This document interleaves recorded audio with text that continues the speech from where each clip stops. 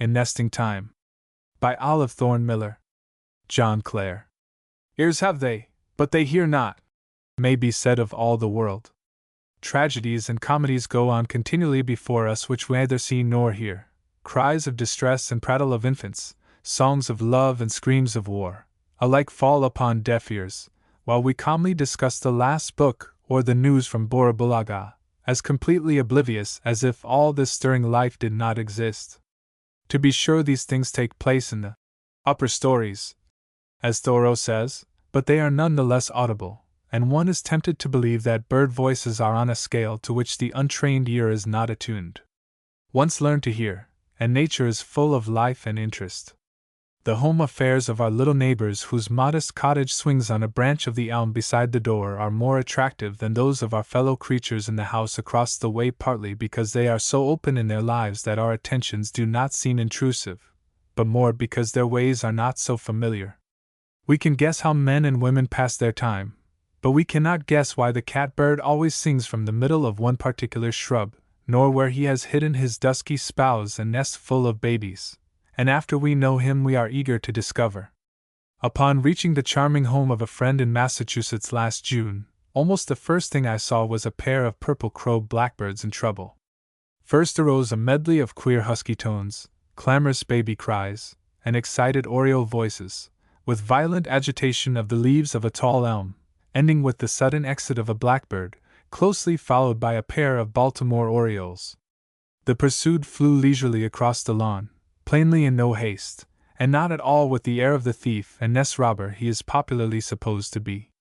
Clearly the elm belonged by bird custom to the orioles, for their pretty swinging hammock could be seen partly hidden by leaves, about halfway up the tree, and what business other than that of marauder had the somber-hued enemy upon it?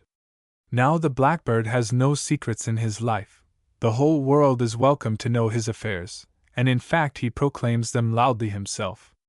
It was easy to see that he had anxiety enough of his own just then, without thinking of disturbing his neighbors, for he was engaged in the task of introducing his young family to the world, and every bird watcher knows that is attended with almost as many difficulties as is the same operation in what we call society.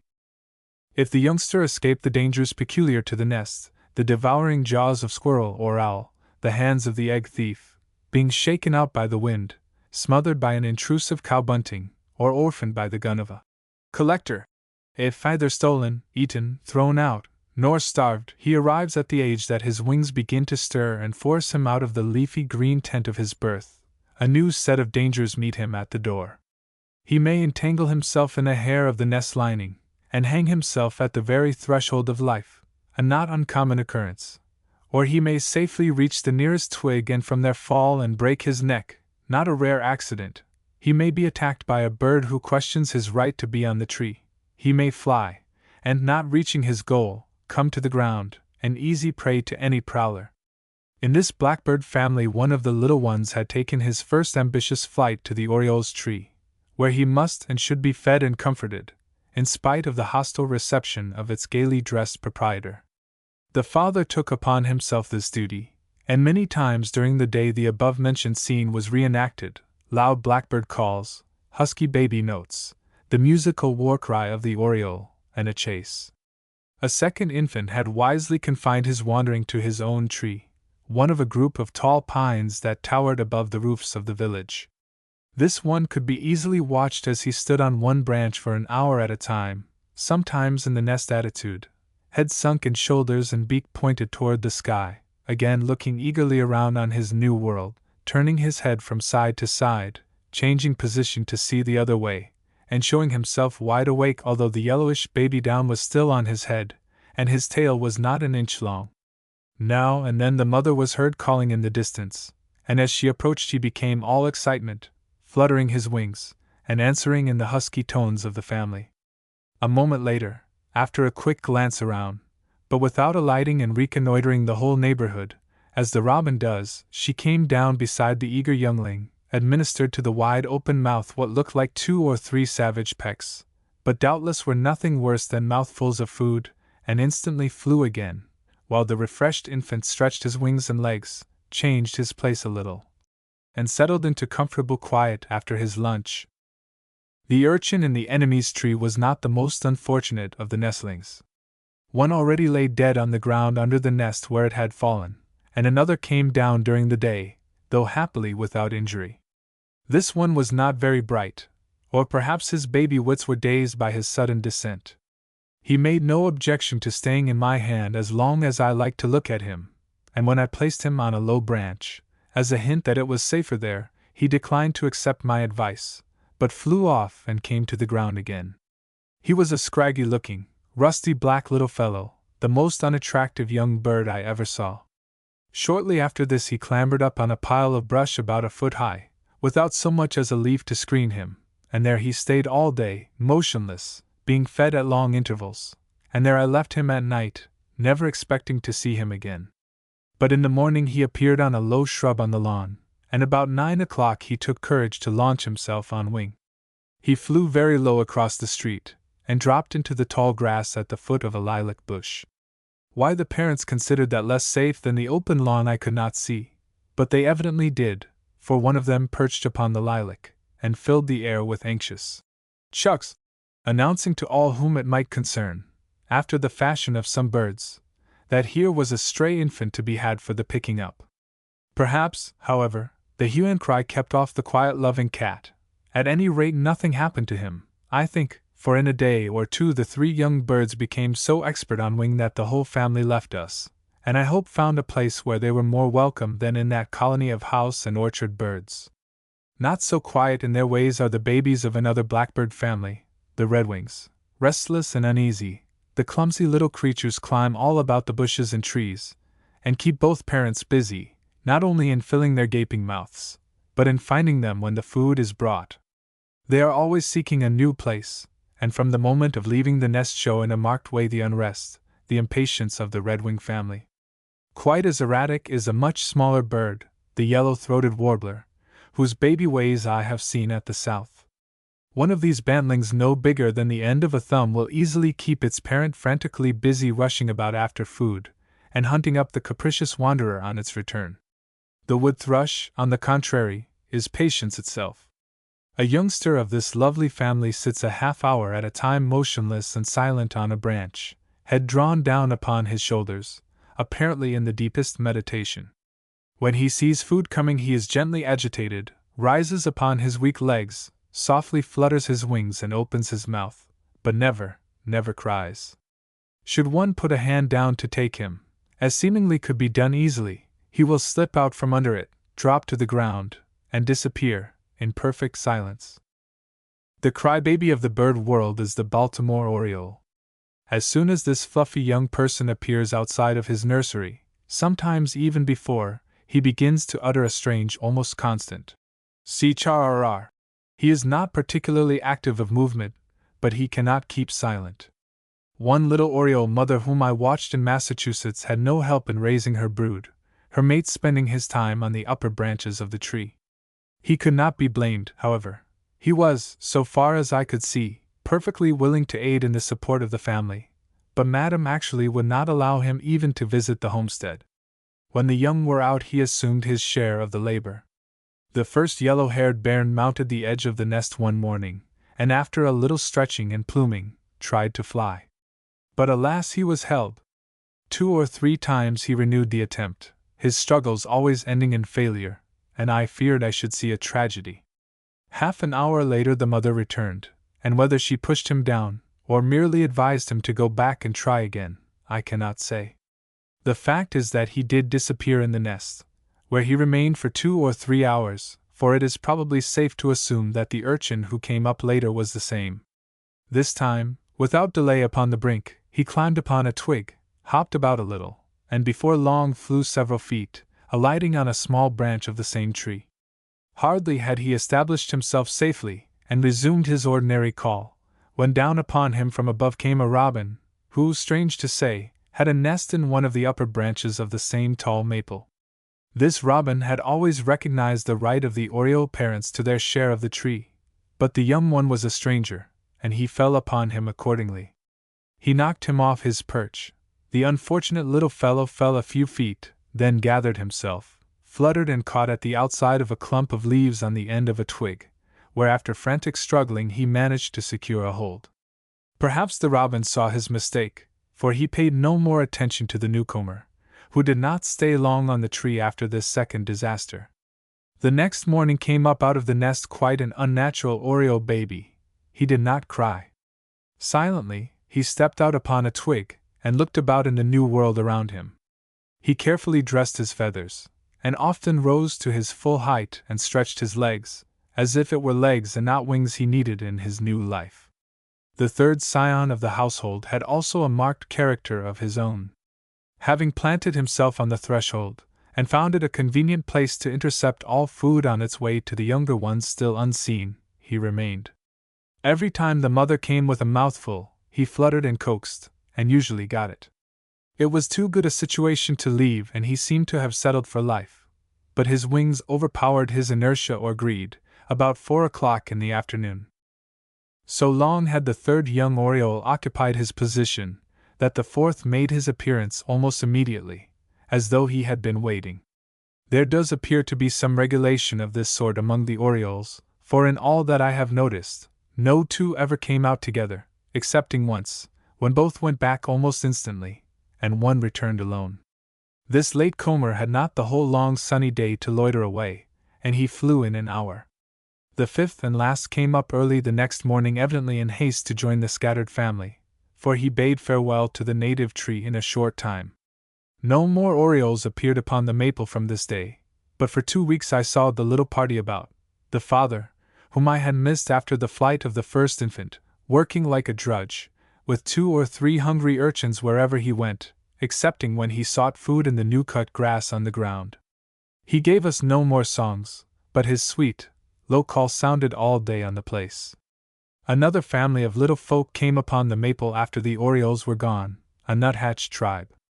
There were 3 or 4 of them exactly like the mother excepting a shorter tail, and they followed her like a flock of sheep, over and under branches, around the trunk, up or down or any way, never pausing more than an instant, not even when she plumped a morsel into a waiting mouth. She led her little procession by her querulous sounding quank, while they replied with a low "Cheer up," in the same tone. It was a very funny sight. They could fly nicely, but never seemed to think of looking for food, and it was plain that the busy little mother had no time to teach them. It was interesting to see her deal with a moth which she found napping on a fence. She ran at once to a crack or some convenient hole in the rough rail, thrust it in and hammered it down. When it was quiet she snipped off the wings, dragged it out, and beat it on the fence till it was fit for food. The family meanwhile gathered around her, clinging closely to the fence, and gently fluttering. These nuthatches were remarkably silent, but some that I once saw living near the top of 2 or 3 tall pines were quite noisy, and I spent much time trying to see what they were forever complaining about. There always seemed to be some catastrophe impending up in that sky parlor, but it never appeared to reach a climax. Charming to watch is the bluebird nestling, cheery and gentle like the parents. He seems to escape the period of helplessness that many birds suffer from, perhaps because he is patient enough to stay in the nest till his wings are ready to use. The mockingbird baby has a far different time. Victim of a devouring ambition that will not let him rest till either legs or wings will bear him, he scrambles out upon his native tree, stretches, plumes a little in a jerky, hurried way, and then boldly launches out in the air, alas, to come flop to the ground, where he is an easy prey to boys and cats, both of whom are particularly fond of young mockingbirds. These parents are wiser than the crow blackbirds, for not a sound betrays the accident in the family, unless, indeed, the little one is disturbed, when they make noise enough. They keep out of sight, no doubt closely watching the straggler until he gets away from people, for although he has proved that he cannot fly, the young mocker is by no means discouraged. He trusts to his legs, and usually at once starts off on a run. Anywhere out in the world. When far enough away for them to feel safe in doing so, the parents come down and feed and comfort the wanderer, and it is a day or 2 before his wings are of much use to him. The most imperious young bird I know is the robin. He is perfectly sure he has a right to attention, and he intends to have it. If he is neglected too long and gets hungry, he calls loudly and impatiently, jerking himself up with a ludicrous air of stamping his feet. Even when he does condescend to go to the lawn with Mamma, it is not to seek his food, far from it. It is to follow her around, and call every moment or two for something to eat. The idea that his individual exertions have anything to do with the food supply seems never to occur to him. He expects the fat morsels to fall into his mouth as they always have, and why should they not? He will soon be taught, for even baby birds have to be educated. We have assumed in our easygoing way that birds toil not, because they do not spin, because they have not surrounded themselves with 1,000 artificial wants, as we have. But the truth is that nobody can work harder than a pair of robins, for example, with 4 or 5 hungry mouths to fill, and every mouthful to be hunted up as it is wanted. No one would guess what an ever-yawning cavern a baby robin's mouth is, till he has tried to bring up a nestling himself. I once kept 2 small boys busy several days at high wages, digging worms for one young bird, and then I believe he starved to death. The training of our winged neighbors is most interesting, but so cautiously carried on that we rarely see it, though we may often hear the robin, oriole, whippoorwill, and many others receive instruction in singing. I have once or twice surprised young birds at their lessons, as for instance, a pewee family learning to hover over the daisies, a beautiful operation of their parents, which I never tired of watching.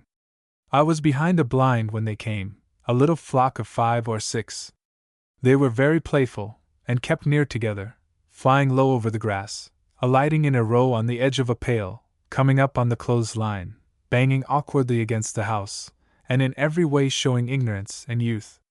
I studied one for a long time as he balanced himself on the clothesline and looked off at the antics of his brothers trying to learn the hovering.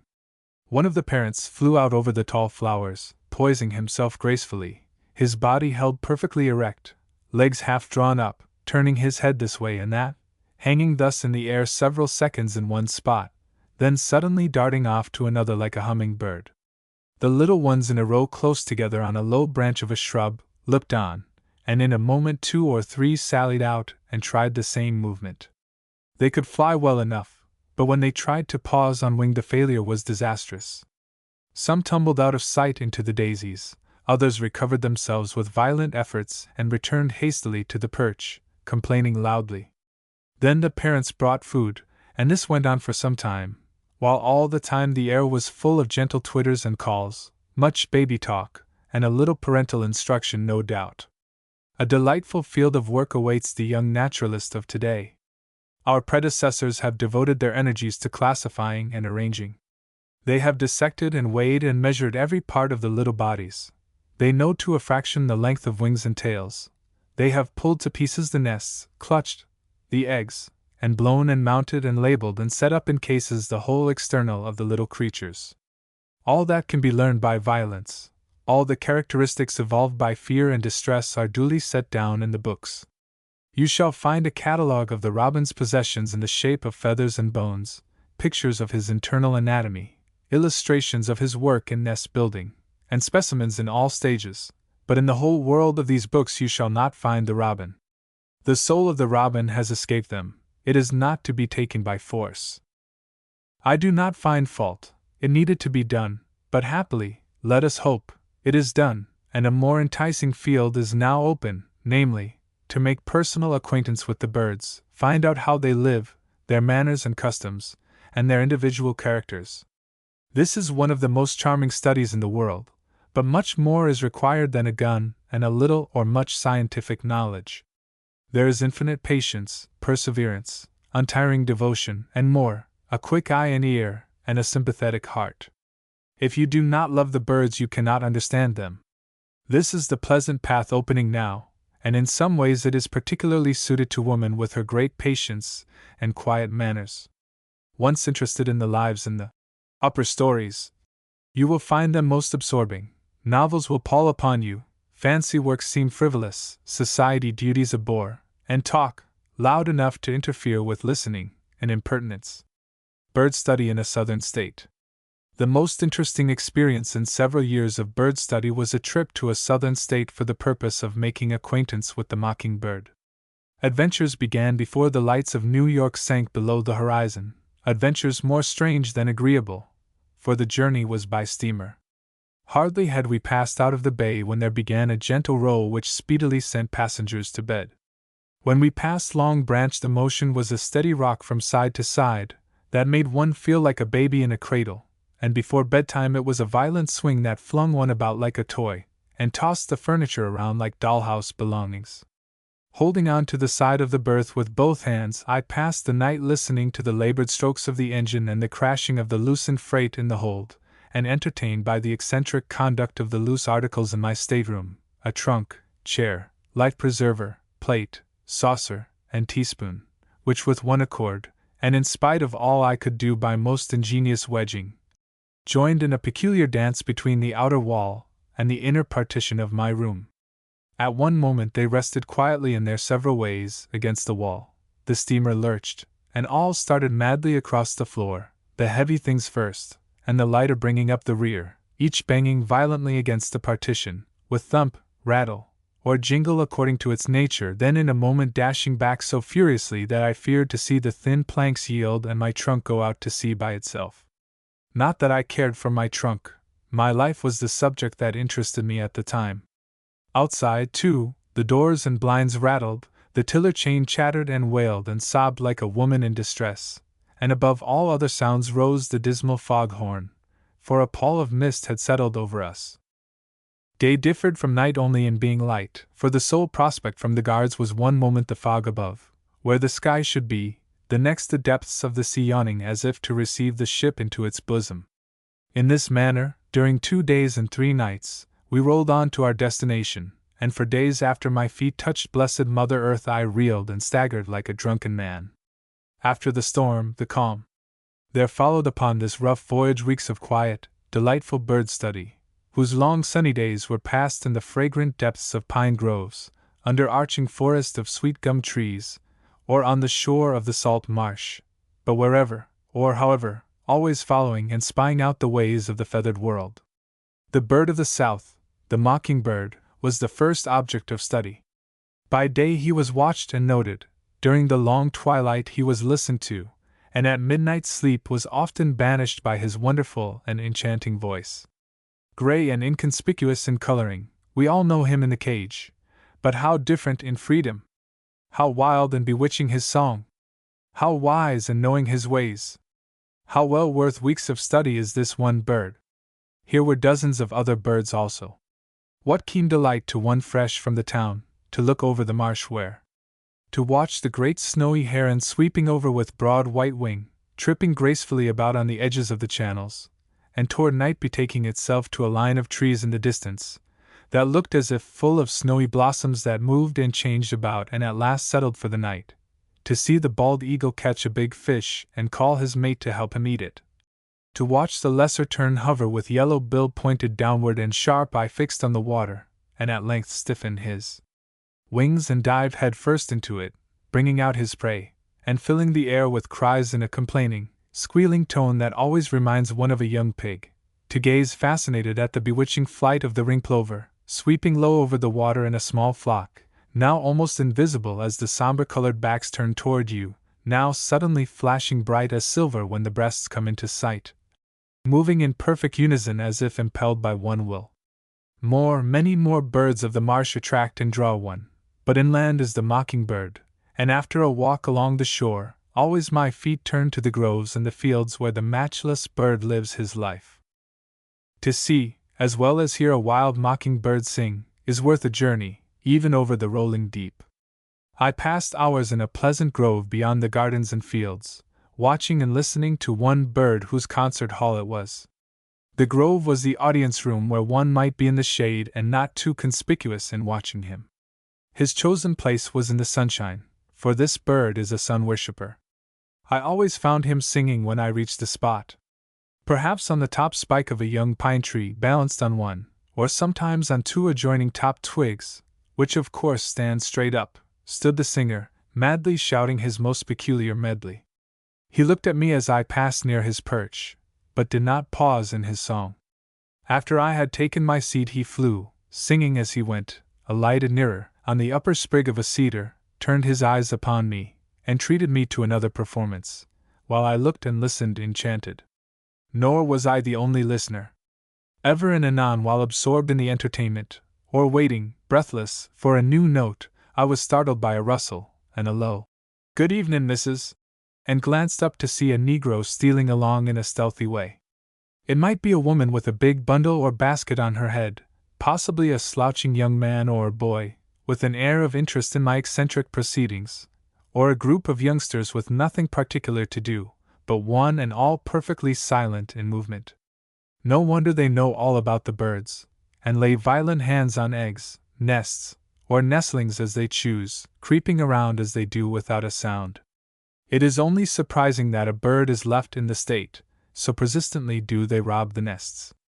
Naturally, the mockingbird, for which they can always find purchasers, is the most desirable, and white as well as black persecute that bird unceasingly. "You can't keep them from the Negroes," said a young white man. "I've often been watching a nest to get the young ones myself, but some nig was sure to take it before me." Speaking of Negroes, I never saw so many idle men and grown boys. Not a spot could be found so secluded that one or more did not soon make his appearance. Selecting the quiet yard of a summer cottage, a deserted-looking place not yet open for the season, in which to study the ways of the birds in peace, I was often disturbed by a Negro passing across the lawn, taking no heed of fences, for there's no sort of a fence in that country that they will not pass over as if it were not there. Of course, this always put to flight the dramatis personae of my study. One day an interested, person of color appeared on the scene equipped for whitewashing, and proceeded to adorn tree trunks, fences, buildings, etc., etc., relieving his labors by questioning me about northern manners and customs. On another occasion, when I was looking anxiously to see a certain family of nestlings make exit from the nest, a building that I supposed to be a shut-up storeroom was thrown open, a washtub appeared before the door, and I found that a family of 8, including 4 children, had moved in, not 30 feet from my chosen seat, and of course to the utter destruction of any seclusion. I could not select a single spot in the neighborhood, favorable to quiet study, without having it made desolate or turned into a thoroughfare. The loveliest place I found at all was a footpath passing for about 50 feet through a fringe of low cedar, sweet gum trees, and shrubs loaded with pink lily-of-the-valley shaped blossoms. Across the path ran a brooklet, a mere thread of water, so shallow that small birds stood in the middle to bathe, though it deepened into a pool below, where frogs croaked and plunged. It was cool, it was quiet, far from the everywhere present Negro hut. There was no sound but the trickle of the streamlet as it fell into the pool, and the softened roar of the ocean beyond the wide salt marsh. To this nook I went every day, always trying to surprise the birds at their usual occupations, but never quite succeeding, for still and quietly as I might, I always heard low remarks, a slight flutter of wings, and usually saw a dark form or two departing near the ground behind some shrub. Slowly and quietly, however, I took my seat on a bank close under a thick bush, while the silence around me was as profound as if no wing had ever fluttered there, and became as motionless as circumstances would allow, for beside the birds there were other tenants not half so shy. After a few moments, when the ripple I caused had died away, sounds of life began again. Unknown water creatures made queer noises in the pool below, low bird tones, unfamiliar scraps of song fell on the ear. Ordinary ways were resumed. In this pleasant place I made acquaintance with the painted finch, or nonpareil, who was least frightened of the small birds, and stood patiently on a cedar twig till I became quiet, then came down in plain sight, waded up to the tops of his firm little legs in the water, and deliberately took his bath before my very face. Here also I had a call from Bob White, who cautiously lifted a striped cap and a very bright eye above the grass tops to look at me. He did not introduce himself. Indeed, after a moment's steady gaze his head dropped and I saw him no more, but I heard him rustle in the grass on the way to the strawberries, of which he demands, and gets, his share. Ruin fell upon this charming retreat in this wise. One day on my approach I saw commotion in the shrubs and 2 Negroes at work chopping great branches out on each side of the path, letting in the sun to my bank, and turning it into a hideous wreck. I protested. "Why is this? What are you doing?" "Oh, we're just cutting some peepholes," they replied calmly. They had been too lazy or too indifferent to step 10 feet on one side into the thicker copse, and leave the pretty path in its beauty, and the mischief was done, and after all it was not my business. I passed on. Bird study has other annoyances in that part of the world beside the human beings of whom I have spoken. Next, perhaps, are the sufferings which wring the heart all the while. John Burroughs has written the tragedies of the nests. He could add a chapter more tragical than all, should he visit the haunts of the mockingbird. Nothing can be more dreadful than the systematic and persistent war made upon this bird, of which nevertheless every Southerner is proud. Lastly, the hindrances which Dame Nature herself throws around her mysteries. There are the prickly pears, sowed broadcast over the land so thickly that one can hardly avoid stepping on them, with thorns sharp as needles, and as long. One of an inch in length that I had the curiosity to examine had 45 thorns, equal to 2 papers of No. 6 sharps, that stuck out in every direction, and would pass through an ordinary shoe with perfect ease. This interesting vegetable has no local attachments whatever, and readily clings to any part of one's garment.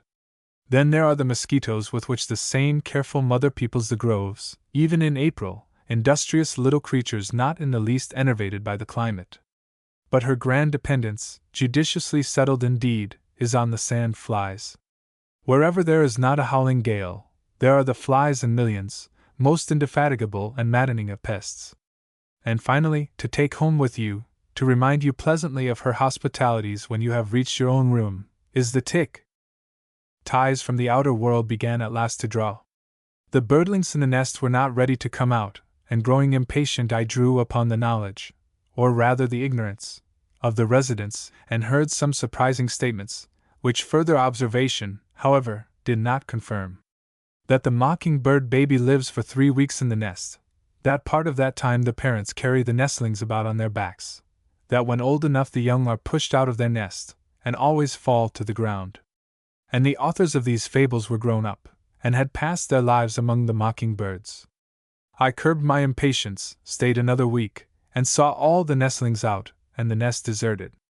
Another charge also fell to the ground on careful observation. The farmers complain, as farmers are apt to complain of their best friends, the birds, that the mockingbird eats strawberries.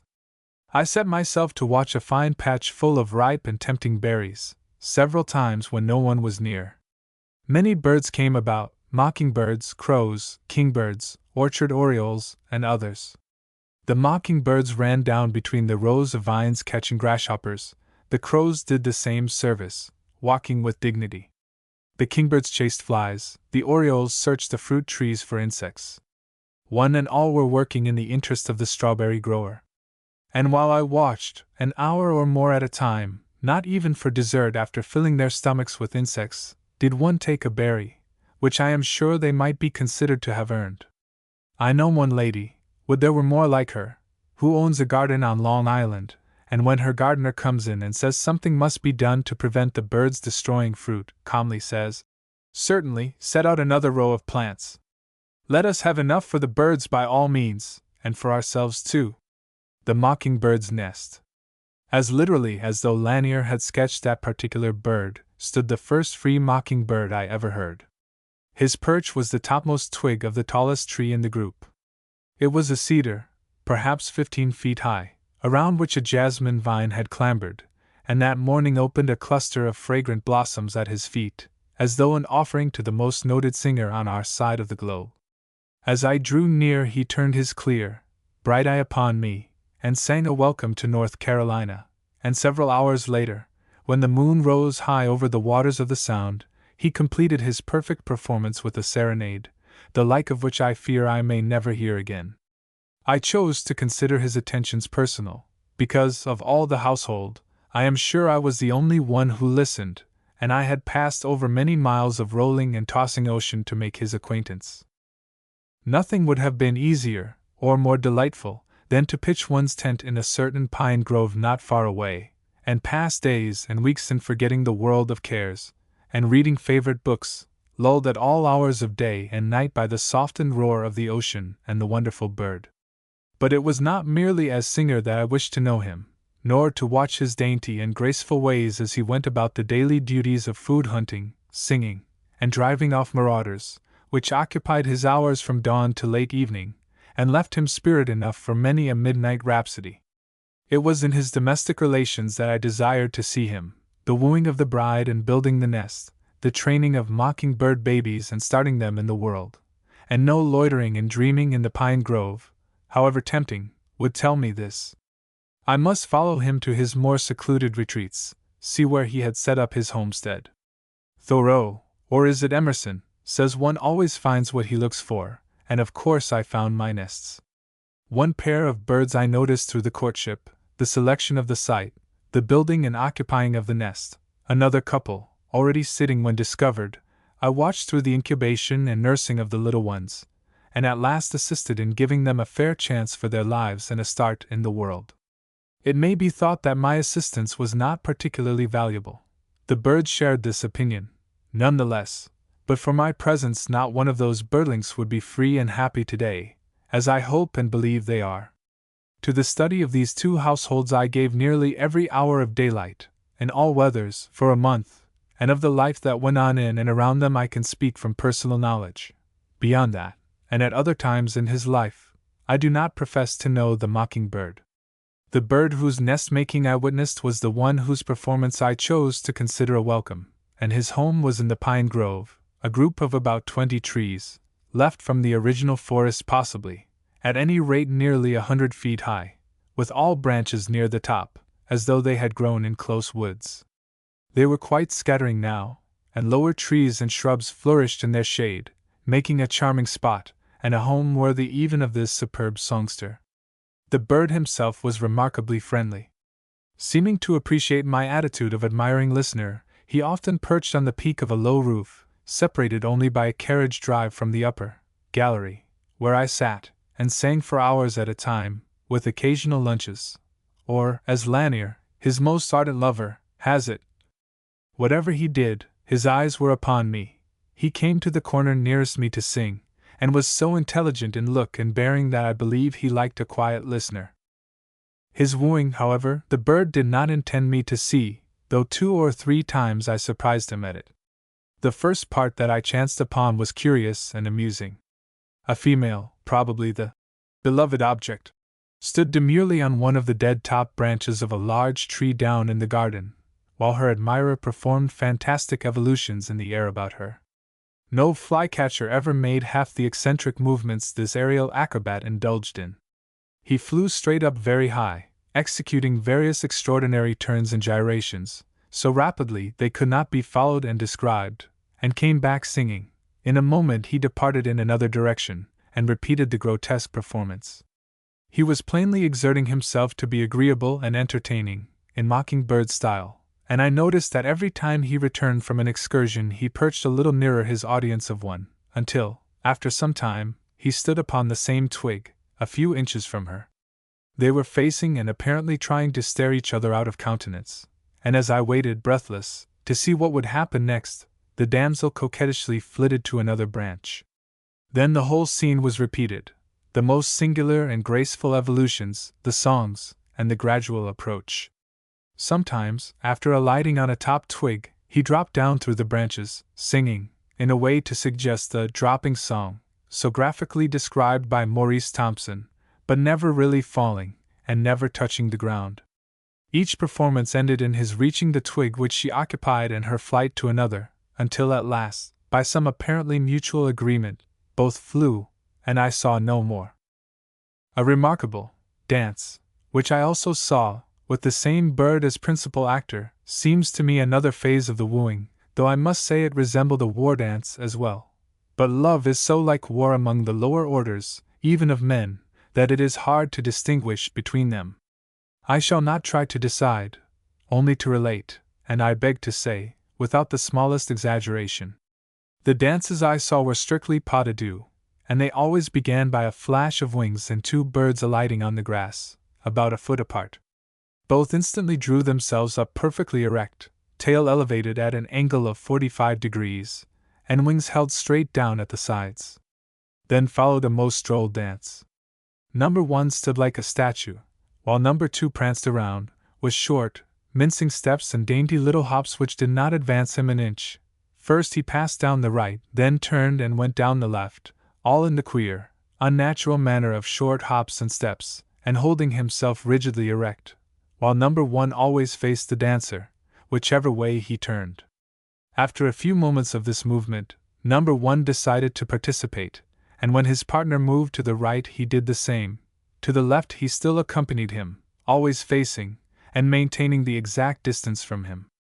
Then number 2 described a circle around number 1, who turned to face him with short hops where he stood. Next followed a chase of both birds to the right, then a separation, one dancing to the right and the other to the left, always facing, and always slowly and with dignity. This stately minuet they kept up for some time, and appeared so much like a pair of old-fashioned human dancers that when, on one occasion, number 2 varied the performance by a spring over the head of his partner, I was startled, as if an old gentleman had suddenly hopped over the head of the grande dame his vis-a-vis. When this strange new figure was introduced, number 1 proved equal to the emergency, hopping backward, and turning so dexterously that when his partner alighted they were facing, and about a foot apart, as before. The object of all this was very uncertain to a looker-on. It might be the approaches of love, and quite as probably the wary beginnings of war, and the next feature of the program was not explanatory. They rose together in the air 10 feet or more, face to face, fluttering and snatching at each other, apparently trying to clinch. Succeeding in doing so, they fell to the ground, separated just before they touched it, and flew away. Oh wings! Most maddening to a bird student. It was not very long after these performances, which seemed to me to belong to the courtship period, when I noticed that my bird had won his bride, and they were busy house hunting. The place they apparently preferred, and at last fixed upon, was at an unusual height for mockingbirds, near the top of one of the tall pines, and I was no less surprised than pleased to see them lay the foundation of their home in that spot. I congratulated myself that at least one brood in North Carolina would have a chance to come to maturity and be free, and so persistent is the warfare waged against this bird, unfortunately marketable at any stage from the egg, that I almost doubt if another will. The day after they began building a northwest storm set in, and for 3 days we had high winds and cold weather. In spite of this, the brave birds persevered, and finished their nest during those 3 days, although much of the time they made infrequent trips. It was really most touching to watch them at their unnatural task, and remember that nothing but the cruelty of man forced them to it. One nest had been destroyed. Their difficulty was to get up against the wind, and having little experience in flying upward, they made the natural mistake of starting from the foot of their chosen tree. Sometimes, at first, they flew with the body almost perpendicular, and afterwards, when they held the body in proper position, they wished to go so directly up that they turned the head back over the shoulder to see where they were going. The wind, too, beat them far out of their course, and they were obliged to alight and rest, occasionally being forced to cling to the trunk of a tree to recover breath and strength to go on. They never attempted to make the whole ascent at once, but always stopped 4 or 5 times, perching on the ends of fallen branches, of which there were 8 or 10 below the living part of the pine. Even when no wind disturbed them, they made these pauses on the way, and it was always a hard task to reach the top. They learned, after a few days, however, to begin their ascent at a distance, and not approach the tree till at least half as high as they wished to go, which simplified the matter very much. It was beautiful to see them, upon reaching the lowest of the living branches, bound gaily up, as though over a winding stair, to the particular spot they had fixed upon. During the building I missed the daily music of the singer. Occasionally he alighted on the roof, looked over at me, and bubbled out a few notes, as much as to say, "You must excuse me now, I am very busy." But all the time I hoped that while sitting was going on I should have him back. I reckon ignorantly. I did not know my bird. No sooner was he the possessor of a house and family than he suddenly became very wary. No more solos on the roof, no more confidential remarks, no more familiarities of any sort. Now he must beware of human beings, and even when on the grass he held himself very erect, wings straight down, every instant on guard. His happiness demanded expression in song, certainly, but instead of confining himself to the roof he circled the lawn, which was between 200 and 300 feet wide. If he began in a group of cedars on the right, he sang a while there, then flew to the fence next the road without a pause in the music, and in a few minutes passed to the group of pines at the left, perched on a dead branch, and finished his song there. It was most tantalizing, though I could but admit it a proof of intelligence. Another change appeared in the bird with the advent of family cares. He was more belligerent. He drove the bluebird off the lawn, he worried the tufted titmouse when it chanced to alight on his tree, and in the most offensive way claimed ownership of pine trees, lawn, and all the fence bordering the same. Neighboring mockingbirds disputed his claim, and many a furious chase took place among the trees. So universal is their habit of insisting upon exclusive right to certain grounds that two mockingbirds are never found nesting very near each other, in that part of the country. This I was assured, and found it true of those I observed. These little episodes in his life kept the pine tree bird from dullness, while his mate was engaged in the top of the tall pine, where, by the way, he went now and then to see how she was getting on. Sometimes his spouse received him amiably, but occasionally, I regret to say, I heard a huff from the nest that said plainly, "Don't you touch those eggs!" And what was amusing, he acknowledged her right to dictate in the matter, and meekly took his departure. Whenever she came down for a lunch, he saw her instantly, and was ready for a frolic. He dropped to the grass near her, and they usually indulged in a lively romp, chasing each other over and through the trees, across the yard, around the garden, and back to the lawn, where she went on with her eating, and he resumed his singing. While I was watching the pine tree household, the other nest, in the top of a low, flat-topped cedar, perhaps 25 feet high, and profusely fringed with Spanish moss, became of even more interest. I could not see into the nest, for there was no building high enough to overlook it, but I could see the bird when he stood upon the edge. Sitting in a warm climate is not particularly close work. Although the weather was cool, yet when the sun was out the sitter left her nest from 6 to 8 minutes at a time, and as often as once in 20 minutes. Of course in rain she had not so much liberty, and on some days left only when her mate was ready to take her place, which he frequently did. On the 9th day of my watching, I had not seen the beginning of the sitting, the 3d of May. I found work was over and the youngsters were out. There was much excitement in the cedar tree, but in a quiet way.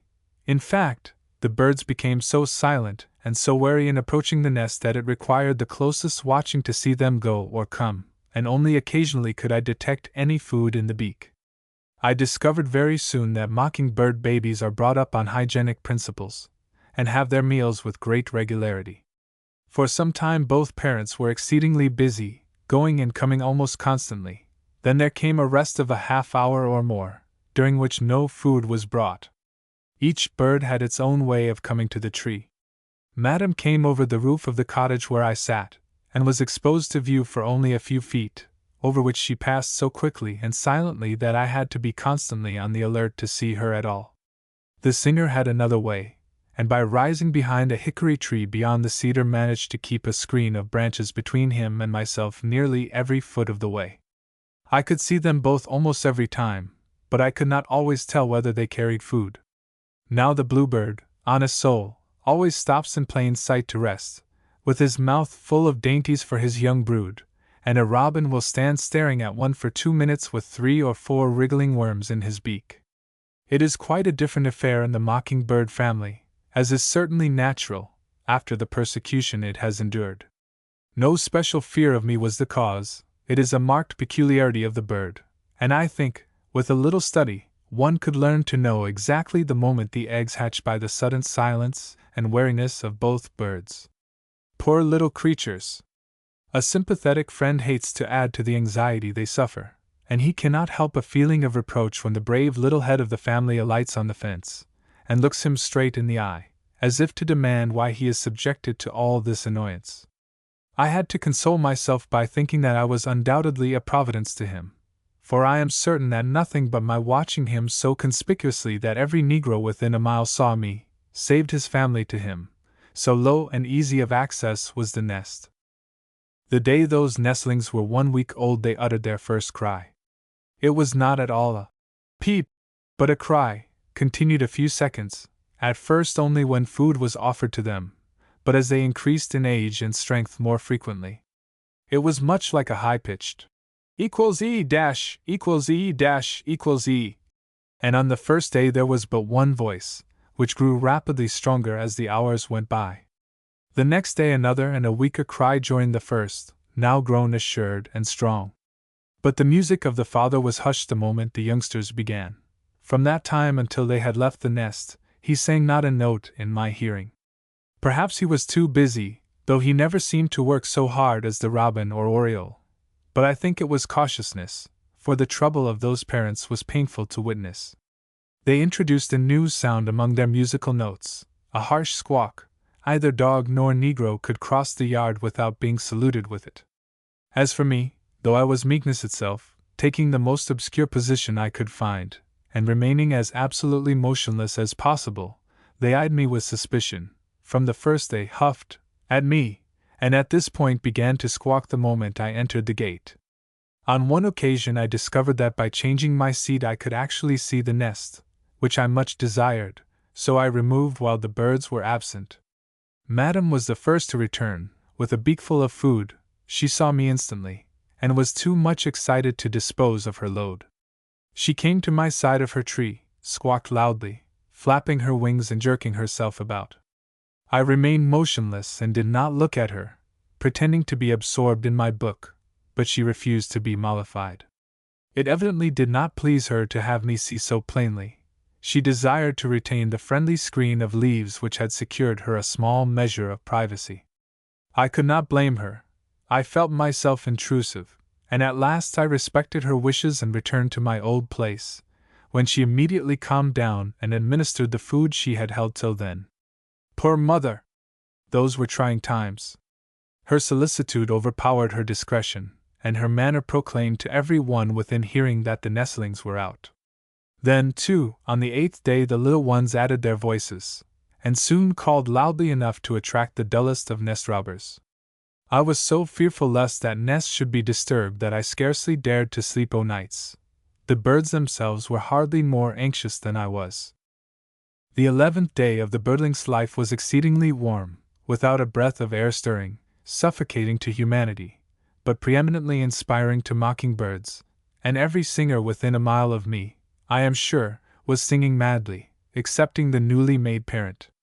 Upon reaching my usual seat I knew at once, by the louder cry, that a young bird was out of the nest, and after some searching through the tree I found him, a yellowish-drab little fellow, with very decided wing markings, a tail perhaps an inch in length, and soft slate-colored spots, so long as almost to be streaks, on the breast. He was scrambling about the branches, always trying to get a higher place, calling and perking his insignificant tail in true mockingbird fashion. I think the parents disapproved this early ambition, for they did not feed him for a long time, though they passed him to go to the nest. So far from being lightened, their cares were greatly increased by the precociousness of the youngster, and from this moment their trouble and worry were grievous to see. So much self-reliance has the mockingbird, even in the nest, that he cannot be kept there until his legs are strong enough to bear his weight, or his wings ready to fly. The full-grown spirit of the race blossoms out in the young one at 11 days, and for several more he is exposed to so many dangers that I wonder there is one left in the state. The parents, one after the other, came down onto a bush near my seat to remonstrate with me, and I must admit that so great was my sympathy, and so uncomfortable did I feel at adding in the least to their anxiety, that I should never have seen that young family fledged, only that I knew perfectly well what they did not, that I was a protection to them. I tried to reassure the mother by addressing her in her own language, as it were, and she turned quickly, looked, listened, and returned to her tree, quieted. This sound is a low whistling through the teeth, which readily soothes caged birds. It interests and calms them, though I have no notion what it means to them, for I am speaking an unknown tongue. The baby on the tree was not quiet, climbing about the branches every moment that he was not engaged in dressing his feathers, the first and most important business of the newly emancipated nestling. After an hour or more of watching there was a sudden stir in the family, and the youngster made his appearance on the ground. He was not under the side of the tree on which he had been resting, so, Although I did not see the passage, I knew he had not fallen, as he is popularly said to do, but flown as well as he was able. I started slowly down the yard to examine the little stranger, but was absolutely startled by a cry from the mother that sounded exactly like, "Go away!" as I have often heard a Negro girl say it. Later it was very familiar, a yearning, anxious, heart-aching sound to hear. The youth was very lively, starting off at once on his travels, never for an instant doubting his own powers. I saw his first movement, which was a hop, and what surprised and delighted me, accompanied by a peculiar lifting of the wings, of which I shall have more to say. He quickly hopped through the thin grass till he reached a fence, passed down beside it till a break in the pickets left an open place on the bottom board, sprang without hesitation upon that, and after a moment's survey of the country beyond dropped down on the farther side. Now that was a lane much frequented by Negroes, and being alarmed for his safety, I sent a boy after him, and in a moment had him in my hand. He was a beautiful little creature, having a head covered with downy dark feathers, and soft black eyes, which regarded me with interest, but not at all with fear. All this time, of course, the parents were scolding and crying, and I held him only long enough to look carefully at him, when I replaced him on the grass. Off he started at once, directly west like the March of Empire, went through the same fence again, but further down, and, as I could tell by the conduct of the parents, in a few moments was safely through a second fence into a comparatively retired old garden beyond, where I hoped he would be unmolested. Thus departed number 1, with energy and curiosity, to investigate a brand new world, fearless in his ignorance and self-confidence, although his entrance into the world had not been the triumphant fly we might look for, but an ignominious flop, and was irresistibly and ludicrously suggestive of the manner of exit from the home nest of sundry individuals of our own race, which we consider of much greater importance. The young traveler set out at exactly 10 o'clock. As soon as he was out of sight, though not out of hearing, for the youngster as well as the parents kept the whole world of boys and cats well informed of his whereabouts for 3 days, I returned and gave my attention to number 2, who was now out upon the native tree. This one was much more quiet than his predecessor. He did not cry, but occasionally uttered a mocking bird squawk, though spending most of his time dressing his plumage, in preparation for the grand entree. At 12 o'clock he made the plunge and came to the ground in a heap. This was plainly a bird of different disposition from number 1. His first journey evidently tired him. He found the world hard and disappointing, so he simply stayed where he dropped in the middle of the path, and refused to move, though I touched him as a gentle reminder of the duty he owed to his parents and his family. He sat crouched upon the gravel and looked at me with calm black eye, showing no fear and certainly no intention of moving, even indulging in a nap while I waited. Now appeared upon the scene several persons, both white and black, each of whom wanted a young mocking-bird for a cage, but I stood over him like a godparent and refused to let any one touch him. I began to fear that I should have him on my hands at last, for even the parents seemed to appreciate his characteristics and to know that he could not be hurried, and both were still busy following the vagaries of number 1. The mother now and then returned to look after him and was greatly disturbed by his unnatural conduct, and so was I. He appeared stupid, as if he had come out too soon, and did not even know how to hop. It was 20 minutes by the watch before he moved. His mother's calls at last aroused him. He raised himself upon his shaky little legs, cried out, and started off exactly as number 1 had done, westward, hopping, and lifting his wings at every step. Then I saw by the enormous amount of white on his wings that he was a singer. He went as far as the fence, and there he paused again. In vain did the mother come and scold, in vain did I try to push him along. He simply knew his own will, and meant to have it. The world might be strange, but he was not in the least interested. He rested in that spot 15 or 20 minutes more, while I stood guard as before, and preserved him from cages of both Negroes and whites. At last he did manage to squeeze through the fence, and much relieved, I left him to the old birds, one of whom was down in the lot beyond the garden, no doubt following up his ambitious firstborn. Whoever, meanwhile, was left in the nest had a poor chance of food, and one was already crying. It was not until 6 o'clock that the birds seemed to remember the nestling. Then it was well fed, and left again. Nothing would be easier than to follow the wandering youngsters, see how they got on and how soon they were able to fly. But this so disturbed the parents I had not the heart to do it, and besides I feared they would starve the infants, for one was never fed while I was near. Doubtless their experience of the human race forbade their confiding in the kindly intentions of anyone. It was well that only 2 of the young appeared in one day, for keeping track of them was so serious a matter that 2 parents could scarcely manage it. Number 3 differed from both of his elders. He was a crybaby. He was not bright and lively like number 1, and he did not squawk like number 2, but he cried constantly, and at 6 p.m. I left him calling and crying at the top of his voice. Very early the next morning I hastened to the scene of yesterday's excitement. Number 3 was out on the tree. I could hear number 2 still crying and squawking in the garden, and from the position and labors of the male I concluded that number 1 was in the next lot. It was a dismal, damp morning, every grass blade loaded with water, and a heavy fog driving in from the sea. I hoped number 3 would know enough to stay at home, but his fate was upon him, and no rain was ever wet enough to overcome destiny. At about 8 o'clock he stretched his little wings and flew to the ground, a very good flight for his family, nearly 30 feet, twice as far as either of his predecessors had gone. Silently, too, no fuss about it. He began at once the baby mocker's hop with lifted wings, headed for the west fence, jumped upon the lower board, squeezed through and was off down the garden before the usual crowd of spectators had collected to strive for his head. I was delighted. The parents, who were not near when he flew, came back soon and found him at once. I left him to them and returned to my place. P.M. But silence seemed to have fallen upon the cedar, late so full of life. In vain I listened for another cry, in vain I watched for another visit from the parents. All were busy in the garden and lot, and if any baby were in that nest it must surely starve. Occasionally a bird came back, hunted a little over the old ground in the yard, perched a moment on the fence, and saluted me with a low squawk, but their interest in the place was plainly over. After 2 hours I concluded the nest was empty, and a curious performance of the head of the late family convinced me it was so.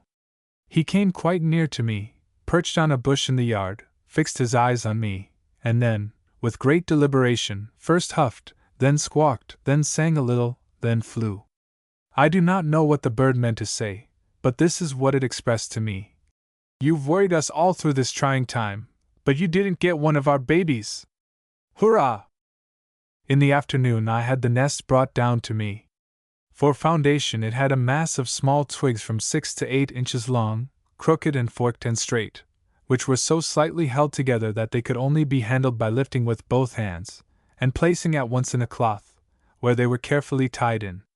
Within this mass of twigs was the nest proper, thick and roughly constructed, 3½ inches in inside diameter, made of string, rags, newspaper, cotton wadding, bark, Spanish moss, and feathers, lined with fine root fiber, I think. The feathers were not inside for lining, but outside on the upper edge. It was, like the foundation, so frail that, though carefully managed, it could only be kept in shape by a string around it, even after the mass of twigs had been removed. I have a last year's nest, made of exactly the same materials, but in a much more substantial manner, so perhaps the cedar tree birds were not so skillful builders as some of their family. The mockingbird's movements, excepting in flight, are the perfection of grace. Not even the catbird can rival him in airy lightness, in easy elegance of motion. In alighting on a fence, he does not merely come down upon it. His manner is fairly poetical. He flies a little too high, drops like a feather, touches the perch lightly with his feet, balances and tosses upward his tail, often quickly running over the tips of half a dozen pickets before he rests. Passing across the yard, he turns not to avoid a taller tree or shrub, nor does he go through it. He simply bounds over, almost touching it, as if for pure sport. In the matter of bounds the mocker is without a peer. The upward spring while singing is an ecstatic action that must be seen to be appreciated.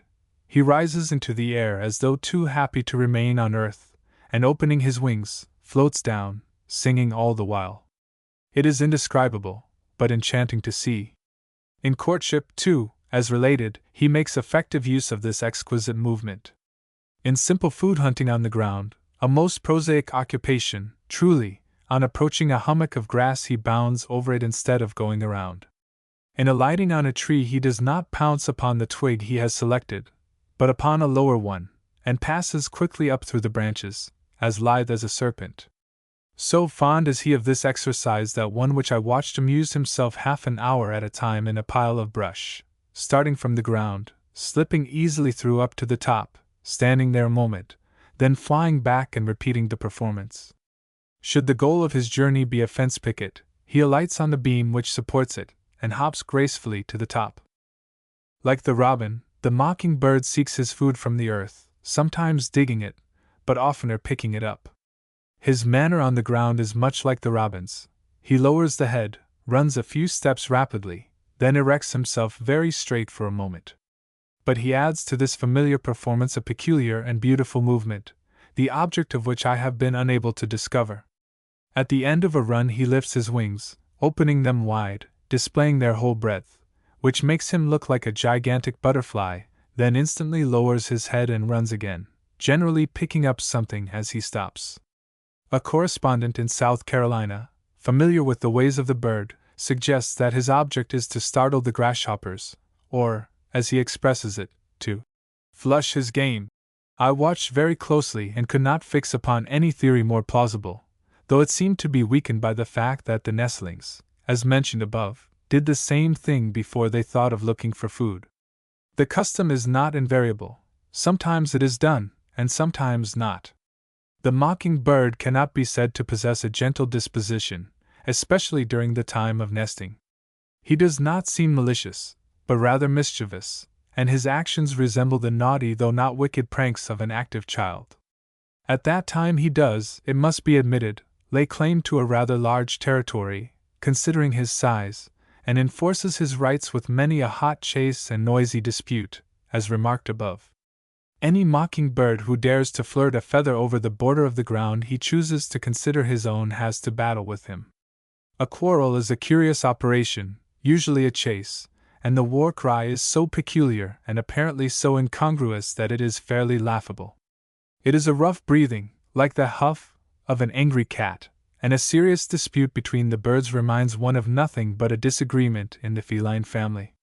If the stranger does not take the hint, and retire at the first huff, he is chased, over and under trees and through branches, so violently that leaves rustle and twigs are thrust aside, as long as the patience or wind holds out. On one occasion the defender of his homestead kept up a lively singing all through the furious flight, which lasted 6 or 8 minutes, a remarkable thing. To others than his own kind the mocker seems usually indifferent, with the single exception of the crow. So long as this bird kept over the salt marsh, or flew quite high, or even held his mouth shut, he was not noticed. But let him fly low over the lawn, and above all let him caw, and the hot-headed owner of the place was upon him. He did not seem to have any special plan of attack, like the kingbird or the oriole. His aim appeared to be merely to worry the enemy, and in this he was untiring, flying madly and without pause around a perching crow until he took flight, and then attempting to rise above him. In this he was not always successful, not being particularly expert on the wing, though I have 2 or 3 times seen the smaller bird actually rest on the back of the foe for 3 or 4 seconds at a time. The song of the free mockingbird. With it ringing in my ear at this moment, after having feasted upon it, and gloried in it day and night for many weeks, how can I criticize it? How can I do otherwise than fall into rhapsody, as does almost every one who knows it and delights in it, as I do? It is something for which one might pine and long, as the Switzer for the Randsdavaches, and the more one hears it the more he loves it. I think there will never come a May in my life when I shall not long to fold my tent and take up my abode in the home of the mockingbird, and yet I cannot say what many do. For variety, glibness, and execution the song is marvelous. It is a brilliant, bewildering exhibition, and one listens in a sort of ecstasy almost equal to the bird's own, for this, it seems to me, is the secret of the power of his music. He so enjoys it himself, he throws his whole soul into it, and he is so magnetic that he charms a listener into belief that nothing can be like it. His manner also lends enchantment. He is seldom still. If he begins in a cedar tree, he soon flies to the fence, singing as he goes, thence takes his way to a roof, and so on, changing his place every few minutes, but never losing a note. His favorite perch is the top spire of a pointed tree, low cedar or young pine, where he can bound into the air as already described, spread his wings, and float down, never omitting a quaver. It seems like pure ecstasy, and however critical one may be, he cannot help feeling deep sympathy with the joyous soul that thus expresses itself. With all the wonderful power and variety, the bewitching charm, there is not the feeling, the heavenly melody, of the wood thrush. As an imitator, I think he is much overrated. I cannot agree with Lanier that. And that the birds are jealous of his song, as Wilson says, seems absurd. On the contrary, I do not think they recognize the counterfeit.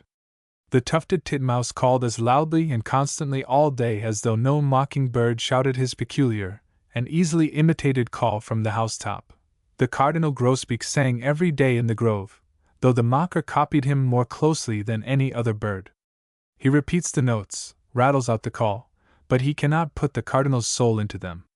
The song of every bird seems to me the expression of himself. It is a perfect whole of its kind, given with proper inflections and pauses, and never hurried, whereas, when the mocker delivers it, it is simply one more note added to his repertory, uttered in his rapid staccato, in his loud, clear voice, interpolated between incongruous sounds, without expression, and lacking in every way the beauty and attraction of the original.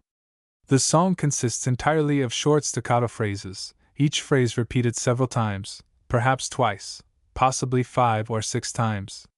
If he has a list of 20 or 30, and I think he has more, he can make almost unlimited changes and variety, and can sing for 2 hours or longer, holding his listener spellbound and almost without consciousness that he has repeated anything. So winning and so lasting is the charm with which this bird enthralls his lovers that scarcely had I left his enchanted neighborhood before everything else was forgotten, and there remain of that idyllic month only beautiful pictures and delightful memories. A tricksy spirit. For bird lovers who know the mocking-bird only as a captive in our houses, he has few attractions, a mere loud-voiced echo of the inharmonious sounds man gathers about his home, car bells, street cries, and other unpleasing noises, and choosing for his performances the hours one wants to sleep. Unfortunate is the neighborhood in which one is kept. Such was my feeling about the bird before I knew him in freedom, where he has a song of his own. But in my search for native birds I often saw the mocker, was surprised to notice his intelligence of look and manner, and at last took one into my bird room, resolving that the moment he began to mock, he should be given to someone who liked having the street in his house. My bird was very obliging in the matter. 6 months I watched him daily, and he was kind enough not to utter a sound, except an occasional harsh chack. Probably he had too much liberty and too many interests about him. Whatever the reason, I thanked him for it, and heartily enjoyed the study of his manners. The bird was perhaps the most intelligent one I ever watched, the catbird being his only rival in that regard. Fear was unknown to him, and from the moment of his arrival he was interested in everything that took place around him, looking at each bird in succession, making close study of every member of the family, noticing the sounds of the street, including the sparrow broils on the porch roof, in fact, extremely wide awake and observing. To the goldfinch's song he gave attention, standing motionless except for a slight nervous jerk of one wing, looking and listening as intently as though studying the notes for future use. The freedom of the birds in the room surprised him, as he showed plainly by the eager glances with which he followed every movement and marked each act. Upon joining the party of the free, he took note of pictures in a newspaper, distinguishing objects in the cut, which he tried to pick up, as a small wheel and a bar. In colors he had a choice, and his selection was red. From a vase of roses of many hues he never failed to draw out the red one to pull it to pieces on the floor. Liberty the mocking-bird emphatically enjoyed, and at once recognized a string attached to his door as a device to deprive him of it. After vainly trying to pick it apart, he betook himself to another cage, and refused to go back to his own, In any strange cage he stood quietly while I walked up to him, and made no attempt to leave his quarters, knowing perfectly well that I did not care to shut the door upon him. But when at home I could not lift my hands, or make the slightest movement, without causing him to dart out of the cage instantly. Having contention with his roommates about the bits of apple put out for all to enjoy, he often carried away a piece to eat at his leisure. From habit he flew first to the top of a cage, that being his favorite perching place. But he evidently appreciated that, if he dropped the morsel, he should lose it through the wires, and after looking one side and the other, plainly satisfying himself of this fact, he went to the table with it. I never before saw a bird who did not have to learn the treacherous nature of cage roofs by experience. He appeared to work things out in his mind, to reason, in truth. One cold morning in spring, when the furnace fire was out, a large, brilliant lamp was put by his cage to take off the chill, for he felt changes keenly. He seemed to understand it at once, and though, no doubt, it was his first experience of warmth from a light, he drew as near it as possible, and remained there perfectly quiet until the sun warmed the room and it was removed. Fear, as I said, he knew not, coming freely upon the desk, or even upon my lap, after apple or bread, or anything he fancied. It was plain to see that this bird's first week with us was one of quiet study and observation. Not a movement of bird or man escaped his notice. He wished to understand, to take measure of his neighbors, to be master of the situation. This was manifested not only by his thoughtful manner, and his wise and knowing looks, but by his subsequent conduct. During this period, also, he submitted to impositions from all the birds, even the smallest, without resentment. The wood thrush easily drove him away from the apple. The little goldfinch chased him from his perch. He appeared to be meekness itself, but he was biding his time, he was making up his mind. The first time the mocking-bird's door was opened he was not in the least surprised. No doubt, seeing others at liberty, he had expected it. At any rate, whatever his emotions, he instantly ran out on the perch placed in his doorway and surveyed his new world from this position. He was in no panic, not even in haste. When fully ready, he began his tour of inspection.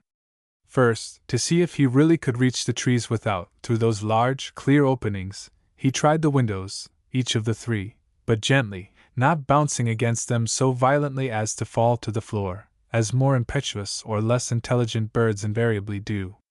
Having proved each to be impassable, he was satisfied, and never tried again. Next, the ceiling interested him, and he flew all around the room, touching it gently everywhere, to assure himself of its nature. Convinced thus in a short time that his bounds were only widened, not removed, he went on to investigate closely what he had looked at from a distance, every birdcage, inside as well as outside, if the owner happened to be away, every piece of furniture, pictures, books, and the pincushion, where he was detained some time trying to carry off the large black heads of shawl pins. The looking-glass absorbed him most completely on the first day. He flew against it, he hovered before it, slowly passing from bottom to top, alighted on top and looked over behind. I think he never solved that mystery to his own satisfaction, as he did that of the window-glass, which must have been quite as inexplicable, and it was never without a certain charm for him. He had no trouble in finding his way home. Standing on a cage next to his, he saw his own door perch, recognized it instantly, though he had been upon it only once, and being hungry, dropped to it and ran into the cage. The newcomer soon made thorough acquaintance with all his surroundings, and had leisure to turn his attention to a little matter yet unsettled, namely, his position in the small colony about him. The first few days, as already noted, he submitted to impositions, allowed himself to be driven away from the slices of apple on the matting, and turned from the bathing dish on the floor. This was, however, the calm before the storm, though after all that is hardly a correct comparison, since there was never the least storm about his manner. He was composure itself. Having calmly and patiently considered the state of affairs, he suddenly asserted himself, and took the position he felt was his right, at the head.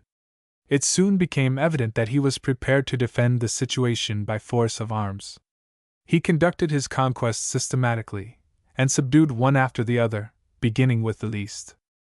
The English goldfinch had been very saucy, scolding and flying over him as he went around the room, in the small bird's way, but one day it came to a sudden end. The goldfinch in his cage scolded the stranger for alighting too near his door. The mockingbird turned, looked sharply at him, ruffled up his feathers, and jumped heavily to the top of the cage, turning one eye down upon his small foe with an air that said, "Who is this midget that insults me?" The finch was surprised, but did not fully appreciate the significance of this change of manner until he was let out, when he found at once that his amiable neighbor had suddenly become an active enemy, who chased him around the room till he panted for breath, and would not allow him a moment's rest or peace anywhere. This was strange experience for the little fellow, for heretofore none of the large birds had ever disturbed him. He scolded furiously, but he went. No one could stand against that determined approach. If the goldfinch wished to bathe, his persecutor took his place on the nearest perch, not a foot away, thus driving him to the floor with the intention of using the big bird's bath. He circled around the edge, but it did not suit, and he returned to his own, looked at his enemy, spattered a little, went back to the big dish, returned again, and thus vibrated between the two for several minutes, while the mockingbird stood motionless, not offering any molestation, but plainly wishing to worry him. The final act occurred when both chanced accidentally to be in the same cage, not the home of either. The mockingbird, without provocation, dropped from the upper perch upon the finch, who uttered a sharp cry and darted away. 2 or 3 little feathers flew, though no hurt could be seen, but the smaller bird panted violently for a half-hour, as though frightened, and for 4 or 5 hours sat quietly on a perch, either eating nor making a sound, a very unusual proceeding for the lively, chattering little fellow. This proved to be a declaration of open war, and was so vigorously followed up that before many days the larger bird's door was not opened until his victim had had his outing and returned to his home. Teasing never lost its attraction for him, however. He delighted to alight on the cage and worry his little foe, or to stand near his door and stare at him. On one such occasion a curious scene occurred. They stood 3 inches apart, with the wires between them, when the finch suddenly began reaching upward as far as possible. Taller and taller he stretched up, till he fairly stood on tiptoe.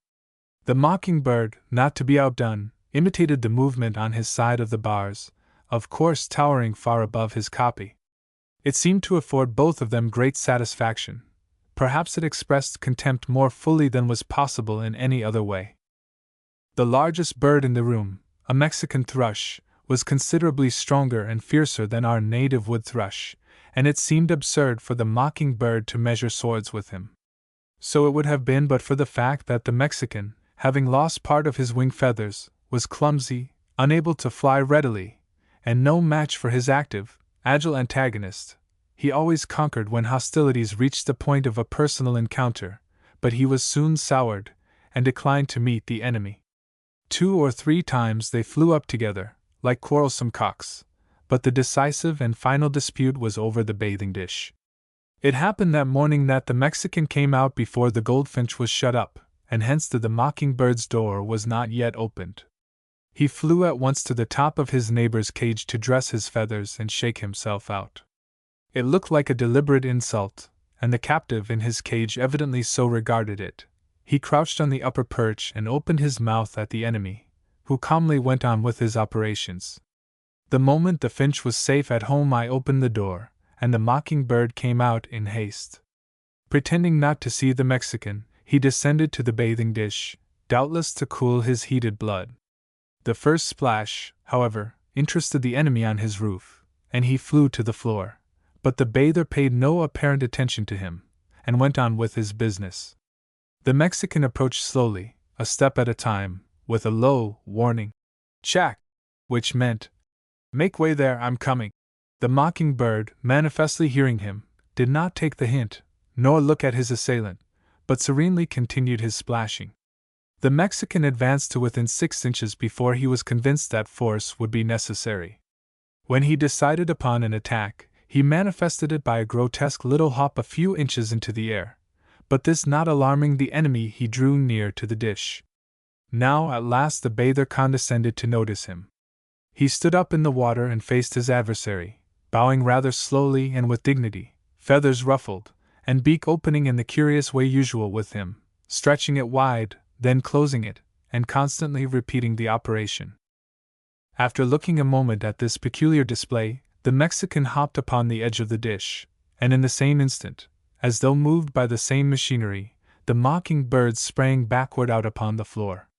The usurper paid him no further attention, but proceeded to bathe, while his discomfited rival took a stand on the edge of the disputed dish, which was 10 inches in diameter, and fanned his wings violently. I cannot otherwise name this extraordinary movement. The wings raised high above his head, and moved quickly back and forth with a fanning motion. The Mexican turned suddenly to him, and he flew.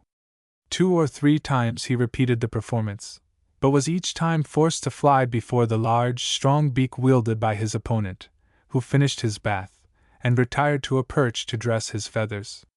Now the mocking bird resumed his splashing, but when thoroughly wet, the thought seemed to strike him that he was not in good fighting trim, and must dry himself as quickly as possible to be ready for war, which he at once did by flirting and shaking himself, bounding from one end to the other of a perch, as though he had suddenly gone mad.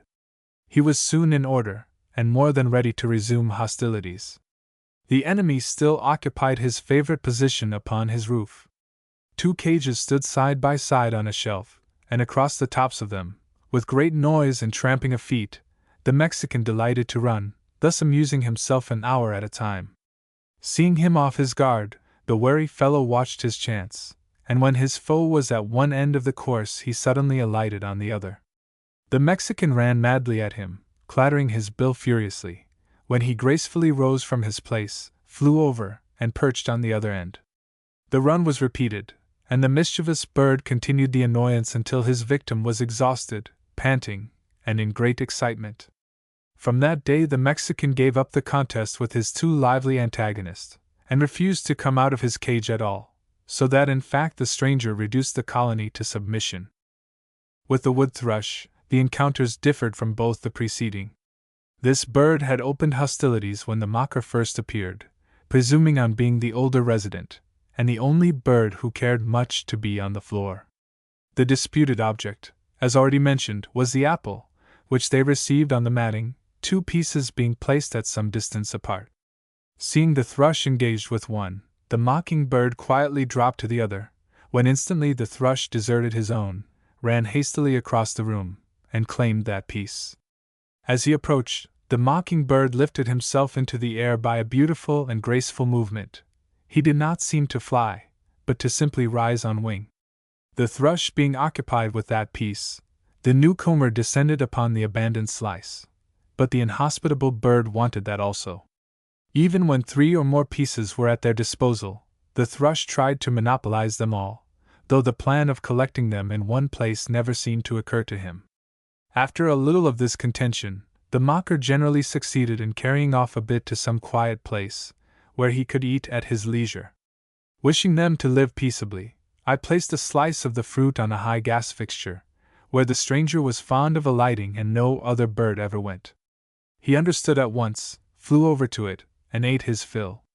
The Mexican observed this, and tramped over his cages. It was before he had retired from the world, in a rage, seeing good times going on, and feeling, evidently, unable to fly so high. Somewhat later the thrush noticed the excitement, flew heavily up, with difficulty alighted beside the apple, snatched it off, and carried it to the floor. Settlement of difficulties between these 2 birds was no chance happening. It was, to all appearance, a regularly planned campaign, and like a savage, the aggressor put on his war paint and danced his war dance. It was extremely interesting to watch, although painful to realize that a bird could be animated by emotions so, must I call them human?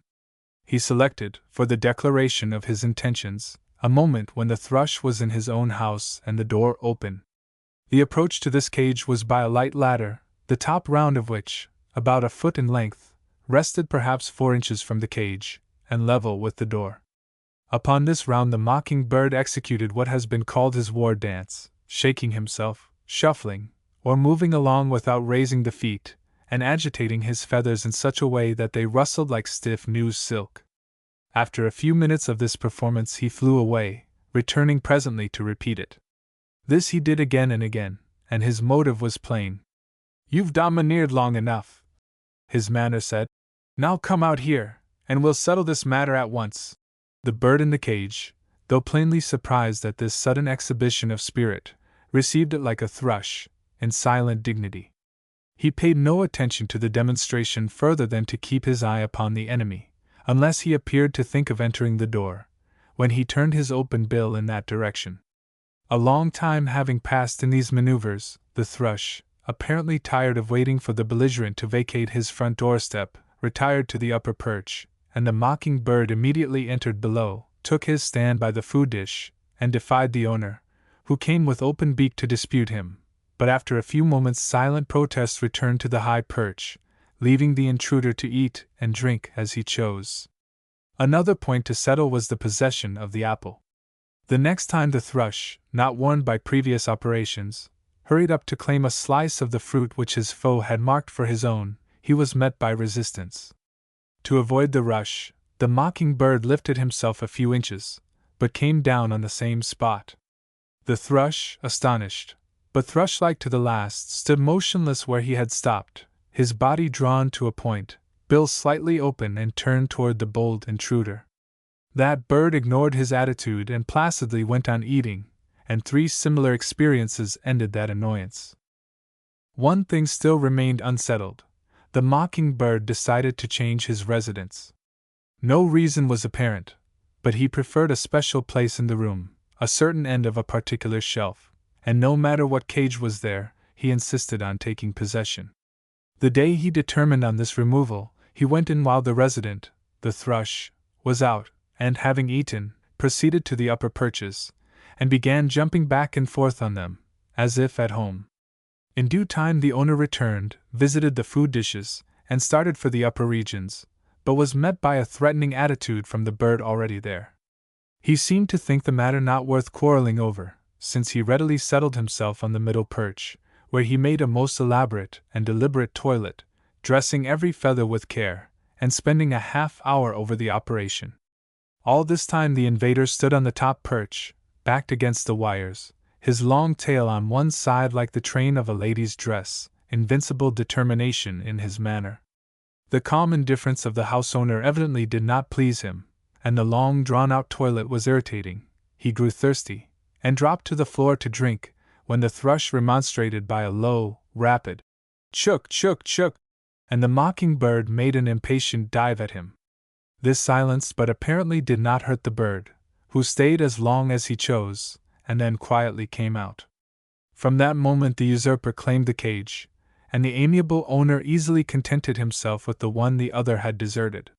When the mocking bird had thoroughly established himself in every right and privilege he chose to consider his own, I hoped there would be peace, but I had not sounded the depths in his character. He began to tease. Not content with complete victory, life seemed dull without some object to worry. I really think it was his amusement. He certainly went at it as if it were. I noticed him one morning, standing on the ladder before his door, apparently working himself up to something. He first looked at me, I had a book, and pretended not to see him, then at the thrush, who was on the floor as usual. He jerked his body this way and that, puffed out his feathers, especially on the throat and breast, held his tail on one side and turned upward at an angle of 45 degrees, which gave him a wicked expression. He looked full of life to the tips of his toes, and greatly excited. The other birds observed him. The Mexican in his cage rustled his wings, jerked his body, and at last gave his usual cry. Even the little goldfinch was impressed, and looked on with interest. All this agitation did not escape the notice of the bird on the floor, who stood silent, plainly understanding, and waiting for the next move. Finally the mocking bird started, gracefully and without haste. He first flew easily and lightly to the desk, in a moment to the back of a chair, then deliberately to an arm, next to the seat, and lastly to a round, at each step pausing, shaking himself, and threatening. When he reached the floor, he ran a few steps toward the thrush, stopped short, erected himself very straight, and puffed out as big as possible, then another little run, and the operation was repeated. He proceeded till within a foot of the thrush, when he alternated the upright position with a lowered head, and bill pointed toward the foe, changing from one to the other very suddenly. When he came so near, the thrush crouched flat on the floor, with beak turned squarely against the approaching bird, and thus awaited the onslaught. In that attitude the mockingbird did not apparently like to attack him. He threatened a long time, then retreated gradually, making feints, turning, running a few inches, and bringing up suddenly with a half-turn back. In this manner he moved away for some distance, then flew to the round of the chair, the seat, the arm, the back, and so on till he reached the ladder again. Then for the first time the thrush changed his position and rose to his feet, when, without the least warning, the mocker flung himself madly after him, and the thrush, unprepared, ran, with a sharp cry. Obviously the mockingbird, finding the first method of attack, which was probably his usual one, a failure, decided to try another, as the event proved, successfully. The excitement of this performance evidently gave him pleasure, no doubt helped to pass away the long hours, for he often indulged in it, always making his approach in the same deliberate way, tripping daintily a step or two at a time, examining everything in a careless way, tasting a piece of apple skin, lifting a bit of thread, toying and dallying to all appearance, as he moved, still always advancing, and never turning aside from his purpose till he reached the distance of a foot from the thrush, crouching motionless with crowned feathers erect. At that point he often stood a moment, looking grimly at his victim, then gave a quick, exaggerated jump which carried him forward not more than an inch, but sent the thrush, in a panic, running half across the room, where he brought up in a heap, his claws sprawled as they slipped on the matting, every feather standing up, and made no attempt to draw his feet together. A slow, formal attack he could meet, but a sudden rush was irresistible. Then the assailant turned slowly, gracefully, the personification of tranquility, his air saying, "Who's done anything?" yet taking a direct line for the enemy, approaching in the same way, by easy stages, but relentlessly drawing nearer and nearer, till he ended by a quick plunge, which sent the thrush off with a cry. In a moment he began again, teasing, following, tormenting, so wily, so wicked, so determined. The motions of this bird were most bewitching, his flight the perfection of grace. He never flew straight across the room as if on business, but always in a dancing, loitering, easy way, hovering to examine a picture, slowly pausing on wing to look at anything, turning, wheeling, up or down or any way, buoyant and light as the air itself. It was his delight to exercise on wing about the room, diving between the rounds of the ladder, darting under a stretched string or into a cage full dash. His feet found rest on any point, however small, the cork in a bottle, the tip of a gas burner, or the corner post of a chair. Nothing was too small or too delicately balanced for his light touch, and he never upset anything. He enjoyed running up and down a ladder 6 feet long with 6 or 8 rounds, passing over it so rapidly that he could not be seen to touch it at any point, yet not using his wings he must have stepped upon every round. He always used his legs with a freedom rarely seen in a bird, not moving them together as usual in his kind, but handling them with astonishing independence of each other. The body of this bird was capable of wonderful expression, not only in the free use of each member, but every feather seemed under his voluntary control. The spasmodic movement of the wings in excitement, common to many birds, was accomplished in an original manner by holding the wings slightly away from the body, and spreading or opening it a little at each jerk, without changing its position toward his side. His tail seemed as loosely connected with his body as if it were hung on wires. It moved even with his breathing, and the emphatic flirt of the member was an insult which every bird in the room understood. Intense interest in any sound was indicated by raising the feathers over the ears alone, which gave him the droll appearance of wearing velvet ear muffs. In expressing other emotions he could erect the feathers of his chin, his shoulders or his back, either part alone, or all together, as he chose. A true bird of the South, he did not enjoy our climate, and if the room became too cool he made his opinion known by drawing his head down into his shoulders, with every feather on his body fluffed out, even to the base of the beak, till he looked as if wrapped in delicate gray furs to his nose, and almost burying his eyes. The mocking bird's emotions were so intense, and so originally displayed that he was a constant source of interest. A hand glass lying face up gave opportunity for an amusing exhibition one day. Leaning over it, he puffed out every feather, opened his mouth, and tried the glass with his beak at every point. Meeting no satisfaction, he turned to leave it, but first peeped slyly over the edge to see if the stranger were still there, no doubt unable to get over his surprise at seeing a bird in that position and ready to meet his bill at every point. The same glass standing up brought out a different demonstration. He stood in front of it and swelled himself out, while the feathers of the shoulders and breast were erected. Then he opened his mouth wide and attacked the reflection, but was astonished to meet the glass. He touched the bill of his double with his own, and moved all the way to the bottom of the glass, not taking it away, but apparently trying to seize the one which opposed his. He lowered his head as though to take hold of the enemy's foot, then pulled himself up as straight as a soldier, wings and tail constantly jerking with excitement. After indulging for some time in these proceedings, he dodged around behind the glass, plainly expecting to pounce upon his opponent, and surprised not to do so. Several times he drew himself up, swelled out his breast, and blustered before the glass. Once he flew up with the reflection in the manner of a quarrelsome cock, and upon reaching the top of the glass, naturally went over and landed behind, without an enemy in sight. Upon this he stared a moment, as if dazed, then shook himself out, and flew away in evident disgust. The deliberate, leisurely dressing of plumage, with which many birds pass away the dull hours, is an occupation in which the mocking-bird never had time to indulge. He was a bird of affairs. He had too much on his mind for loitering. A few sudden, thorough shakes, a rapid snatching of the wing and tail feathers through the beak, or, after a bath, a violent beating the air with both wings while holding tightly to the perch with his feet, sufficed for his toilet. Notwithstanding his apparent carelessness, his plumage was soft and exquisite in texture, and when wet the downy breast feathers matted together and hung in locks, like hair. Through a common magnifying glass each tiny barbule was seen to be ringed with gray and silvery white, so finely that the rings could hardly be seen. The most beautiful and peculiar attitude this bird assumed was when conducting an attack upon a small object. Seeing one day a steel pen point black with ink, he stood before it at a respectful distance, and raised both wings over his back till they almost touched each other, holding the tail on one side. In 2 or 3 seconds he lowered the wings a moment, then raised them again, while his tail leaned the other side. After half a dozen such feints he delivered a gentle peck, and instantly hopped back out of the way.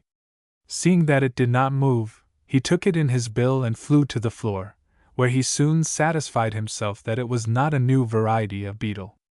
This was always his method with any new object of small size. Not only did this doughty warrior vanquish the ordinary birds about him, but when a gray African parrot made his appearance in the room, on a short visit, he boldly attacked him, in spite of his size and strength. The parrot had a temporary perch before the window, and on the cage nearest to him the mocking-bird took his place, and after posturing and threatening, stooped to a crouching position, and then darted past him, trying to hit him as he went. The first time this occurred the parrot whirled on his perch and cried, "Foo!"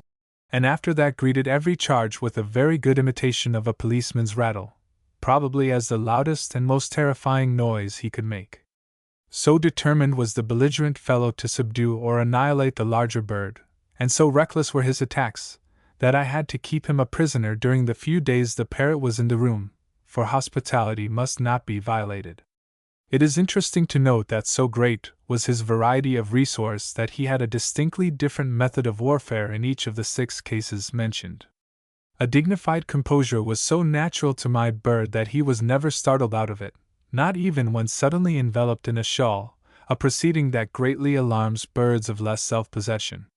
It was necessary on one occasion to catch him to return him to his cage, where he might be protected from the cold of the night. All the usual ways were tried without success, so lightly did he slip away, so gracefully and calmly did he flutter around the room, not in the least disturbed or confused by the darkness, and quite willing to play hide-and-seek all night. No other way availing, the last resource was tried, throwing a shawl over him as he stood crouched on the top of the cage, ready for instant flight. Not a flutter nor a cry arose, and it seemed that he must have escaped. But on looking through the cage from below, he was seen flattened against the wires, but perfectly quiet, submissive to the inevitable, like any other philosopher.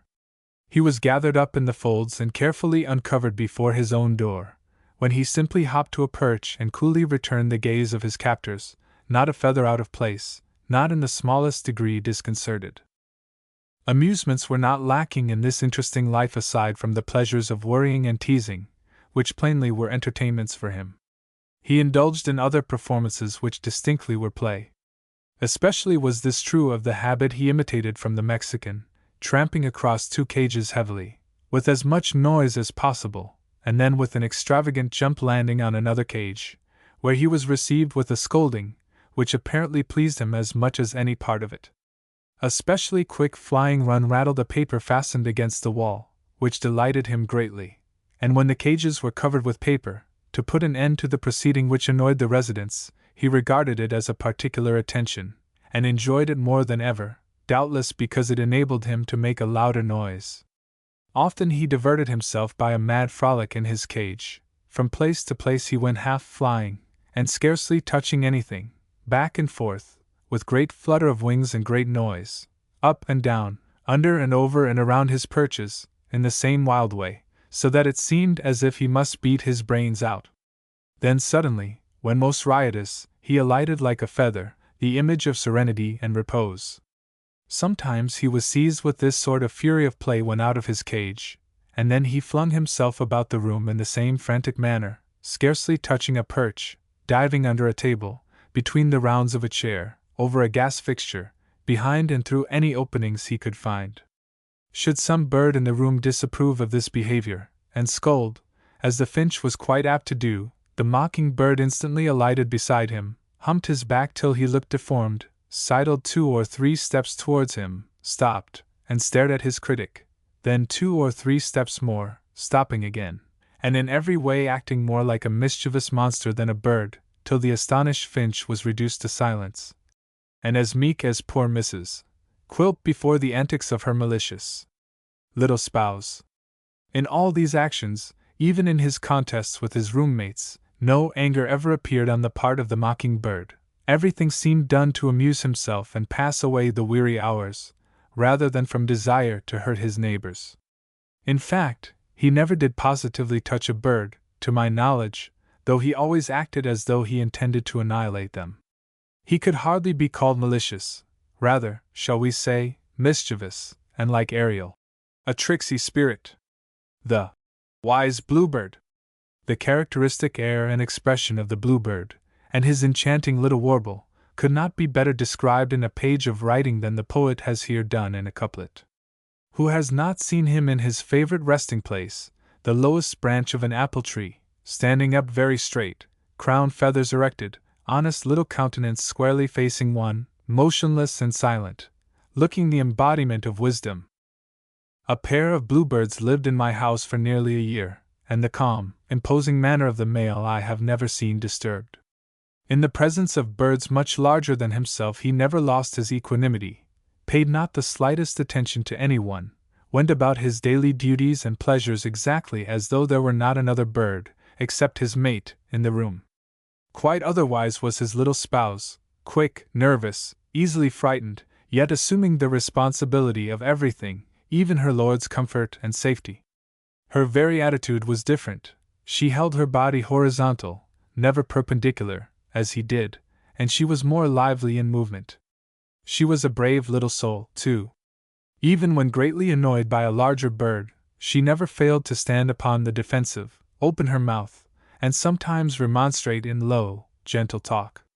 Nor did she, after she felt at home, allow a stranger to enter her door. She boldly faced the largest bird in the room, and always forced him to retire, while her mate stood calm and cool and wise on the upper perch. More than this, she seemed to feel it part of her duty to defend and protect his lordship, as though he were too fragile to come into contact with the rough side of life. Nothing could be droller than to see her stand guard while he bathed in the common dish on the table, and fly furiously at the grosbeak, or any bird coming too near her precious idol, who meanwhile placidly proceeded with his bath in the most matter-of-fact manner, as though expecting to be protected. I have seen similar conduct in a wild pair, the female defending her nestlings against some fancied danger, scolding, flying around the intruder, and taking the whole care upon herself, while her spouse occupied the topmost twig of the tree on which his family was in trouble, uttering at short intervals his musical cry of distress, one rich, loud note. I did, however, on one occasion see a male bluebird excited in the defense of his young. It was in North Carolina, where a nestling chanced to alight on the favorite resting place of a mockingbird, and the latter a moment afterward came to his usual perch not a foot from the wild-eyed youngster. Then arose a great outcry from both bluebirds, and one after the other swooped down at that mockingbird, coming so near I thought they must hit him. Again and again they returned to the charge with loud cries, while the mockingbird stood quiet, crouched as though to dash into the little one, and jerking wings and tail in a wicked manner. It lasted but a moment, for the nestling itself was scared and flew to another branch, upon which the attack came to an end, and the mother went to the baby, but the father stood on a perch near the enemy, and scolded for some time. Perhaps this individual bluebird had learned to assist in the family defense, for they had other troubles. The nest was in an unsafe spot, the hollow dead limb of a tall pine tree, about 70 feet above the ground. The opening was in the lower side of the sloping branch, making it very easy for a nestling to fall out, and that is what I think happened the day before the little scene above described. Hearing cries of distress from the pine grove, I hastened down to see if I could be of any assistance. Both bluebirds were on a low tree, about a foot apart, uttering constantly the mournful notes I had heard. Evidently a tragedy of some sort had occurred, and I thought at once of a falling little one. I looked carefully around the tree while the parents came down near me, much disturbed. I found nothing, but a gale was blowing and a little bird might easily have been driven far away. It was a serious matter plainly, for the cries went on without intermission the rest of the day. During that time I saw a curious and interesting attempt at consolation on the part of the male. He flew away, and returned in a few moments with something in his beak. Alighting near his mate, he began a low, tender twitter, at the same time offering the morsel to her. She moved a few inches away. He followed, still coaxing. She flew to another branch, refusing to look at it. He followed, still asking her to accept it. At last she flew away, and he seemed astounded, stood as if he did not know what to do next, hesitated several minutes, when a bright thought seemed to strike him, and he carried it to the nest. The pair in my room were a most affectionate and gentle couple. No disputes, not even the smallest difference, arose between them. If one wished to bathe while the other was using the bathtub, he stood on the edge till his turn came. In the same way one usually waited for the other to finish a lunch before going down himself, though on rare occasions they descended together for a social meal. If she were alarmed, and went to the floor, as at first sometimes happened, he at once appeared in the door, looking anxiously after her, and calling tenderly. If she did not return, he flew down himself, ran about till he found her, and, after talking in a low tone for some time, started for home, when she followed him, showing that she was reassured. They always sat on the same perch, and on cool days as near each other as possible, first one and then the other, hitching a little nearer. After bathing they sunned themselves together, even when in the cage, where the sunshine came only into one corner, and they crowded so closely that there was not room to spread out. Even that discomfort never elicited a harsh word, though he enjoyed spreading himself very completely, bending his legs, resting his breast on the floor, and opening his wings to their full extent. This bird's anxiety when his mate was out of his sight did not, however, compare with her unrest in his absence, for her affection seemed to be of the motherly or protecting sort. Before they became familiar with the room, and learned that though unseen, the partner was not lost, the moment he disappeared from view she began running around the cage excitedly, looking everywhere, and calling loudly. At first he answered, but deciding to try his wings, he swept around the room, came, as some birds do, against the window, and fell to the floor, when instantly both were perfectly silent. She looked out apprehensively, and as soon as he recovered breath he flew to the top of their own cage. Then her solicitude turned to annoyance. She went to the top perch, and gently nipped his toes, which she never did to strangers, as a slight reproof. He became accustomed to going out and in sooner than his mate, for she was shy and inclined to stay at home, and she suffered much anxiety. Before long she too grew accustomed to freedom, and expressed no further fears when he was out. Making arrangements for the night was an interesting event in bluebird life. They always selected the highest perch in the darkest end of the cage, and placed themselves so close together that they looked like a wide ball, or two balls that had been almost pressed into one when in a very soft state. In the morning the feathers on the side next the mate were crushed flat, requiring much shaking and dressing to give them their ordinary appearance. What was curious, the female took the outside, no doubt with the motherly motive of taking care of him. To see them settle themselves was pleasing.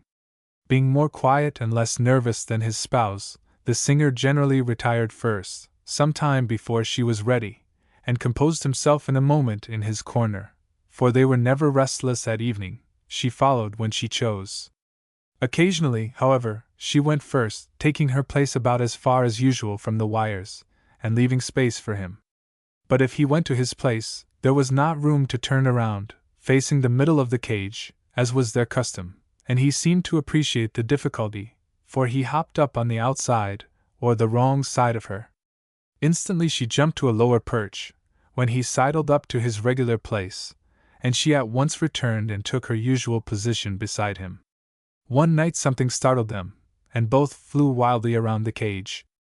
I produced a light to show them the perches, so they might quiet themselves again. The male readily did so, but she remained on the lower perch. I went close to the wires and began to speak soothingly, to calm her, and induce her to resume her place, when, to my surprise, she began to reply to me, every time I spoke, standing less than a foot from me.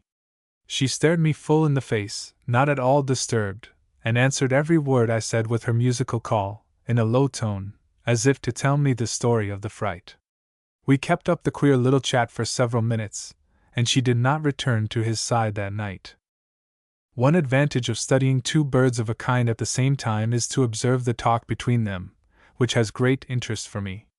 This pair were exceedingly talkative at first, uttering not only the usual musical three-syllable warble or call, which Lanier aptly calls the heavenly word, but often soft twittering prattle, of varying inflection and irregular length, which was certainly the most interesting bird talk I ever heard. When they could not see me they indulged in it more freely, with changing tones at different times, and after they became accustomed to the room and its inhabitants it was neither so frequent nor so earnest. Often at night, when one, perhaps in a dream, fell off the perch, I heard much low, tender talk, almost in a whisper, before all was quiet again, and when another bird flew wildly around the room, there was always a remark or two in an interested tone. The male did most of the talking, carrying on, often for a long time, a constant flow of what sounded marvelously like comments and criticisms, while his mate replied occasionally with the usual call. Certain notes plainly had a specific meaning, even to the others in the room. One in particular was peculiar and low, but upon its utterance every bird became instantly silent and looked at the cage, while the bluebirds themselves were so absorbed, gazing apparently into blank space, that I could easily put my hands on them before they observed me. For several minutes this low note would be repeated, and all the birds stare at nothing, till I began to feel almost uncomfortable, as I have done at similar staring at nothing on the part of animals. One can hardly resist the feeling that these creatures can see something invisible to our eyes. On one occasion, when the male uttered this note, the female was just about to eat. She stood as if petrified, with head halfway down to the food, for 2 or 3 minutes. What I have called talk was a very low twitter in a conversational tone, on one note, not at all in a singing tone, like the usual warble or call. I have also heard it from wild bluebirds, when I could get near enough. From the first, as said above, the male did most of the talking, and the habit grew upon him, till he became a regular babbler, standing on the top perch, and keeping it up persistently all day long.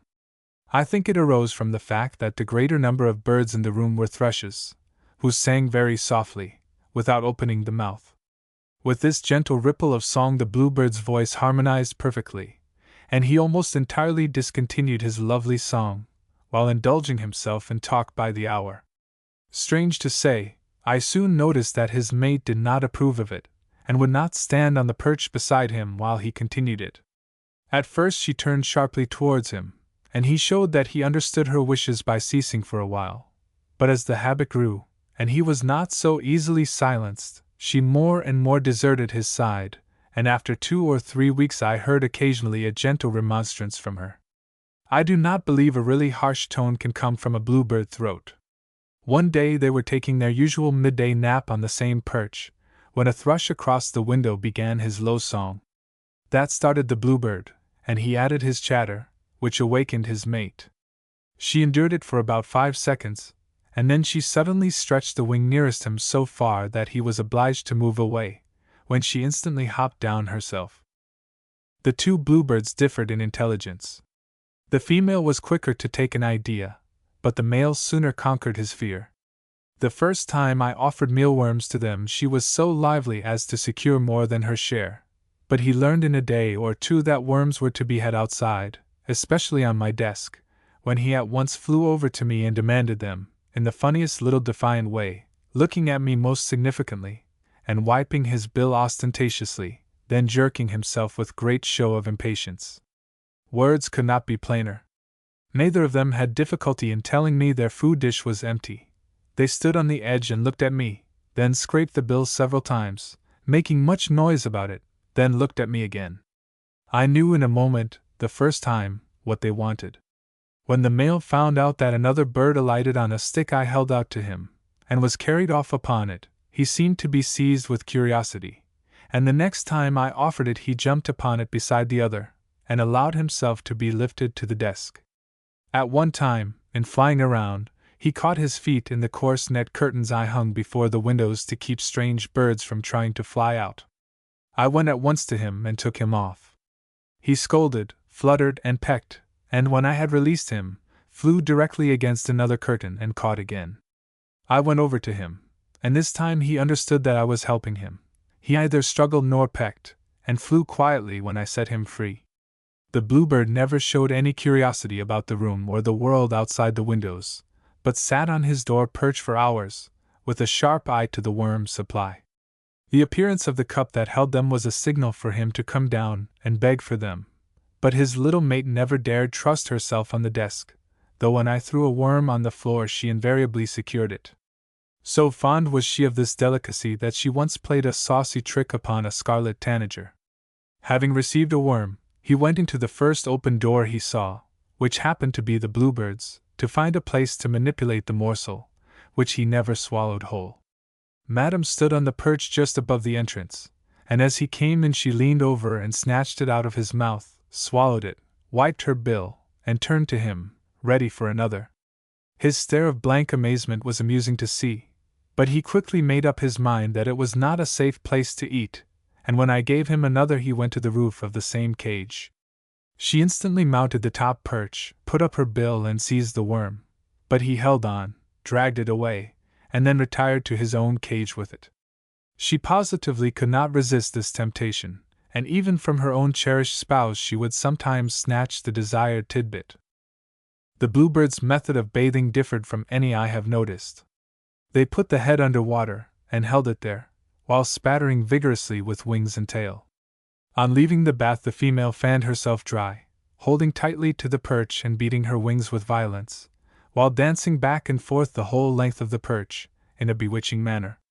Her mate fanned himself also, adding a very pretty lateral shake of the wings, and raising the feathers on the crown and throat till he looked twice as big as usual. But he was very fond of sunning himself dry, in the attitude already spoken of. That position, by the way, was a not unusual one with him. He often hopped the length of 3 feet before a blind which stood against the wall, his legs bent, head nearly touching the floor, and tail thrust almost straight up. A droll figure he made. After hopping to the end of the blind, he would dash around behind it, as if he expected or hoped to find something. After molting, the birds feathered out beautifully, and their spirits rose in proportion. They delighted in flight, making long, sweeping circles around the room, again and again, without stopping. A few weeks later, as spring approached, they grew somewhat belligerent towards the other inhabitants of the place, driving every bird away from their cage, even following them to their chosen resting places, insisting on their right to every perch in the room. Then, too, began signs of courtship between the lovely pair. The first thing I noticed was at worm-feeding time.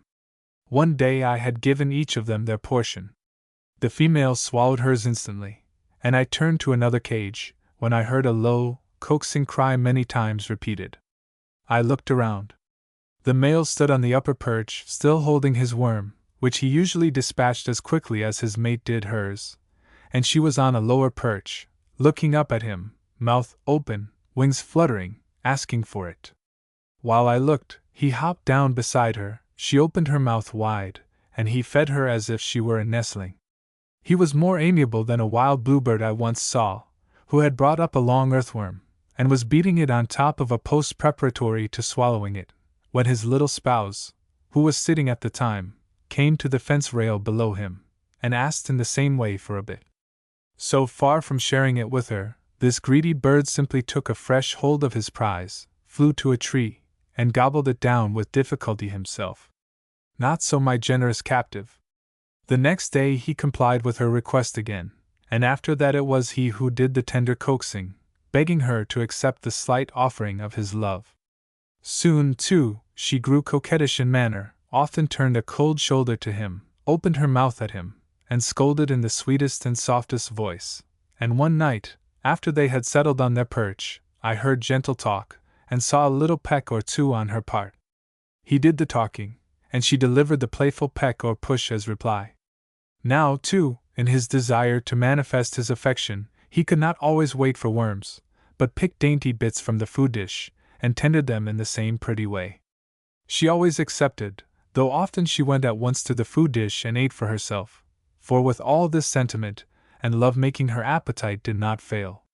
Once she was outside and he inside the cage, when he began to call and offer her something out of his mouth. She did not wish to go in, so she flew to a perch that ran through the cage, and stood close to the wires, while he went to the same perch inside, and fed her through the wires. About this time, too, the bluebird talk nearly ceased, and instead of it the lovely song of 3 notes was heard all day, and a little change they made in it, throwing in a grace note, between the second and third, greatly added to its charm. Now, too, spring had really come, and I waited only for warm days to let them go and set up their homestead in freedom. The first mild day in May the window was opened for them. The female flew first to a tree in front of the house, where she was greeted in the rudest manner by the bird tramps which infest our streets, the house sparrows. They began to assemble around her, no doubt prepared for attack, when she gave a loud cry of distress, and out flew her valiant knight to her aid. After a moment's pause by her side, they both flew, and we saw the gentle pair no more. This true chronicle began with a quotation from Lanier. It shall end with one from Harriet Prescott Spofford. The Golden Wing. One of the special objects of my search during a certain June among the hills of northern New York was a nest of the golden-winged woodpecker. Not that it is rare or hard to find, but because I had never seen one and had read attractive stories of the bird's domestic relations, the large number of young in the nest, and his devotion and pride. Moreover, I had become greatly interested in the whole family, through my attachment to an individual member of it in my own house. I soon discovered that the orchard at the back of the house was visited every day by a pair of the birds I was seeking. One was seen running up and down a trunk of a large poplar tree, and the next morning 2 alighted on a dead branch at the top of an apple tree, perching like other birds on twigs, which seemed too light to bear their weight.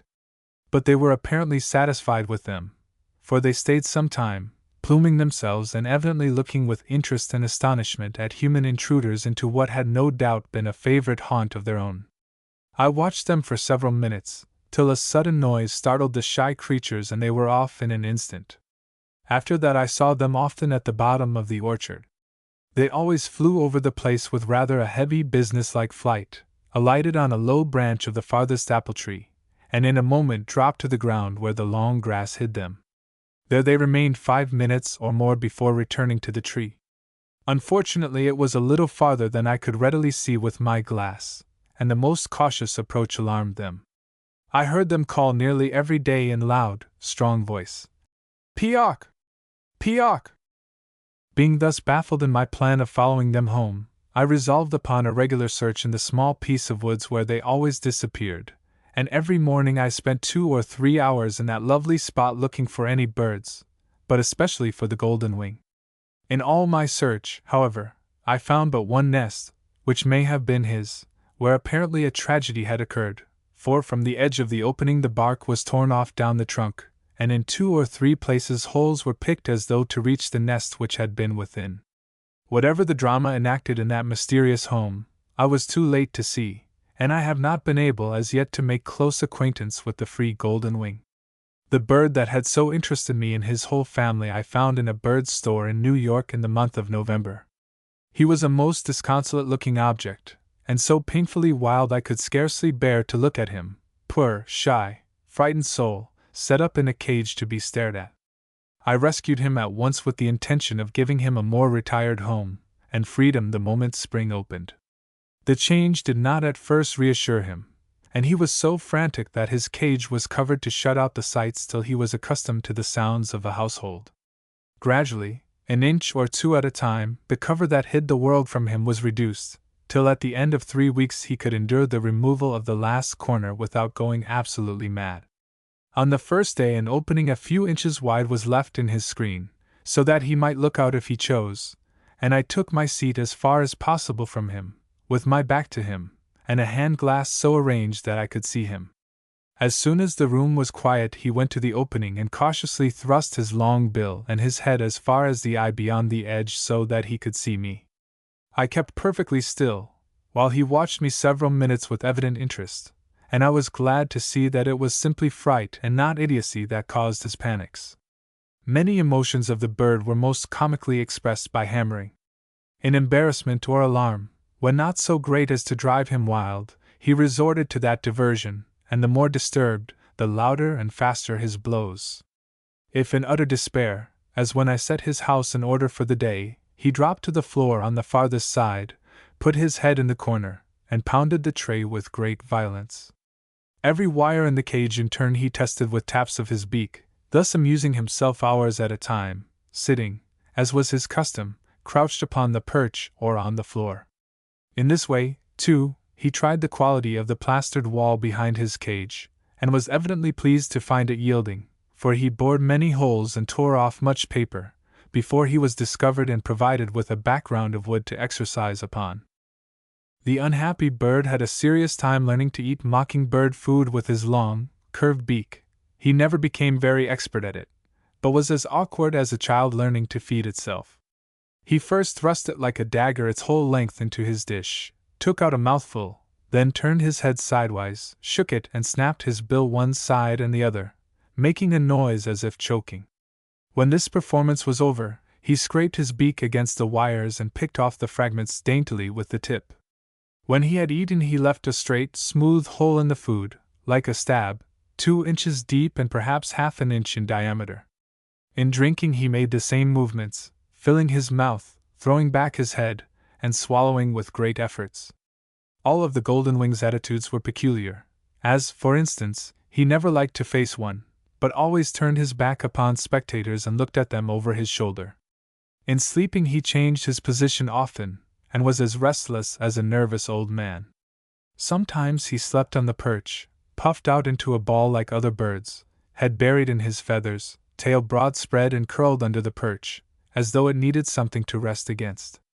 If he began his night's rest, or unrest, in this position, in a few hours he would drop heavily to the floor, scramble about a little, and then climb to one of the supports that kept the wires in place, 10 inches from the bottom of the cage. There he settled himself comfortably, head buried again, tail pressed against the wires, and looking more like a spot on the wall than a bird. He often took naps in the daytime on the floor with his head in the corner, like a bad boy in punishment, his head drawn down into his shoulders and his bill thrust up into the air at an angle of 45 degrees. If this tired him, he simply turned his bill down at about the same angle, and tried it that way a while. He was an exceedingly early bird, always settled to sleep long before any other in the room, and he slept very soundly, being not easily wakened and breathing in long, steady respirations like a person in sleep. Indeed, he startled me very much the first time I noticed him. The breathing was regular and strong, equal in duration to my own as I listened, and I was sure someone was in the room. I hastened to light the gas to look for the burglar, and it was not until I had made thorough search that I discovered who was the guilty one. He dreamed also, if one may judge by the sounds that came from his cage at night, complaining, whining, almost barking like the yaps of a young puppy, and many sorts of indescribable noises. The golden wing was extremely fond of hanging against the side of his cage on the support spoken of above. Not only did he sleep in that position, but dress his plumage, turning his head back over his body and sides, and even arranging the feathers of his breast, each one by itself, with scrupulous care. Like many others, this bird objected to having his cage used as a perch by his neighbors.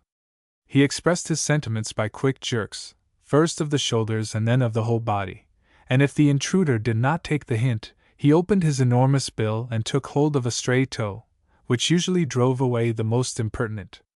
The door of the cage was opened to my captive as soon as he became quiet and happy within it. After his first surprise and dismay at finding himself in the big world again, he enjoyed it very much. Being unable to fly through the loss of some wing feathers, his cage was placed on the floor, and he ran in and out at pleasure.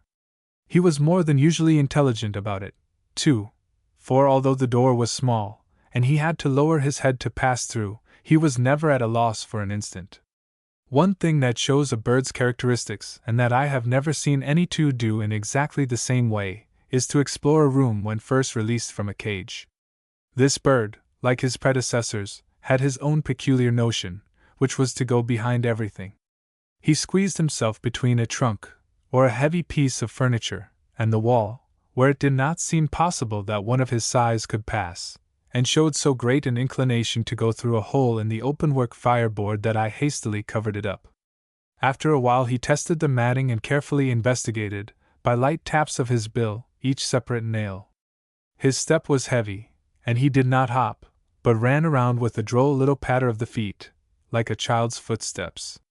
Having exhausted the novelty of the floor, he turned his eyes upward, perhaps noticing that the other birds were higher in the room, where they had taken refuge when he made his sudden and somewhat alarming appearance among them. He did not try to fly, but he was not without resources. He could jump, and no one could outdo him in climbing, or in holding on. After a moment's apparent consideration of the means at his command, he ran to the corner and mounted a trunk by springing up halfway, holding on a moment in some mysterious manner, and then by a second jump landing on top.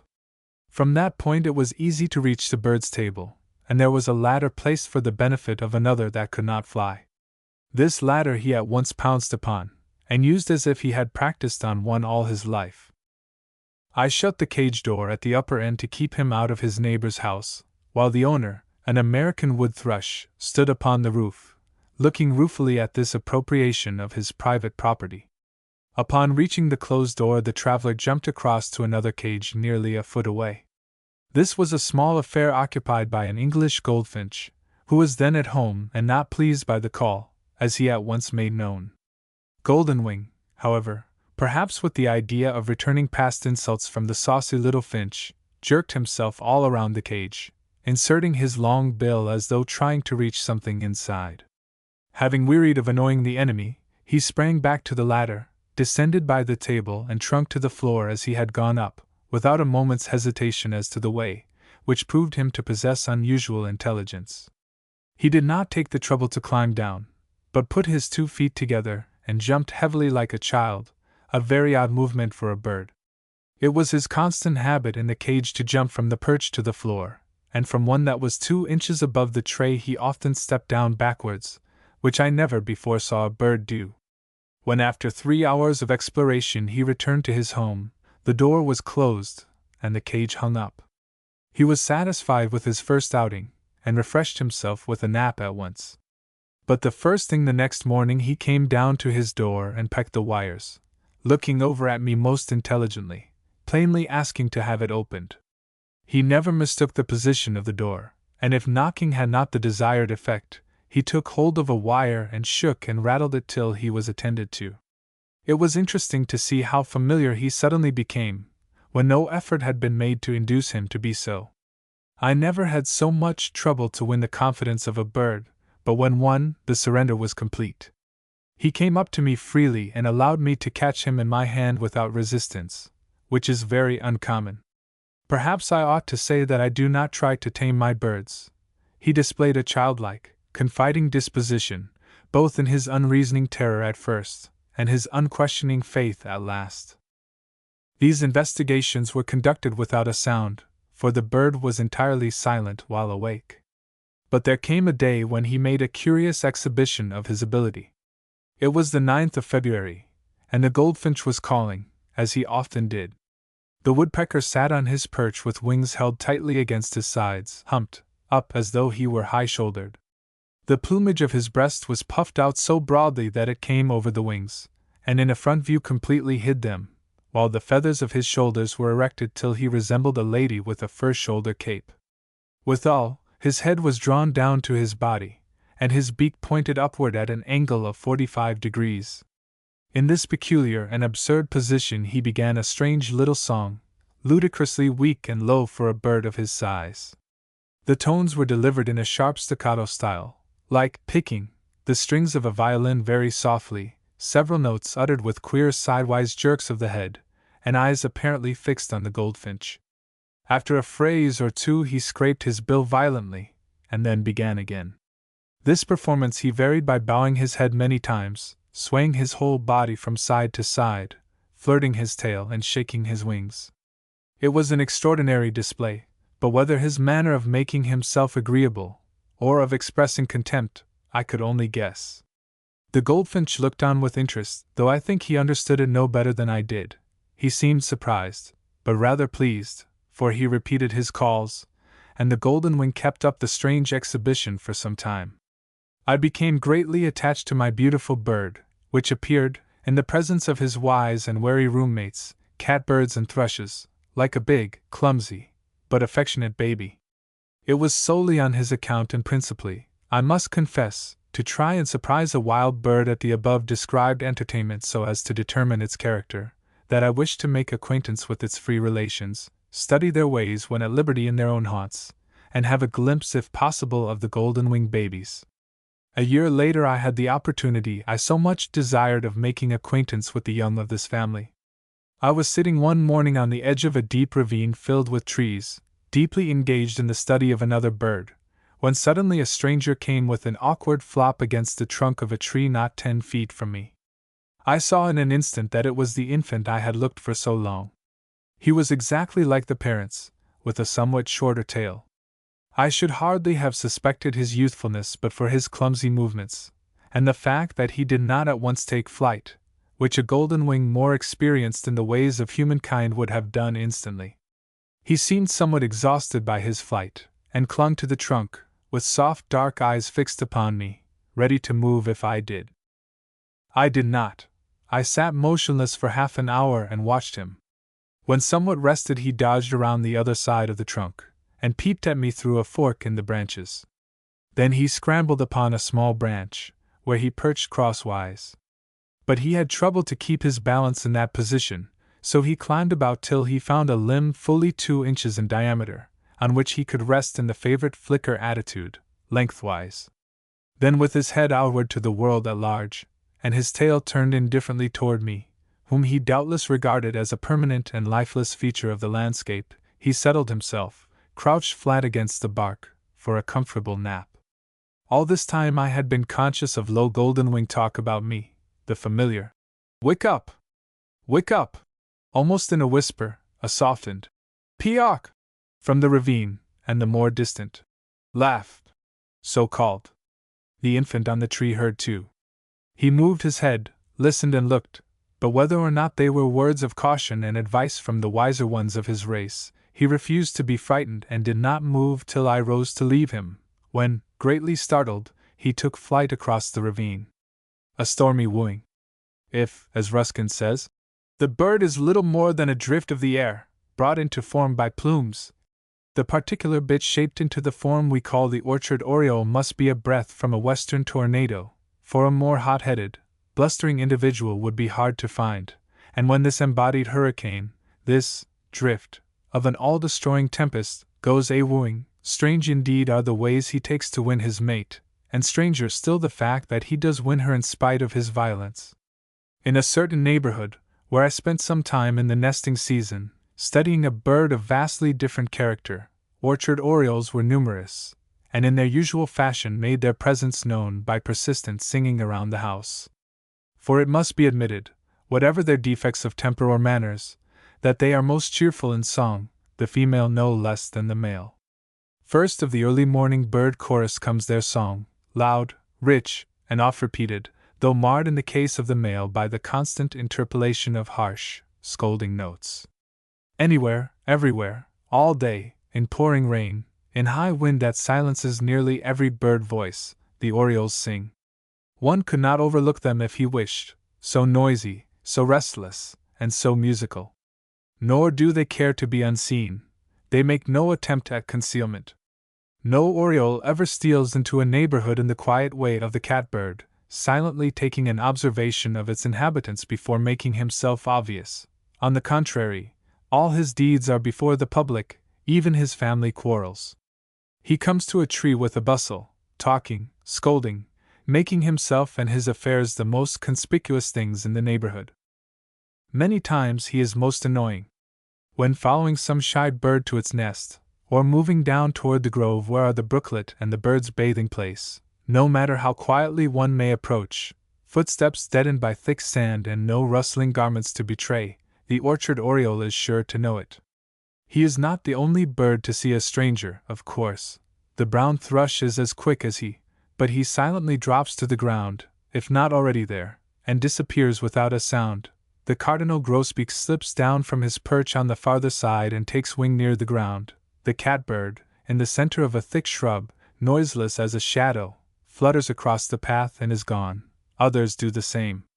The orchard oriole alone shouts the news to all whom it may concern in his loudest chack, chack, putting every one on his guard at once, and making the copse in a moment as empty as though no wing ever stirred its leaves. On first noticing the ways of the birds about me on the occasion mentioned, I saw that there was some sort of a disturbance among them.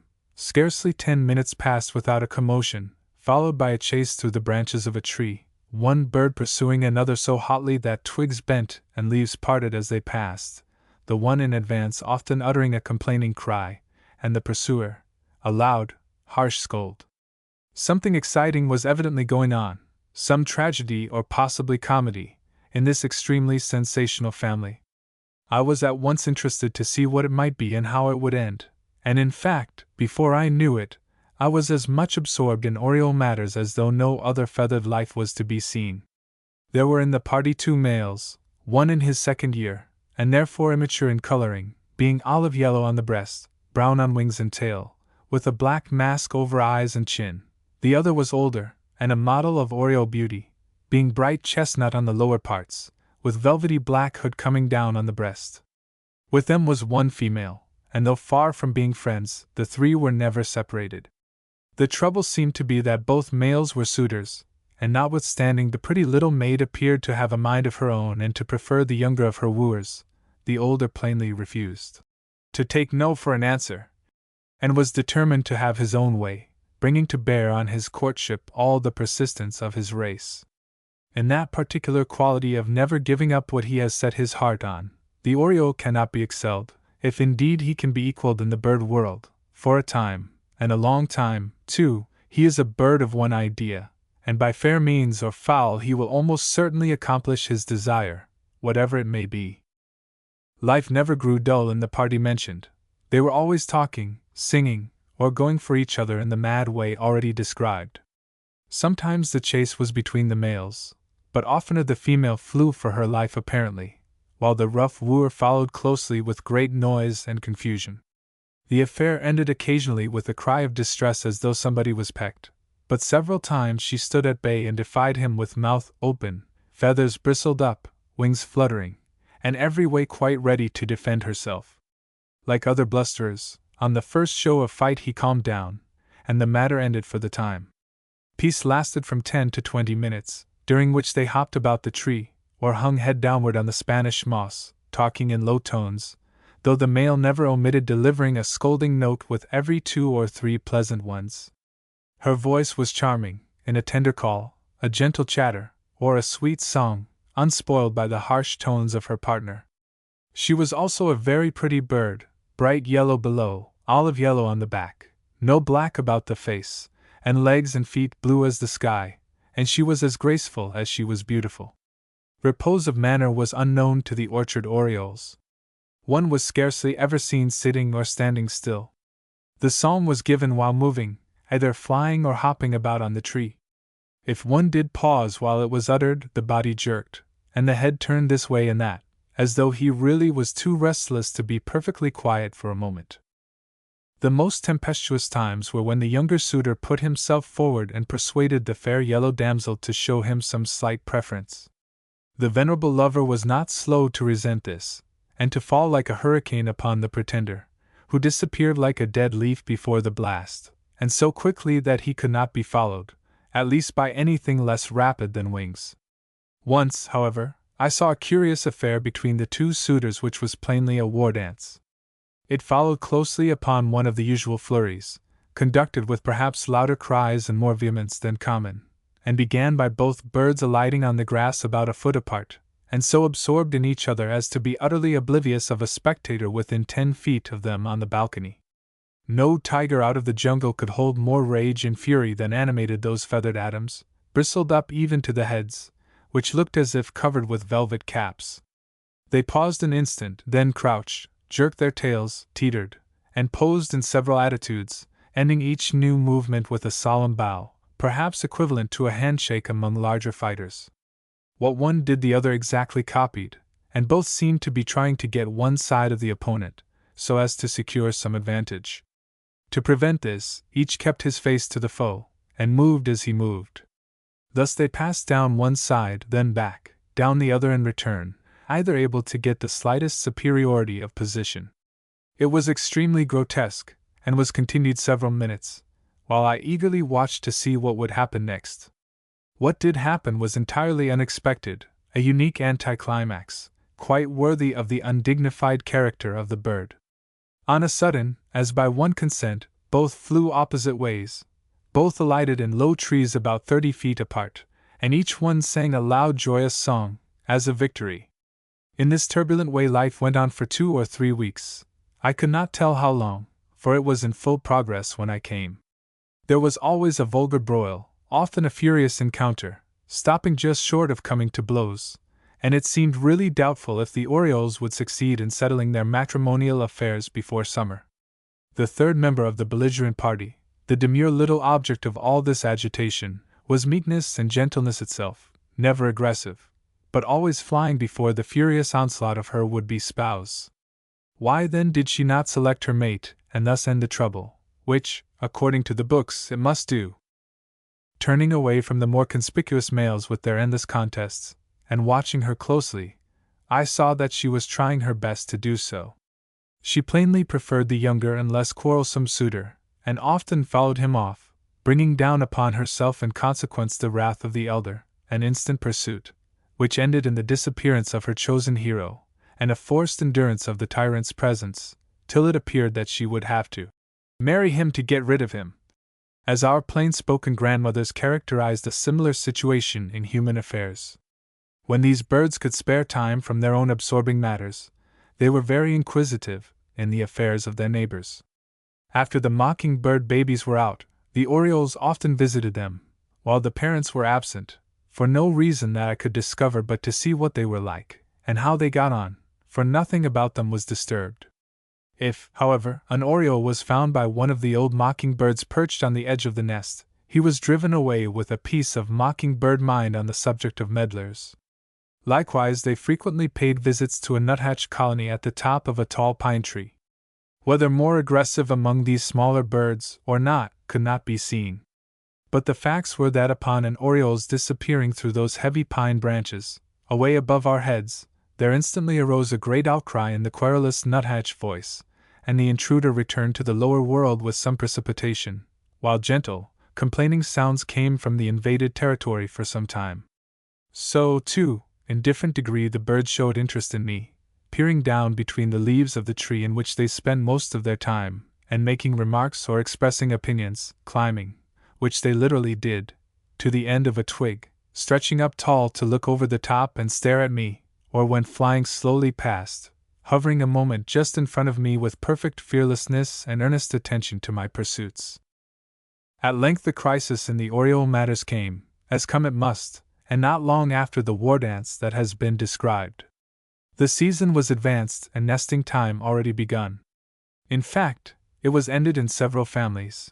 Mockingbirds were about ready to fly, young chipping sparrows peeped from every tuft of grass, baby bluebirds were trying their wings at their doors, the yellow-throated warbler was stuffing her youngsters on the next tree, and the late kingbirds had nearly finished their nests. Whether a pitched battle at last settled the dispute, whether the modest little dame united with her chosen mate against the common enemy, or whether perchance, though this is not likely, the elder bird tired of his useless warfare, will never be known, for the whole matter was settled before we mortals were out of bed, in the magic morning hours when so many interesting things go on in bird and beast life. When I came out, I saw at once that a decision had been reached. The younger bird had won his bride, and with much talk and love-making the happy pair were busying themselves about a building spot. This first day of their honeymoon was not, however, very peaceful. Old troubles are not so soon forgotten, and the discarded suitor found it hard to believe that the repulse was final and he really should not have his own way. He frequently made his appearance in the old scenes, making himself agreeable in the usual way, but the newly wedded were now a pair, and when both flung themselves upon him he recognized at last the inevitable, no longer resented it, and left them in peace. With much talk and discussion the tree that had been the scene of the stormy wooing was selected for the homestead, and the young wife at once set to work upon the foundation, while her spouse in his new role of lord and master stood on a higher twig and gave his opinions. Much advice, no doubt, and plenty of instruction. I doubt his mastery, however, for I noticed that, though meek, Madame had a mind of her own and an orchard oriole's persistence in carrying out her plans. He talked, it is true, blustered and strutted around, but she worked quietly, steadily, and in a businesslike way, utterly oblivious of him. During this day, too, even this first day, not 5 hours after he had tried to coax the bride away, the elderly suitor came back from some unknown quarter, with a brand-new wife of his own, precipitation worthy of the vulgar house sparrow of our city streets, which these birds also resemble in their constant broils. That naturally put a complete end to further dispute over sweethearts. But they could not change their nature, and I observed that each young husband had a vast amount of fault to find, much scolding and grumbling. Happily it did not seem to disconcert the little wives. They sang as sweetly, and worked as steadily as though they were used to it, and expected nothing better, which was well for them. The elder Oriole and his mate soon settled in another place, and I saw them no more, but I was sorry to see upon what tree the young pair decided to build, for a kingbird had an unfinished nest in one of the lower branches, and 2 families so aggressive would make a lively neighborhood no doubt. Hostilities began indeed on the first day. Watching the Oriole at her building, I caught the pretty innocent-looking creature stealing material from the kingbird's nest, while her virtuous spouse perched himself on the upper branch of the tree, exactly as if on the watch for returning owners. In a low tone he talked to her as she entered the uncompleted nest, worked busily a moment, then appeared on the edge with a soft white feather, gathered it into a convenient shape, and flew with it in her beak to the upper branch. Twice afterward I saw that performance repeated, and each time it was a white feather taken. On one occasion the kingbird was at home. There was a sharp cry of distress, a bustle, and in a moment Madame Oriole flew off with a feather, while the outraged owner stood on a neighboring branch and uttered 2 or 3 plaintive cries. Considering the size and the belligerent nature of the kingbird, I was astonished, but exactly thus it happened. I greatly wished to stay and see the result, for I had confidence enough in the bravery of the kingbirds to be sure that the end was not yet. Also, I longed to watch the restless pair whose ups and downs I had found so interesting. I should like to see the orchard oriole in the role of a father. A terribly fussy one he would be without doubt. Above all, I most desired to see the infant orioles, to know if they begin their quarrels in their narrow cradle, and if their first note is a scold. But the troubles of this courtship had, like the wars of Augustus and Arabella in a 3-volume novel, consumed so much time that there was none left for postnuptial chronicles, and I was obliged to leave them with a neighborhood quarrel on hand which promised full employment for the head of the family while his little mate was sitting. Flutterbudget. D. A. Wasson. Flutterbudget is the one expressive word that exactly characterizes a certain brown thrush, or thrasher, the subject of a year's study. This bird is perhaps the only restless creature that bears the name of thrush, and he is totally unlike the rest of his family, having neither dignity, composure, nor repose of manner. My brown thrush, however, was exceedingly interesting in his own way, if only as a study of perpetual motion, of the varieties of shape and attitude possible to him, and the fantastic tricks upon wing of which he was capable. One never tired of watching him, for he was erratic in every movement, always inventing some new sort of evolution, or a fresh way of doing the old things, and scarcely a moment at rest. A favorite exercise was flying across the room, planting his feet flatly against the side wall, turning instantly and flying back. This he often did a dozen times in succession. His feet were always used to save his head, contrary to our grandmother's teachings. When he made the usual attempt to fly through the window on his first outing in the room, he went feet first against it, and thus saved himself a bumped head. His movements were abrupt in the extreme, and always so unexpected that he frequently threw the whole feathered family into a panic, apparently without the least intention of doing so. Standing beside the cage of another bird, he would wheel quickly and face the other way, absolutely nothing more, but doing this in a manner so startling that the occupant of the cage scolded roundly. He specially delighted in clambering all over the cage of a goldfinch, acting as if he should tear it in pieces, and greatly annoying the small bird. He often flew up the side of the window casing, as though climbing it like a ladder, his feet touching it now and then, and he did the same on the curtains of coarse net. Again he flew across the room before the 3 windows, turning to each one in turn, planted his feet squarely on the linen shade, as on the wall above mentioned, and without a pause passed to the end of the room, and touched it with his feet in the same strange way. Often when standing for the moment perfectly still before a window, he suddenly flew up, put both feet in this unbirdlike way against the window shade, turned and went to his cage. In like manner he came in contact with a cage, the books on the shelves, the back of a chair, or any piece of furniture, taking from that point a new direction. When startled he instantly bounded into the air as though the ground were hot under his feet, and often turned a corner or two before he came down. In the middle of his most lovely song he was quite likely, without the least warning, to make a mad dash somewhere, turn a sharp corner, dive in another direction, and alight on the spot he had left a moment before, and all in so spasmodic a way that every bird was panic-stricken. The thrasher was exceedingly wary, and nothing was droller than his manner of approaching anything, whether a worm I had thrown on the matting for him, or the bathing dish. In the case of the worm, the moment he saw his prey, which I selected for its liveliness, he came to a nearer perch, and stood there a few minutes, posturing, shaking his plumage in great excitement, looking at me and then at the tempting object. Very soon he dropped to the floor and started towards the worm in the funniest way, running a few steps, stopping short and turning half round, ready for instant flight, flirting his feathers with a great rustle, turning an anxious eye on me, then on the wriggling attraction, running a step or two, and repeating the performance. In this way he advanced very gradually till near enough to half encircle his prey, or to run and hop sideways as though to describe a circle, turning away at each pause as before, all the time jerking and fluttering in intense agitation, and always keeping an eye on me. Not that he was in the least afraid of me, it was simply his sensational way of doing everything. When he finally came within reach of the worm, he snatched it, and ran as though the enemy were upon him. His performances before entering the bath were even more amusing. The bathing dish, a broad, deep plate, stood upon a towel on a table. The bird alighted on the table, and began first to peck the towel, pulling the fringe, working at any loose thread he discovered, and industriously enlarging any small hole he chanced to find. In doing thus he often turned over the edge, when he sprang back as though he had seen a ghost. Recovering from the shock, he circled around the dish with little hops, occasionally giving a gentle peck at the edge of the dish, or a snip at the water with his beak.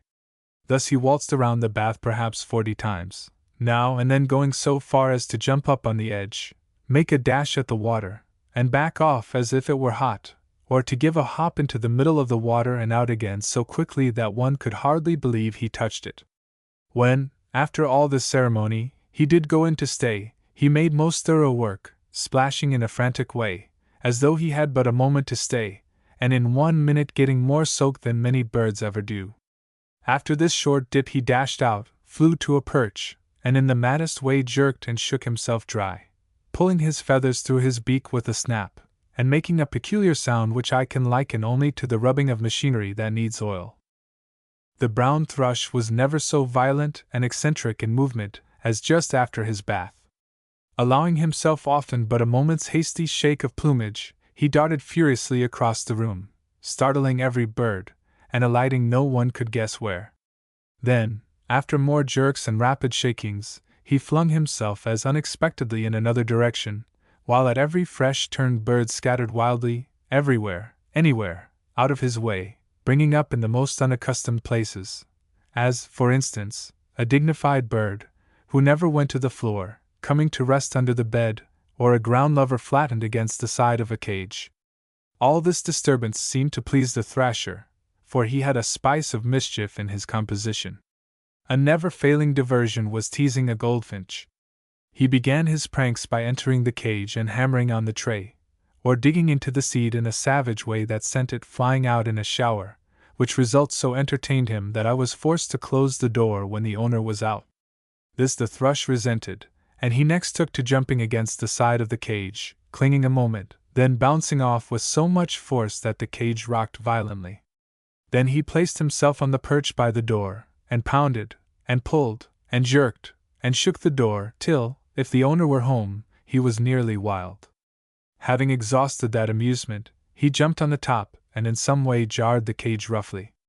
To protect it I made a cover of paper, but contrary to my intentions, this afforded the rogue a new pleasure, for he soon found that by tramping over it he could make a great noise, and he quickly learned the trick of tearing the paper into pieces, and uncovering the little fellow, who, by the way, was not in the least afraid, but simply enraged and insulted, and when outside stood and faced his tormentor, blustering and scolding him well. Tearing paper was always amusing to the brown thrush. I have seen him take his stand near the wall, peck at the paper till he found a weak spot where it would yield and break, then take the torn edge in his bill and deliberately tear it a little. It was snatching a fearful joy, however, for the noise always startled him. First came a little tear, then a leap one side, another small rent, another panic, and so he went until he had torn off a large piece which dropped to the floor, while I sat too much interested in the performance to think of saving the paper. The room and its contents are always secondary to the bird's comfort and pleasure, in my thoughts. A newspaper on the floor furnished him amusement for hours, picking it to pieces, tearing pictures, from which he always first pecked the faces, dragging the whole about the floor to hear it rattle and to scare himself with. A pile of magazines on a table made a regular playground for him, his plan being to push and pull at the back of one till he got it loose from the rest, and then work at it till it fell to the floor. He never failed to reduce the pile to a disreputable-looking muss. The bird was as fond of hammering as any woodpecker, on the bottom of his cage, on perches, on the floor, even on his food, and his leaps or bounds without the apparent help of his wings were extraordinary. Not infrequently I have seen him spring into the air just high enough to see me over my desk, 3 feet at least, probably to satisfy himself as to my whereabouts, and drop instantly back to his work or play. This amusing bird was also intelligent. He understood perfectly well what I wanted when I spoke to him, that is, he had a guilty conscience when in mischief that translated my tone to him.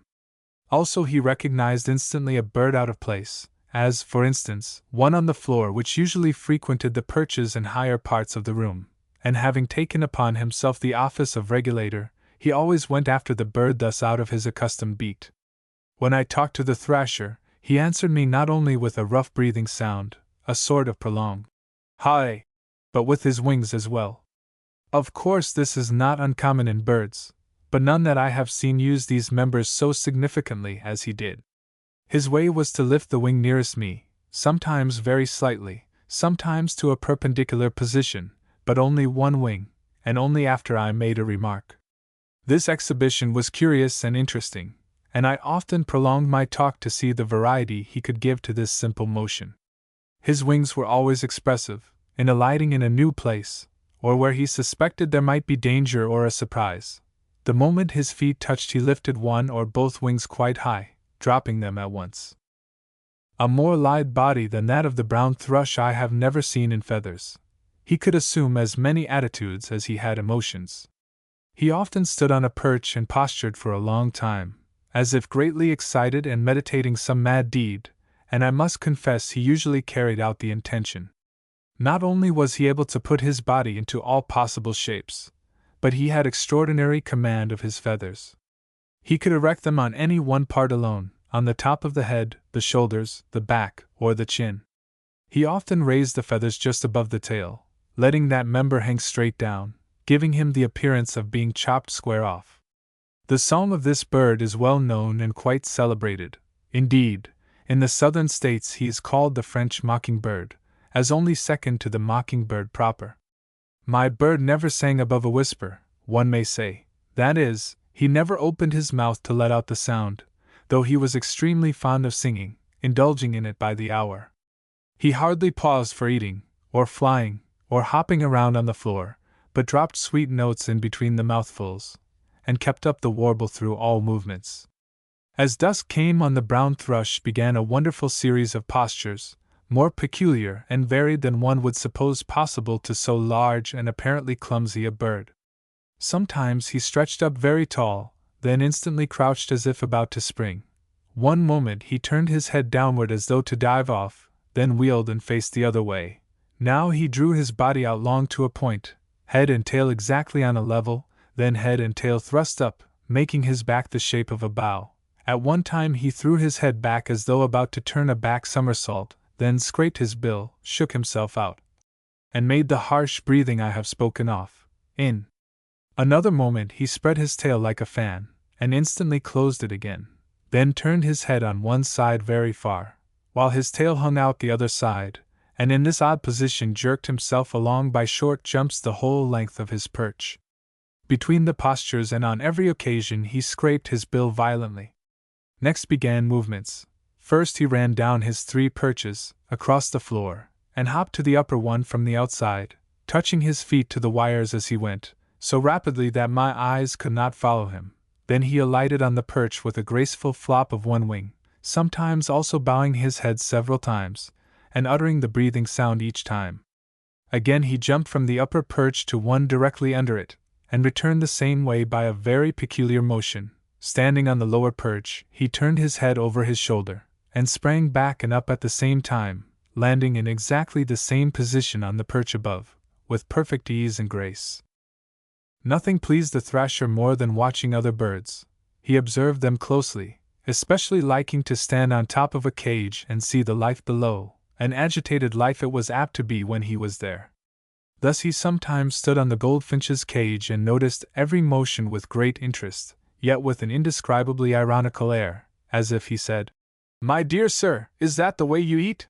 He showed particular interest in seed-eating birds, apparently not understanding how they could enjoy such food. Though full of bluster and pretense, he was as gentle as any bird in the room, never presumed on his size as the biggest, and though liking to tease and worry, never really touching one.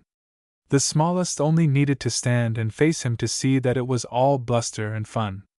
All this until spring began to stir his blood and tempt him occasionally, after long posturing and many feints, to deliver a gentle dig at a neighbor's ribs. Now, too, he began to show interest in out-of-doors, standing on the window sash and looking out, which is a familiar sign that a bird's time to depart has come. In his case I did not consider it necessary to carry him to the park to liberate him, for I was sure he could take care of the sparrows and protect himself, and so it proved. When he found himself suddenly on a tall tree in the street, and before he recovered from his surprise, those disreputable birds gathered around him to see what he was like. They soon found out, He quickly recovered himself, made a wild dash that scattered them like leaves before the wind, and then planted himself on a branch to await another attempt. But sparrows, though saucy, are knowing, and not one came near him again. They had quite satisfied their curiosity, and after a few moments waiting the brown thrush went on his way rejoicing. O wondrous singers! I feel considerable reluctance in approaching the subject of my small thrushes. None but a poet should speak of them, so beautiful, so enchanting in song. Yet I cannot bear to let their lovely lives pass in silence. Therefore, if they must needs remain unsung, they shall at least be chronicled.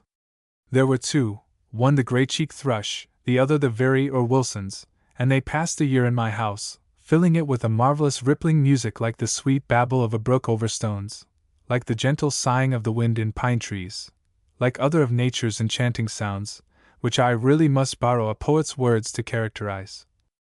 The grey-cheeked, most charming in every look and motion, uttered his notes in a free sweep or crescendo, which began low, gathered force as he went on, and then gradually died out, all in one long slur, without a defined or staccato note, making a wonderful resemblance to wind sounds, as Emerson expresses it.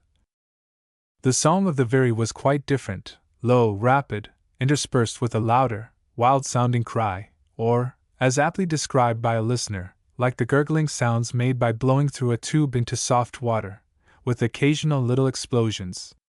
The soft, whispered warble of a brown thrush added a certain undertone which combined and harmonized both these, forming with them a rhapsody of a rippling, bubbling character impossible to describe, but constantly reminding one of running streams, and gentle waterfalls, and coming nearer to put my woods in song than any other bird notes whatever. Neither of the performers opened his mouth, so that the trio was very low, a true whisper song. It was somewhat curious that with one exception all the birds in the room through these months sang whisper songs also, without opening the bill. There were 6 of them, and every one delighted in singing, the 3 thrushes, a bluebird, a female orchard oriole, and a Mexican clarion. To the thrushes, music seemed necessary to life. Hour after hour they stood on their respective perches across the room, puffed out into balls, pouring out their souls, and entrancing us not only with their suggestive melody, but with graceful and poetical movements, and a beauty of look and bearing that moved one deeply. During the aria both birds stood motionless, one with wings drooping, and accenting every note, the other with tails slightly jerking for the same purpose. In character no less than in song the birds differed. Bright, active, and high-spirited, the grey-cheeked delighted in the freedom of the room, feared nothing, came upon the desk freely, and calmly met one's eyes with his own, brave free soul that he was, while his vis-a-vis was timid and shy, could not be induced to leave the shelter of his home though the doors stood open all day. He never resented the intrusion of a neighbor, nor disputed the possession of his own dish. Almost as interesting as his song was a bewitching dance with which the grey-cheek charmed every one fortunate enough to see him. His chosen hour was the approach of evening, when, with body very erect and head thrown up in ecstasy, he lifted his wings high above his back, fluttering them rapidly with a sound like soft patter of summer rain, while he moved back and forth on his perch with the daintiest of little steps and hops, now up, now down, now across the cage, with gentle noise of feet and wings. No music accompanied it, and none was needed, it was music itself. Not only did he dance away the long hours of twilight, till so dark he could not be seen, but he greeted the dawn in the same way, long before any other bird stirred, before the hideous morning call of the first sparrow in the street, the soft flutter of his wings, the light patter of his feet was heard. In the night also, if gas was lighted, however dimly, dancing began and was continued in the darkness, long after the light was out and every other feather at rest. A sudden light stopped the motion, but revealed the dancer agitated, stirred, with soft dark eyes fixed upon the observer. This dance was not an attempt or indication of a desire to escape, as I am sure for several reasons. I can tell the instant that longing for freedom sets in. It was a fresh sign of the strange, mysterious emotion with which all thrushes greet the rising and setting of the sun. The singular use of the feet by this bird was very peculiar, and not confined to his dancing hours. while standing on the edge of the bathing dish, longing, yet dreading to enter the water, on alighting upon an unaccustomed perch, or venturing on to the desk, many times a day he took the little steps, lifting first one, then the other foot very slightly, and bringing it down with a sound without changing his position. It seemed to be an evidence of excitement, as another bird might exhibit by a quivering of the wings. The Veery was also a dancer, but in a different way. He fanned his wings violently and moved back and forth across the top of a cage, but always in daylight, and then only on the rare occasions when, by placing his food outside, he was coaxed from his cage. Bathing was, next to singing, the dear delight of the greycheek's life, yet no bird ever had more misgivings about taking the fatal plunge. His first movement on leaving the cage was to go to the bath, around which he hovered, now this side, now that, one moment on the perch above, the next on the edge of the dish, plainly longing to be in, yet the mere approach of the smallest bird in the room drove him away. Not that he was afraid, he was not in the least a coward. He met everybody and everything with the dignity and bravery of a true thrush. Neither was it that he was disabled when wet, which makes some birds hesitate. He was never at all disordered by his bath, and however long he soaked, or thoroughly he spattered, his plumage remained in place, and he was perfectly able to fly at once. It appeared simply that he could not make up his mind to go in. Then, too, it soon became apparent that he noticed his reflection in the water. He often stood on the edge after bathing, as well as before, looking intently upon the image. Before the glass he did the same, looking earnestly and in a low tone, uttering his thoughts to the ideal bird which he fancied he saw before him. Indeed, I think this ideal thrush was a great comfort to him. Once having decided to go into the bath, he enjoyed it exceedingly, though in an unusual way, fluttering and splashing vigorously for a moment, then standing motionless up to his body in the water, not shaking or pluming himself, not alarmed, but quietly enjoying the soaking. After several fits of splashing alternated with soaking, he went to a perch and shook and plumed himself nearly dry, and just when one would think he had entirely finished, he returned to the dish, and began again, hesitating on the brink, coquetting with the ideal thrush, in the water, and in fact doing the whole thing over again. My bird had a genuine thrush's love of quiet and dislike of a crowd, preferred unfrequented places to alight on, and was quite ingenious in finding them. The ornamental top of a gas fixture a few inches below the ceiling, which was cup-shaped and nearly hid him, was a favorite place. So was also the loose edge of a hanging cardboard map which, having been long rolled, hung out from the wall like a half-open scroll. This he liked best, for no other bird ever approached it, and here he passed much time swinging, as if he enjoyed the motion which he plainly made efforts to keep up. His plan was to fly across the room and alight suddenly upon it, when, of course, it swayed up and down with his weight. The moment it came to a rest, he flew around the room in a wide circle and came down again heavily, holding on with all his might, and keeping his balance with wings and tail. He enjoyed it so well that he often swung for a long time. Later he found another snug retreat where no bird ever intruded. He discovered it in this way: one day, on being suddenly startled by an erratic dash around the room of the brown thrush, which scattered the smaller birds like leaves before the wind, he brought up under the bed on the floor. The larger bird had evidently marked the place of his retreat, for he followed him, and in his mad way rushed under when the greycheek disappeared. The bedstead was a light iron one, high from the floor, so that all this was plainly seen. No one being in sight, the brown thrush came out and turned to his regular business of stirring up the household, while the little thrush was not to be seen, and perfect silence seemed to indicate that he was not there at all. After some search, aided by an indiscreet movement on his part, he was found perched on the framework, between the mattress and the wall. This narrow retreat, apparently discovered by accident, soon became a favorite retiring place when he did not care for society. This interesting bird, with all his dignity, had a playful disposition. Nothing pleased him better than rattling and tearing to bits a newspaper or the paper strips over a row of books, although he had to stand on the ladder while he worked at it, and notwithstanding it not only rustled, but disturbed his footing as well, he was never discouraged. A more violent jerk than usual sometimes startled him so that he bounded 6 or 8 inches into the air in his surprise. But he instantly returned to the play and never rested till he had picked holes, torn pieces out, and reduced it to a complete wreck. All through the long winter this charming thrush, with his 2 neighbors, delighted the house with his peculiar and matchless music, and endeared himself by his gentle and lovely disposition. No harsh sound was ever heard from him. There was no intrusion upon the rights of others, and no vulgar quarrels disturbed his serene soul. But as spring began to stir his blood he changed a little. He grew somewhat belligerent, refused to let any one alight in his chosen places, and even drove others away from his side of the room.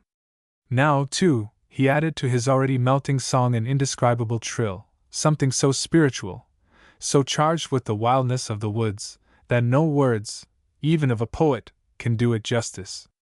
Now, too, he began to turn longing glances out of the window, and evidently his heart was no longer with us. So, on the first perfect day in May he was taken to a secluded nook in a park and his door set open. His first flight was to a low tree, 20 feet from the silent spectator, who waited, anxious to see if his year's captivity had unfitted him for freedom.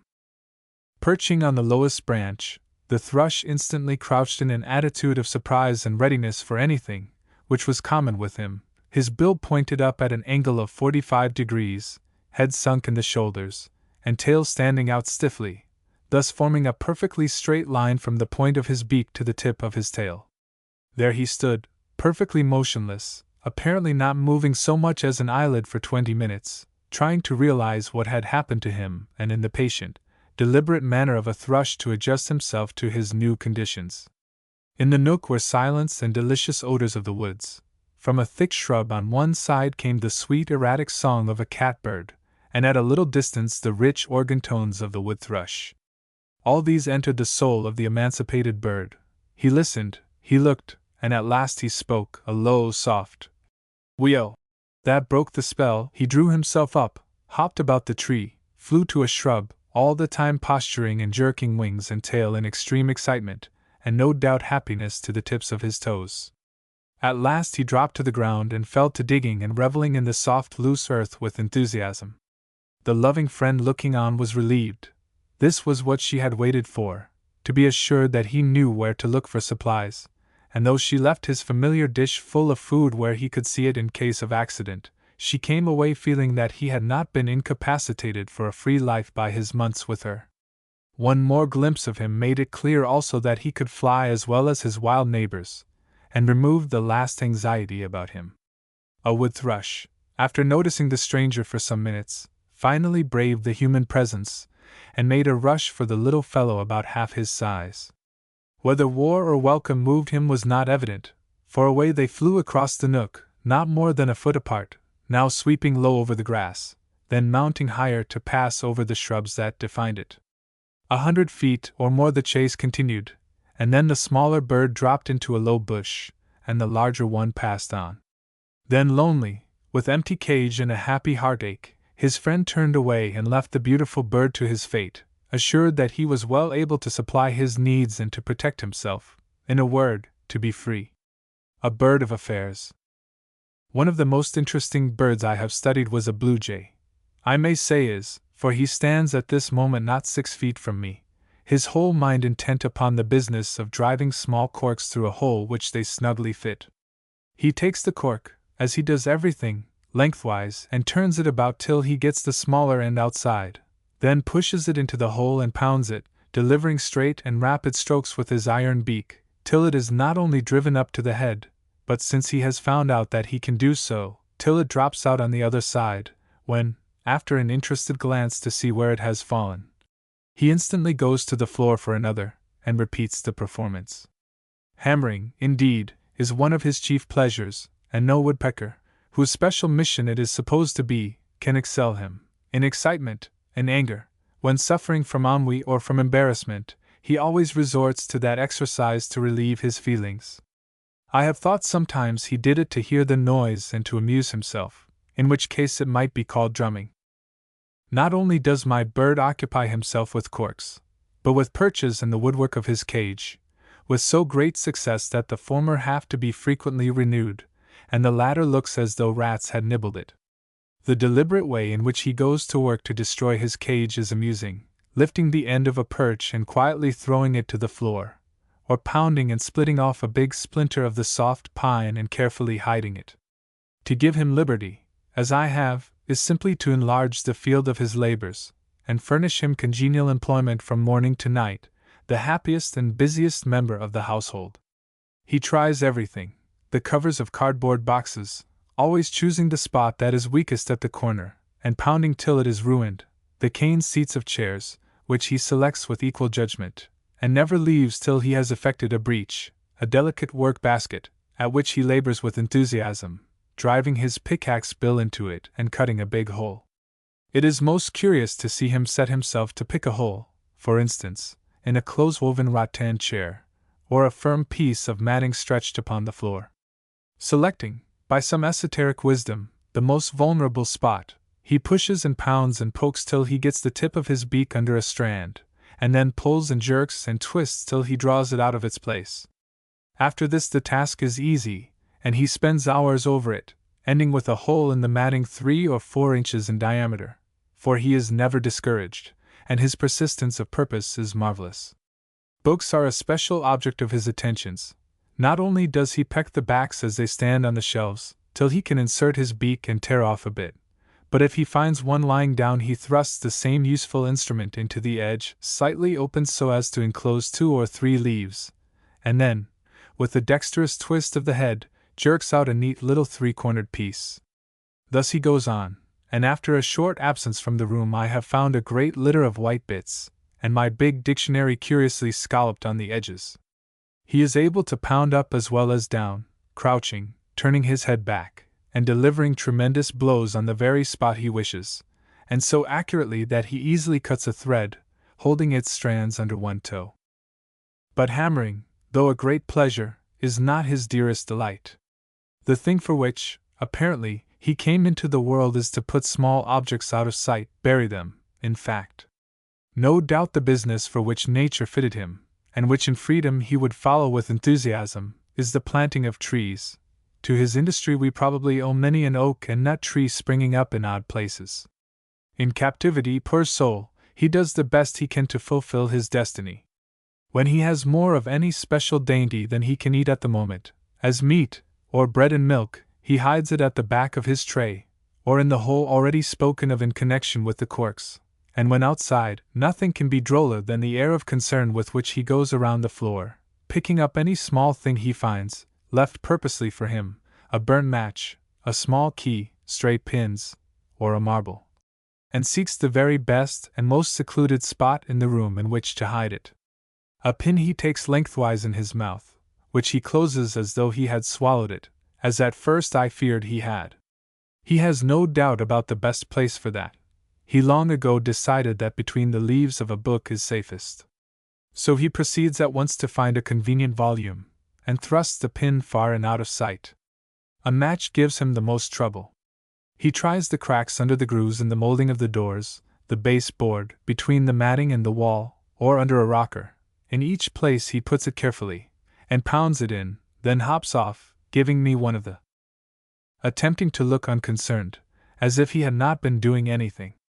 But if he sees that he is observed, or the match is too plainly in sight, he removes it and begins again, running and hopping around on the floor with the most solemn, businesslike air, as though he had the affairs of nations on his shoulders, the match thrust nearly its whole length into his mouth. The place usually decided upon is an opening between the breadths of matting. It is amusing when he chances to get hold of a box of matches, accidentally left open, for he feels the necessity and importance of disposing of each one, and is busy and industrious in proportion to the task before him. It is not so pleasing, however, when, in his hammering, he sets one off, as he often does, for they are parlor matches, and light with a small explosion, which frightens him half out of his wits, and me as well, lest he set the house afire. The business of safely and securely secreting one match will frequently occupy him half an hour.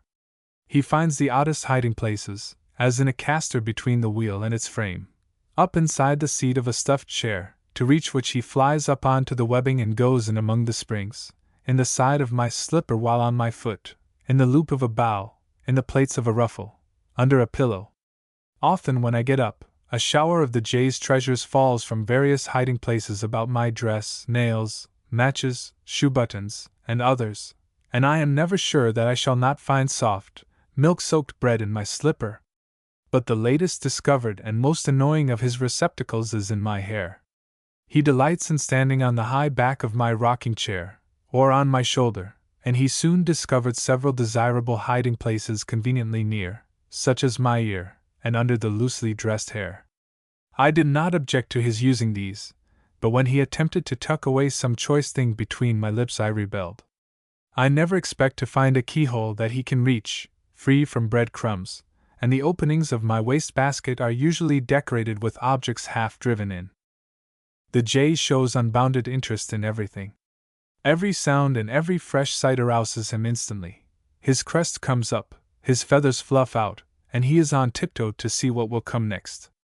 He is remarkably discriminating among people, and takes violent likes and dislikes on the instant. Some persons, without any reason that I can discover, he salutes on their first appearance with an indescribable cry, like "Abo! Abo! Abo!" At others he squawks madly. On one occasion he took an intense dislike to a lady, of whom birds generally are very fond, and he made a peculiar display of rage, squawking and screaming at her, raising his crest, stamping, snapping his beak, giving vicious digs at the side of the cage, as though he would eat her if he could reach her. And although he often saw her, and she tried her best to win him, he always showed the same spirit, going so far, when out of his cage, as to show fight, fly up at her, peck her savagely, and chase her to the door when she left. Again, a lady came in with her baby, and he at once singled out the infant as his enemy, fixing a very wicked glance on it, but in perfect silence. He jumped back and forth as if mad to get out, and sat with open mouth, panting as if exhausted, with eyes immovably turned to the baby. He would not pay the slightest attention to any one else, nor answer me when I spoke, which was very unusual, till they left the room, when the moment the door closed behind them he began rapidly, as if to make up for lost time.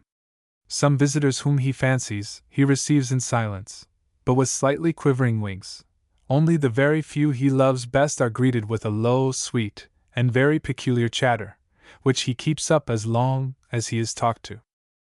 Investigating everything in the room is one of my bird's greatest pleasures, and most attractive of all he finds the drawer of my desk, on the edge of which he stands, delighted and bewildered by the variety before him. Great would be the havoc if I were not there, and the curious thing about it is that he will pull things over carelessly, with one eye on me, to see if I object. If, on touching some particular thing, he sees that I do not approve, and he recognizes my sentiment as quickly as a bright child would, that thing, and that only, he will have. At once he snatches it, and flies away across the room, and I may chase him in vain. He regards it as a frolic got up for his amusement, and no child ever equaled him in dodging. He cannot be driven, and if cornered he uses his wings. I simply put my wits against his, follow him about till he has to drop his load to breathe, when a sudden start sends him off, and I secure it. If I cover up anything, he knows at once it is some forbidden treasure, and devotes all his energy and cunning, which are great, to uncovering and possessing himself of it. He opens any box by delivering sharp blows under the edge of the cover, and hides my postage stamps and books and magazines. He hops around the floor in a heavy way, as often sideways as straight, and holds his toes as close together as though he had worn tight boots all his life.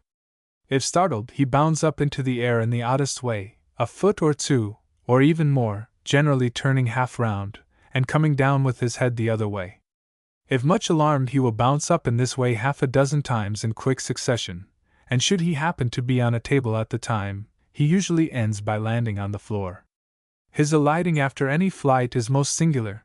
He comes to the floor in a crouching position, legs sprawled, body horizontal and nearly touching the matting, looking like a bird gone mad, then instantly springs up 6 or 8 inches, half turns, and stands upright, crest erect, and looking excited, almost frightened. If much disturbed, he comes down with wings half open, tail held up, and every feather awry, as if he were out in a gale, uttering at the same time a loud squawk.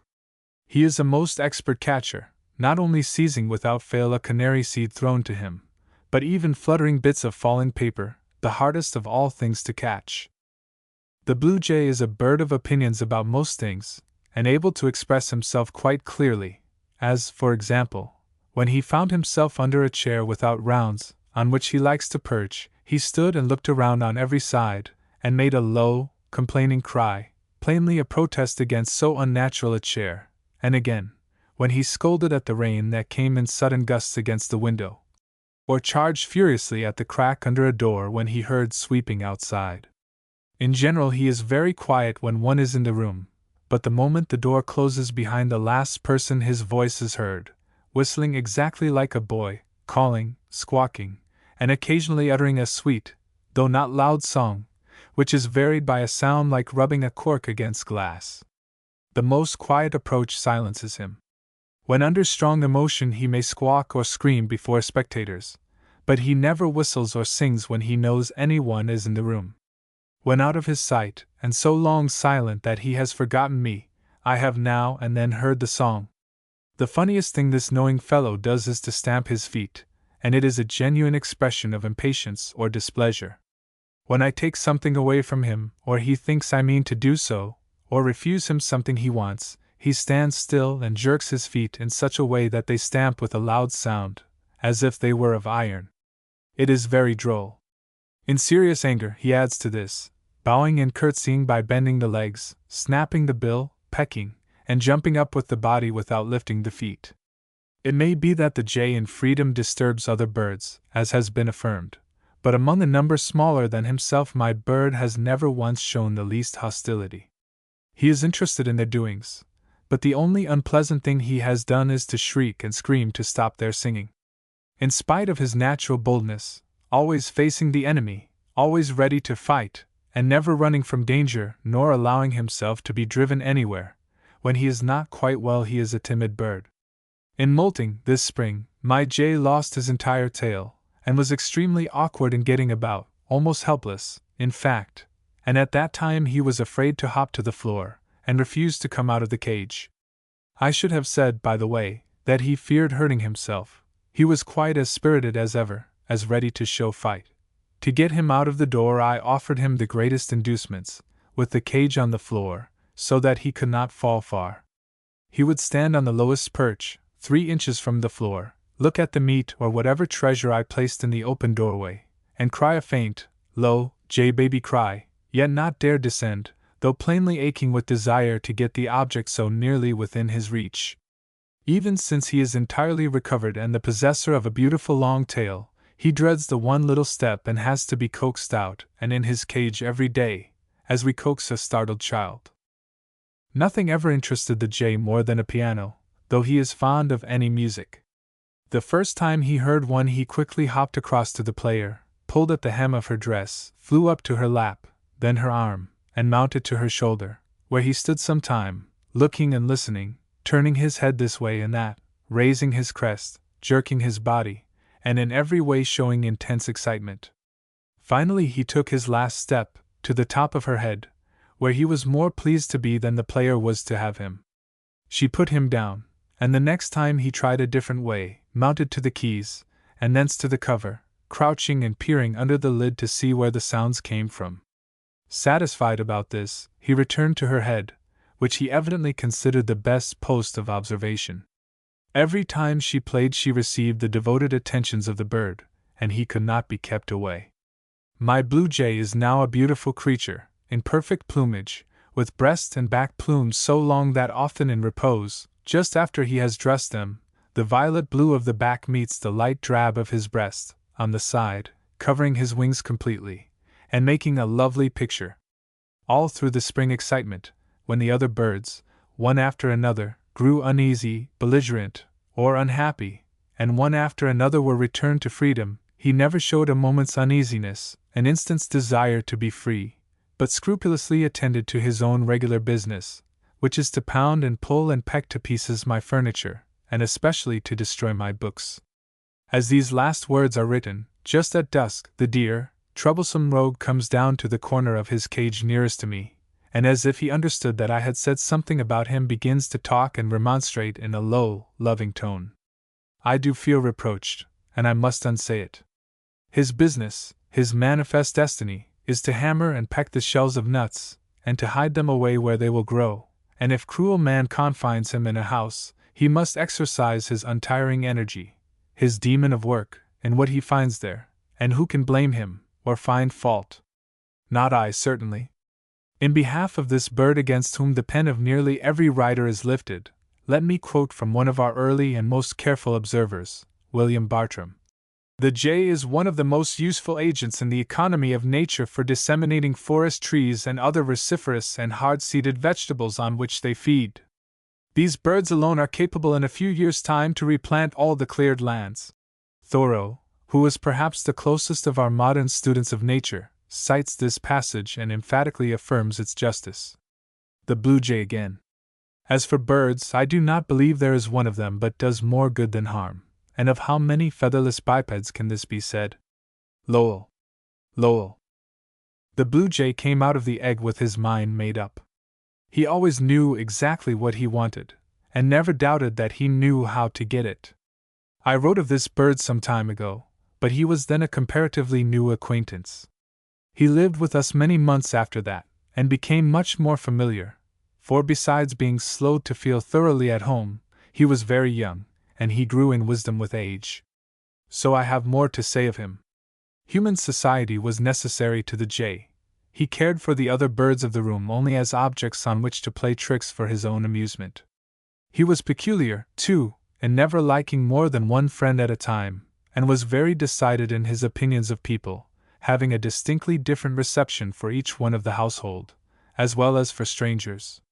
His mistress was always his prime favorite, and although during my absence from home he adopted some one temporarily in my place, he was never so affectionate to that one as to me, and the instant I returned resumed his old relations to each of us.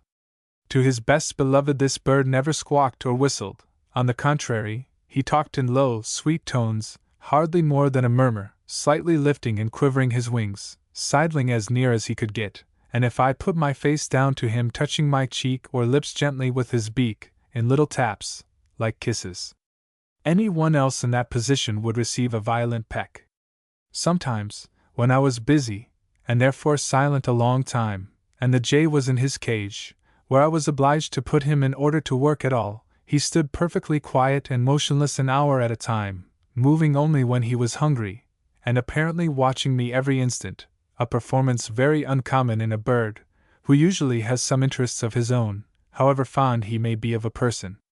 The moment I spoke to him his whole manner changed. He came at once as near as he could, about 4 feet from me, and began to talk, holding his tail on one side, and both wings spread to their fullest extent and parallel with his back. In this attitude he hopped up and down his 3 perches, always as near my side as possible, and evidently in great excitement. If during this exhibition any one came in, his wings instantly dropped, though he did not stop talking to me. This action of the wings showed extreme affection, and must not be profaned by common eyes.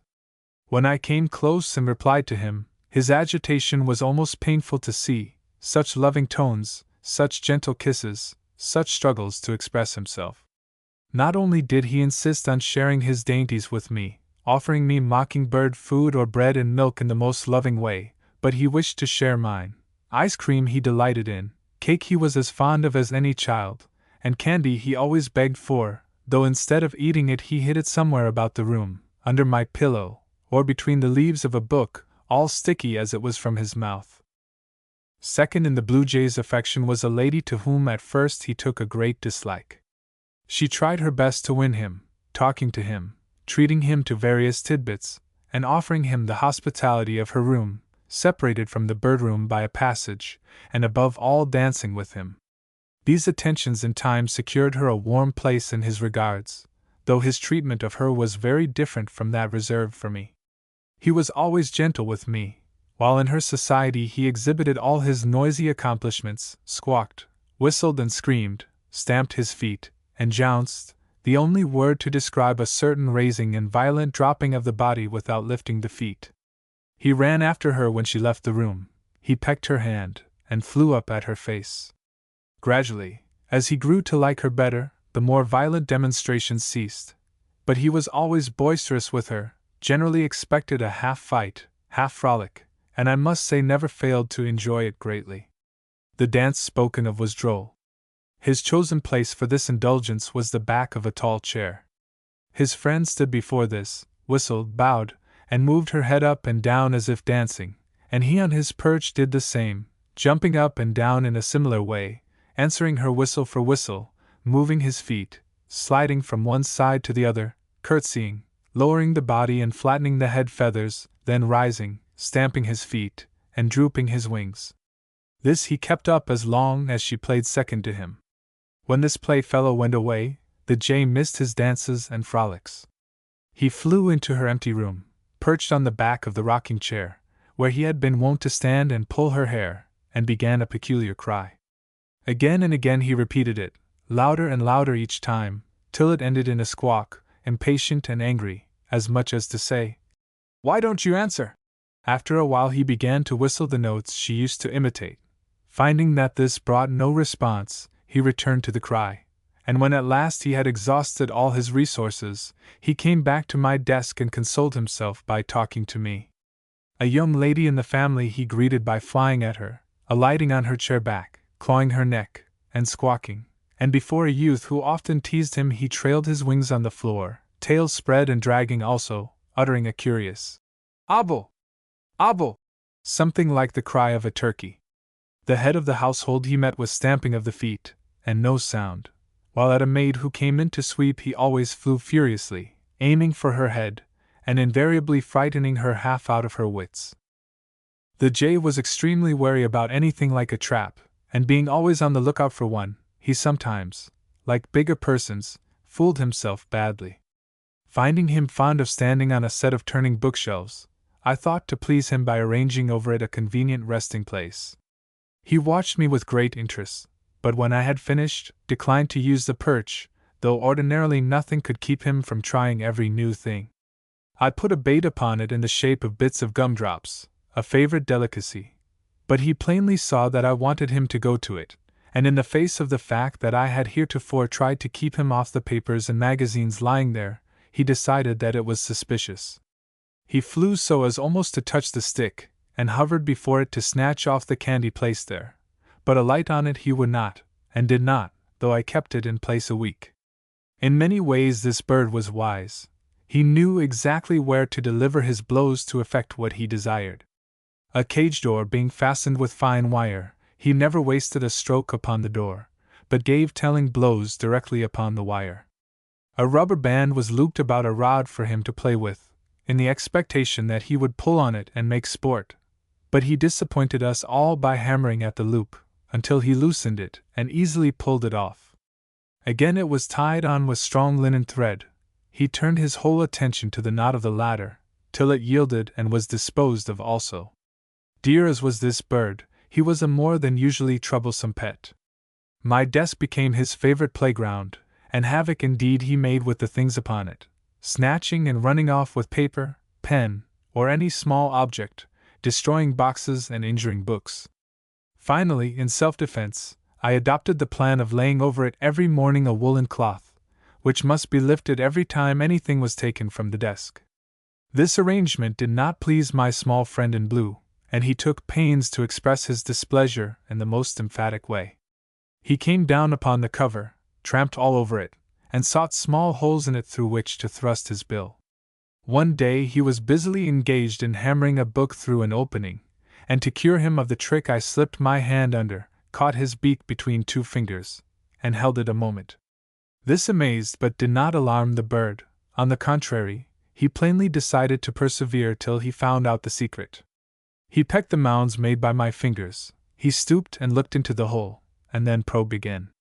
This time I held him longer, so that he had to struggle and beat his wings to get away, and then he walked off indignantly. Still he was not satisfied about that mystery, and in a moment he was back again, trying in new ways to penetrate it. I was tired before he was. He was baffled only temporarily. He soon learned to draw up the fabric, hold the slack under one foot while he pulled it still further, and thus soon reach anything he desired. The blue jay always pried into packages by pecking a hole in the wrapper and examining the contents through that, and boxes he opened by delivering upward blows under the edge of the cover.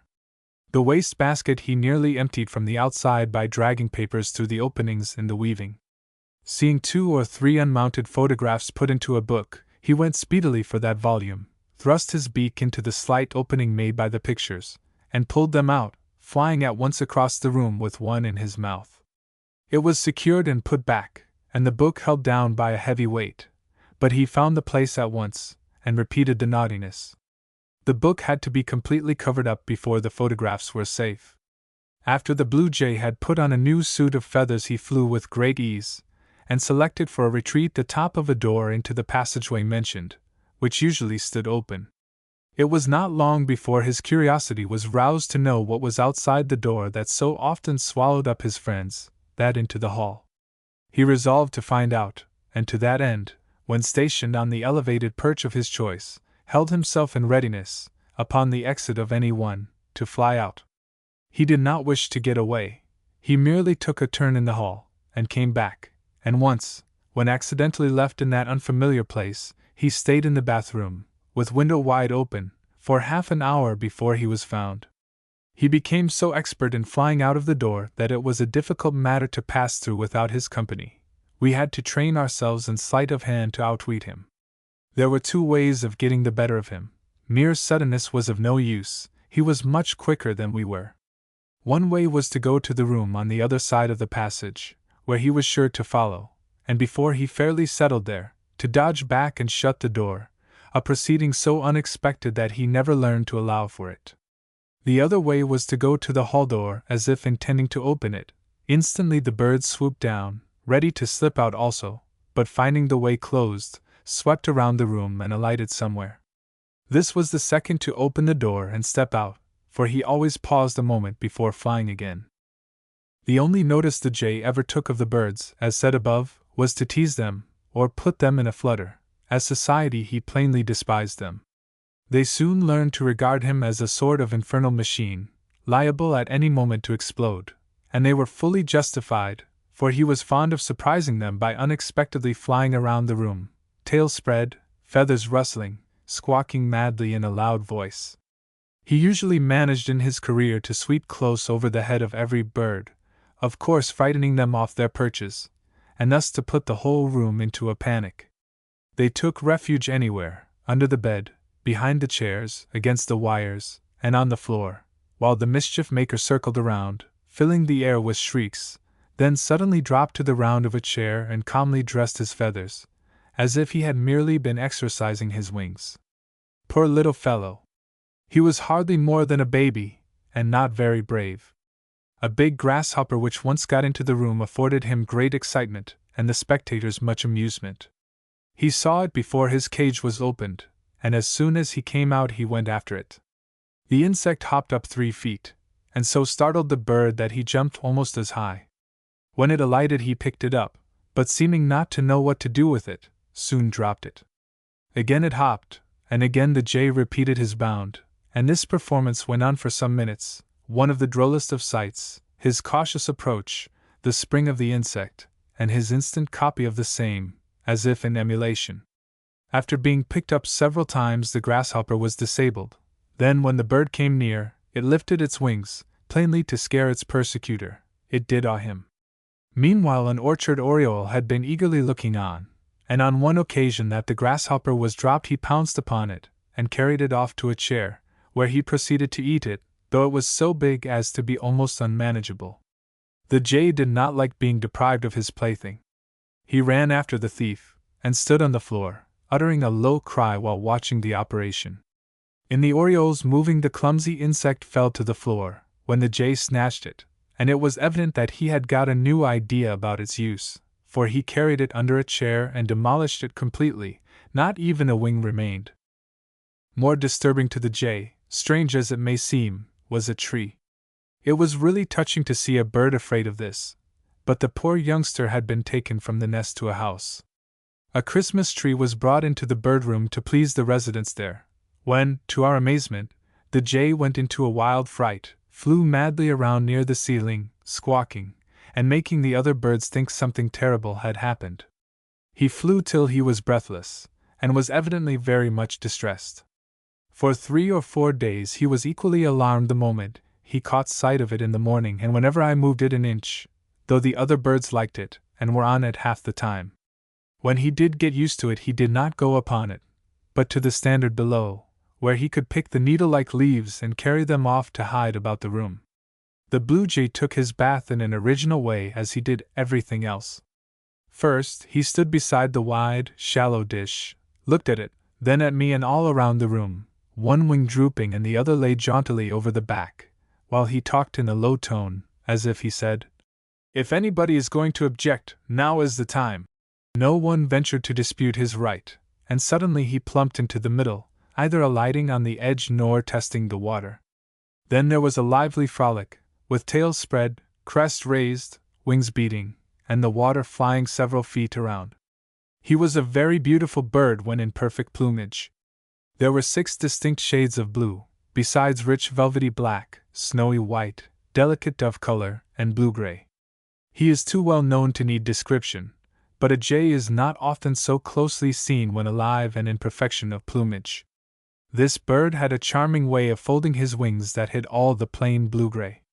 When held thus and laid together over the back, there were displayed first a beautiful tail, with broad white edges to the feathers, above it the wings looking like a square-cut mantle, of the same colors, above this a deep pointed shoulder cape, of rich violet blue, the feathers fluffed up loosely, and at the top of all, his exquisite crest. Virginia's wooing. You must know in the beginning that Virginia wore feathers.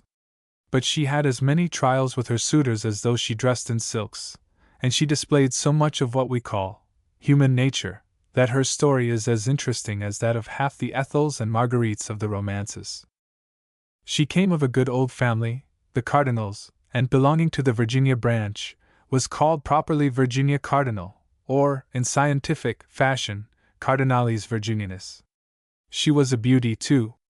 It is well known that the Cardinal himself has a full suit of the most brilliant red, but it is not so familiar a fact that the dames of the tribe are more modest, and wear the family colors simply as linings and in subdued tints, rich rose-colored wing facings, light coral-hued beak, delicate pink crest, all toned down by the soft olive brown of the breast and back, over which is everywhere a lovely suggestion of red.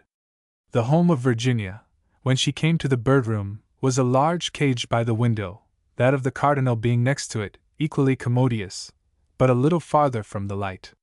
This personage, her first admirer, made the mistake that larger suitors sometimes fall into, with equally disastrous results. He took things for granted. Between the cages was a door, but to try the temper of the birds, it was at first closed. The Cardinal was evidently pleased with his lovely neighbor. He went as near to her as he could get, and uttered some low remarks, to which she listened, but did not reply.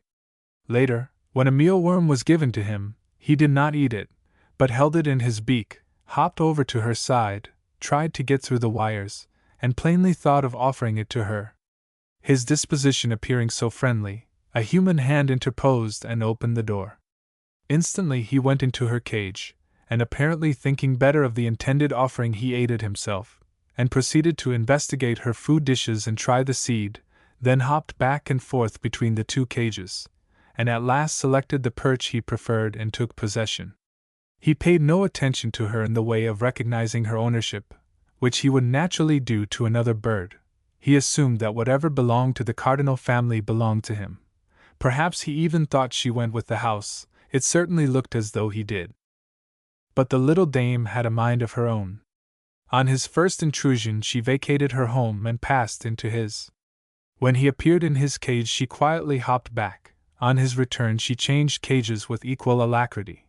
When he settled himself on her perch, she was quite contented on his. There was no dispute, no warfare. She simply said in manner, "All right, my friend, select your abode, and I'll take the other. I'm satisfied with either, but I intend to have it to myself." After a while it seemed to strike his lordship that she avoided him, and he resolved to settle that matter, here making his second mistake, in trying to force instead of to win. He entered the cage where she sat quietly, and flew at her. She dodged him and took refuge in the other apartment. He followed, and thus they rushed back and forth several times, till she stopped for breath on a lower perch, while he was on an upper one in the same cage. Then he leaned far over and fixed his eyes on her, crest raised to its greatest height, wings held slightly out, and addressed her in a very low but distinct song, which resembled the syllables Curdly! Curdly! Crrr, the latter sounding almost like a cat's purr. After singing this several times, and being slighted by her leaving the cage, he laid his crest flat down, muttered something so low that it could not be noted, and looked very much put out. Soon, however, he shook his feathers violently, flung himself at her, and she dodged, as before. When both happened to be for a moment in their own cages, the door was suddenly closed between, and each had his own, as at first. Madame was delighted, but the cardinal resented it. He tried to remove the obnoxious barrier, pecked at it, shook it, and could not be reconciled. He grew hungry and was obliged to eat, but between every 2 seeds he returned to struggle with the bars that kept him from her. Meanwhile Virginia had apparently forgotten all about him, eating and making her toilet for the night, as cheerful as usual.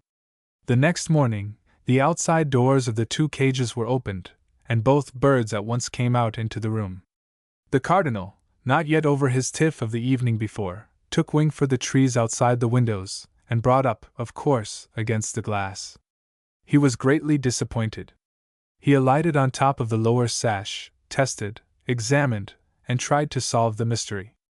Virginia, too, tried to go through the pane, but learned in one lesson that it was useless. She did not care much about it anyway, for she was perfectly contented inside. She went around the room, hovering slowly under the ceiling, which is always of interest to birds, and then set herself to work in a most systematic manner to find out all about the new world she was in. She examined the outside perches and tried each one. She explored the bathing table, flirted out a little water from the dishes, and at last thought it time to make acquaintance with her neighbors. She began with the robin, and flew to his roof. The robin was not pleased, snapped at her, opened his mouth, uttered a queer low robin cry, "Seat!" and pecked at her feet, while she stood quietly looking down at the show from above, as much interested as though it were arranged to amuse her. At length she began to make the more formal visit. She dropped to the door perch and approached the entrance. The inhospitable owner met her there, not to welcome and invite her in, but to warn her out. He lowered his head, opened his beak, and bowed to her, looking very wicked indeed. It was plain that he was not receiving that morning. But Virginia had come to call, and call she would. Nothing daunted by his coolness, she hopped in. The robin was amazed, then declared war in his peculiar way, first a hop of 6 inches, with wings spread, then a savage clatter of the bill. His guest met this demonstration quite calmly. She lowered her head, to defend herself if necessary, but made no other movement. Her calmness filled the robin with horror. He fled the cage. Then she went all over it, and satisfied herself that it was much like her own, only the food dish was filled with some uneatable black stuff, instead of the vegetarian food she preferred. She soon departed. Meanwhile the cardinal was wasting his time over the window problem, touching the glass with his beak, flying up a few inches before it, gently tapping the pane as he went. It was 2 or 3 days before he made up his mind he could not get through. After that he was as indifferent to the outside as any bird in the room, and turned his attention once more to Virginia. Whenever they were in their cages, with the door open between, he assumed the lord and mastership of the 2. He drove her away from her own food cups, usurped her perch and her cage, and made himself disagreeable generally. Finally, one day when she was sitting quietly on the upper perch of his deserted cage, he came into the same cage, and resting on the low perch close to the door, his tail hanging outside, began a low call, a curious sort of "Yup," with a jerk on the second syllable. Though a common enough sound for a cardinal, this plainly meant more than was apparent to human spectators. Virginia at once grew uneasy, hopped across the upper perches, and when her nervousness became too great dashed down past him, though he was partly in the doorway, and into her own cage, where she resumed her restless jumps. He was not pleased with her reception of his attentions. He sat a long time in that attitude, perfectly still, perhaps meditating what step he should take next, glancing at her meanwhile over his shoulder, but not stirring a feather. Time passed, and he came to a decision of some sort, which was shown by a change of position. He turned around, and took his seat on the corresponding perch in her cage, just before the door. This impressed Virginia. She stopped her hopping and looked over at him with an air of wondering what he would do next. What he did was to hop one step nearer, to the middle perch. Upon this she abandoned her place, came to the floor, and began to eat in the most indifferent manner, then passed into his cage, then back to the floor of her own, still eating, while he sat silent and motionless on the middle perch, evidently much disturbed by her conduct. After an hour of this performance he retired to her upper perch, and stayed there. The same day, the jealousy of the unsuccessful wooer was aroused by a fine, fresh-looking cardinal whom he saw in the looking-glass.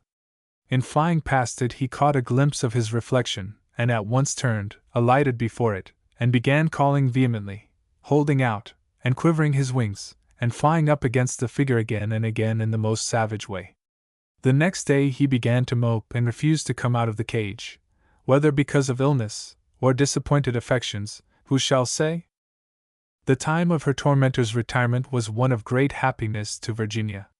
She paid her usual visit to the robin, and he, as at first, vacated the cage, this having become the regular morning program. Now, too, she went on to extend her acquaintance by entering the cage of another neighbor, a scarlet tanager, a shy, unobtrusive fellow, who asked nothing but to be let alone. This bird also did not reciprocate her neighborly sentiments. He met her with open beak, but finding that did not awe her, nor prevent her calmly walking in, he hastily left the cage himself. During the time that her persecutor was sulking, and not likely to bother, she had leisure for the bath, which she enjoyed freely, coming out with her long breast feathers hanging in locks and looking like a bundle of rags. Her last experimental call was now made upon another household, the Baltimore Orioles, and there she met with something new, perfect indifference. Even when both of the birds were at home, they did not resent her coming in. She went to the upper perch with them. The cage was big, there was plenty of room, and they were willing. Their manners, in fact, were so agreeable that if their cups had been supplied with seed, I think she would have taken up her abode with them. As it was, she frequently spent half an hour at a time there. On this eventful day Virginia began to sing, for in her family the musical performances are not confined to the males. After several days of retirement, the cardinal plucked up spirit to resume his annoyance of Virginia, and for a few nights a queer sort of game was played by the two, explain it who can. If the barrier between the cages was removed after the outside doors were shut for the night, he at once went to her cage and to the middle perch.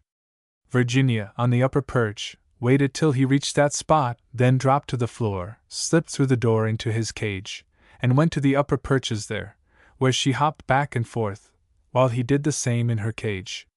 Suddenly, after a few moments, down he came again through the door to his own middle perch, when instantly, as before, she retreated into her cage.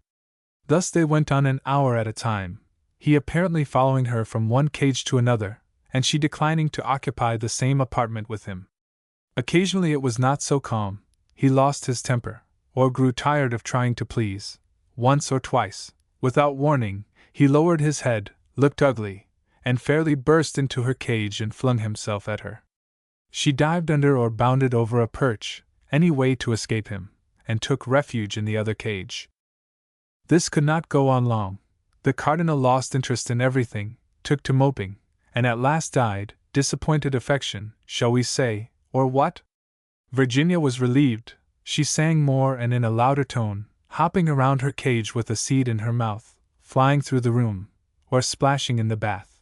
In fact, she was bubbling over with song all the time, as if she were so happy she could not keep still.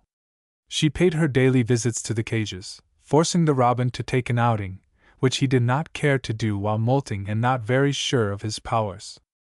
Many birds show emotions by raising the feathers on different parts of the body, But this bird was remarkable in the expression of her crest alone. When she peeped into a strange cage, and was somewhat uncertain of her reception, the crest laid flat down, her very head seemed to shrink. She stepped in at the door, excited, for it might be peace and it might be war. The feathers rose and fell alternately. If suddenly startled, the crest sprang to its highest point, and when singing, or passing peacefully about the room, it dropped carelessly back on her head.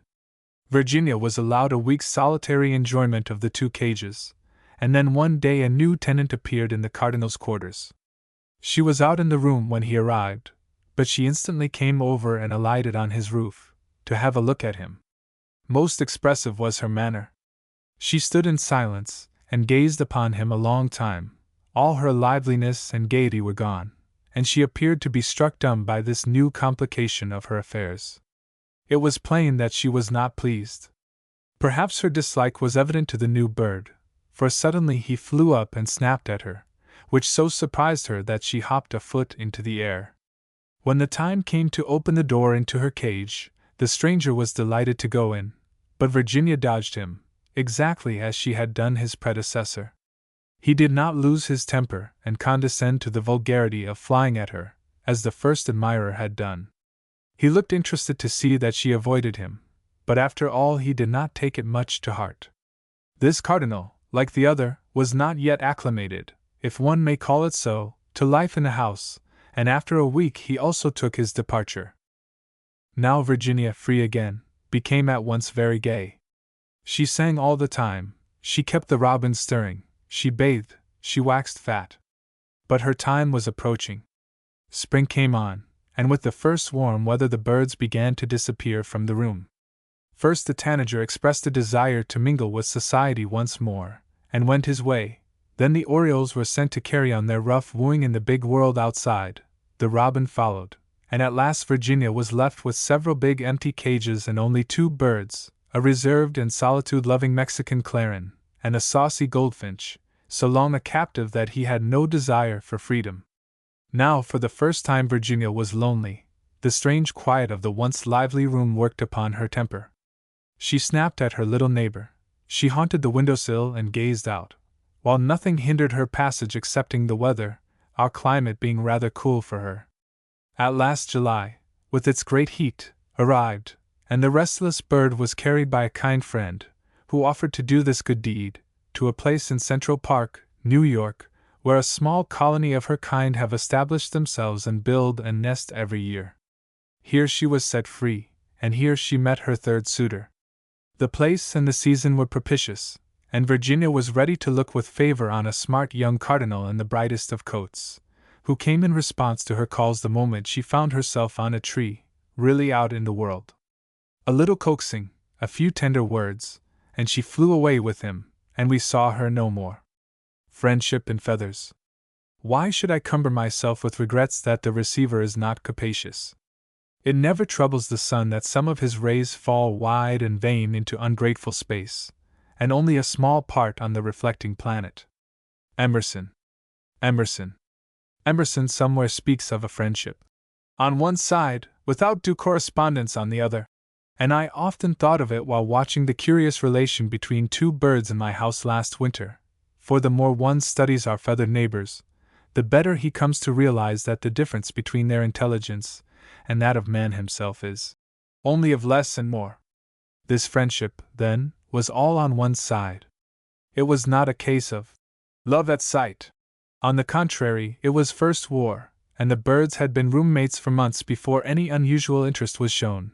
Either was it simple admiration of beauty, for the recipient of the tenderness was at his worst at the moment, nor, again, could it be the necessity of loving somebody, for the devotee had lived in the house 10 years, and had seen 40 birds of almost as many kinds come and go, without exhibiting any partiality. The parties to this curious affair were, first, the beloved, a male scarlet tanager, whose summer coat was disfigured with patches of the winter dress he was trying to put on, and secondly, the lover, a male English goldfinch, scarcely half his size.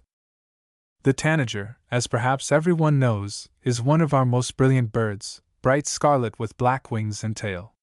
He is as shy as he is gay, living usually in the woods, and not taking at all kindly to the enforced companionship of mankind. I had long been anxious to make the acquaintance of this retiring bird, partly because I desired to know personally all American birds, and partly because I wanted to watch his change of plumage. For the scarlet uniform is only the marriage dress, and put off at the end of the season. Hence, whenever I saw a tanager in a New York bird store, I brought it home, though dealers always warned me that it would not live in confinement. My first attempts were disastrous, certainly. The birds refused to become reconciled, even with all the privileges I gave them, and one after another died, I believe for no other reason than their longing for freedom. Let me say here that, feeling thus, they would have received their liberty, much as I wished to study them, only their plumage was not in condition to fly, and they would go out to certain death. My hope was to make them contented through the winter, while they put on a new suit of feathers, and open the doors for them in summer. The subject of this tale, and the last of the series, I procured of a dealer who has learned to keep tanagers in good condition, and I never had trouble with this bird's health or spirits. It was not until May that he wished to leave me. When he joined the circle in the room, he had just thoroughly learned that a cage was a place he could not get out of, and he had ceased to try. The first morning when his neighbors came out of their cages, he was as much astonished as if he had never seen birds out of a bird store. He stretched up and looked at them with the greatest interest. When one or two began to splash in the large shallow bathing dishes on the table, he was much excited, and plainly desired to join them. I opened his door and placed in it a long perch leading to freedom. For some time he did not come out, and when he did, the sudden liberty drove out of his head all thoughts of a bath. When he flew, he aimed straight for the trees outside the window, and of course came violently against the glass. This experience all house birds have to go through, and it is sometimes several days before they learn the nature of glass. The tanager learned his lesson more quickly. He fell to the floor at first, from the shock, but in a few moments recovered himself and returned, this time alighting on the top of the lower sash and proceeding to examine the strange substance through which he could see, but could not go. He gently tapped the glass with his beak the whole length of the window, passing back and forth several times till satisfied. Turning at last from that, he cast his eye around for another exit, and settled on the white ceiling as the most likely place. Then he flew all about the room close to the ceiling, touched it now and then with his beak, and finding it also impassable, he came down to the window again. He had not the least curiosity about the room, and was not at all afraid of me. The world outside the windows and his cage when he was hungry were all that he cared for at present, except the bath. The goldfinch was bathing the second time he came out, and he went directly to the table and perched on the side of the dish. Now the one thing the little fellow most delighted in was his morning bath, and he at once resented the intrusion of the stranger. He flew at him with open beak and lifted wings, scolding vigorously, in fact gave him so hostile a reception that he quickly retired to the top of the cage, where he stood a long time. Afterward also, the goldfinch showed so strong a determination that the intruder should not enjoy his beloved bath, that at last I had to keep him in his cage while the newcomer had a chance at the water. This did not go on long, however, for very soon the tanager deliberately gave up the world of the birdroom, and insisted on remaining in his cage. In vain was his door set open with the others, in vain did the birds splash and splatter the water, he would not come out, though he did not mope or lose his appetite. In truth, it seemed merely as if he scorned the advantages offered. If he could not go out free into the trees, he would as lief stay in his cage, and he did. This is a not uncommon habit of caged birds. They often need to be driven or coaxed out. Having once learned that the cage is home with all its comforts and conveniences, they prefer to be there. The tanager was always a very shy bird. He did not like to be looked at. If he could manage it, he would never eat while anyone saw him. Often, when I put a bit of apple or a mealworm in his cage, he stood and looked at it and at me, but did not move till I turned away, or walked out of his sight, when he instantly pounced upon it as if starved. To make him altogether happy, I put a screen around one corner of his cage, behind which were his dishes, and after that it was very droll to see him crouch behind that and eat, every moment, or two stretching up to glance over the top and see if I had moved. If I stirred as though about to leave my chair, he at once whisked to the upper perch as if he had been caught in a crime. The first I noticed of the goldfinch's friendliness to him was after he had lived with us 5 or 6 months. This small bird, in a room of larger ones, was somewhat driven about. I do not mean hurt, but if any one wanted a certain perch he did not hesitate to take it, even if it were already occupied by so little a fellow.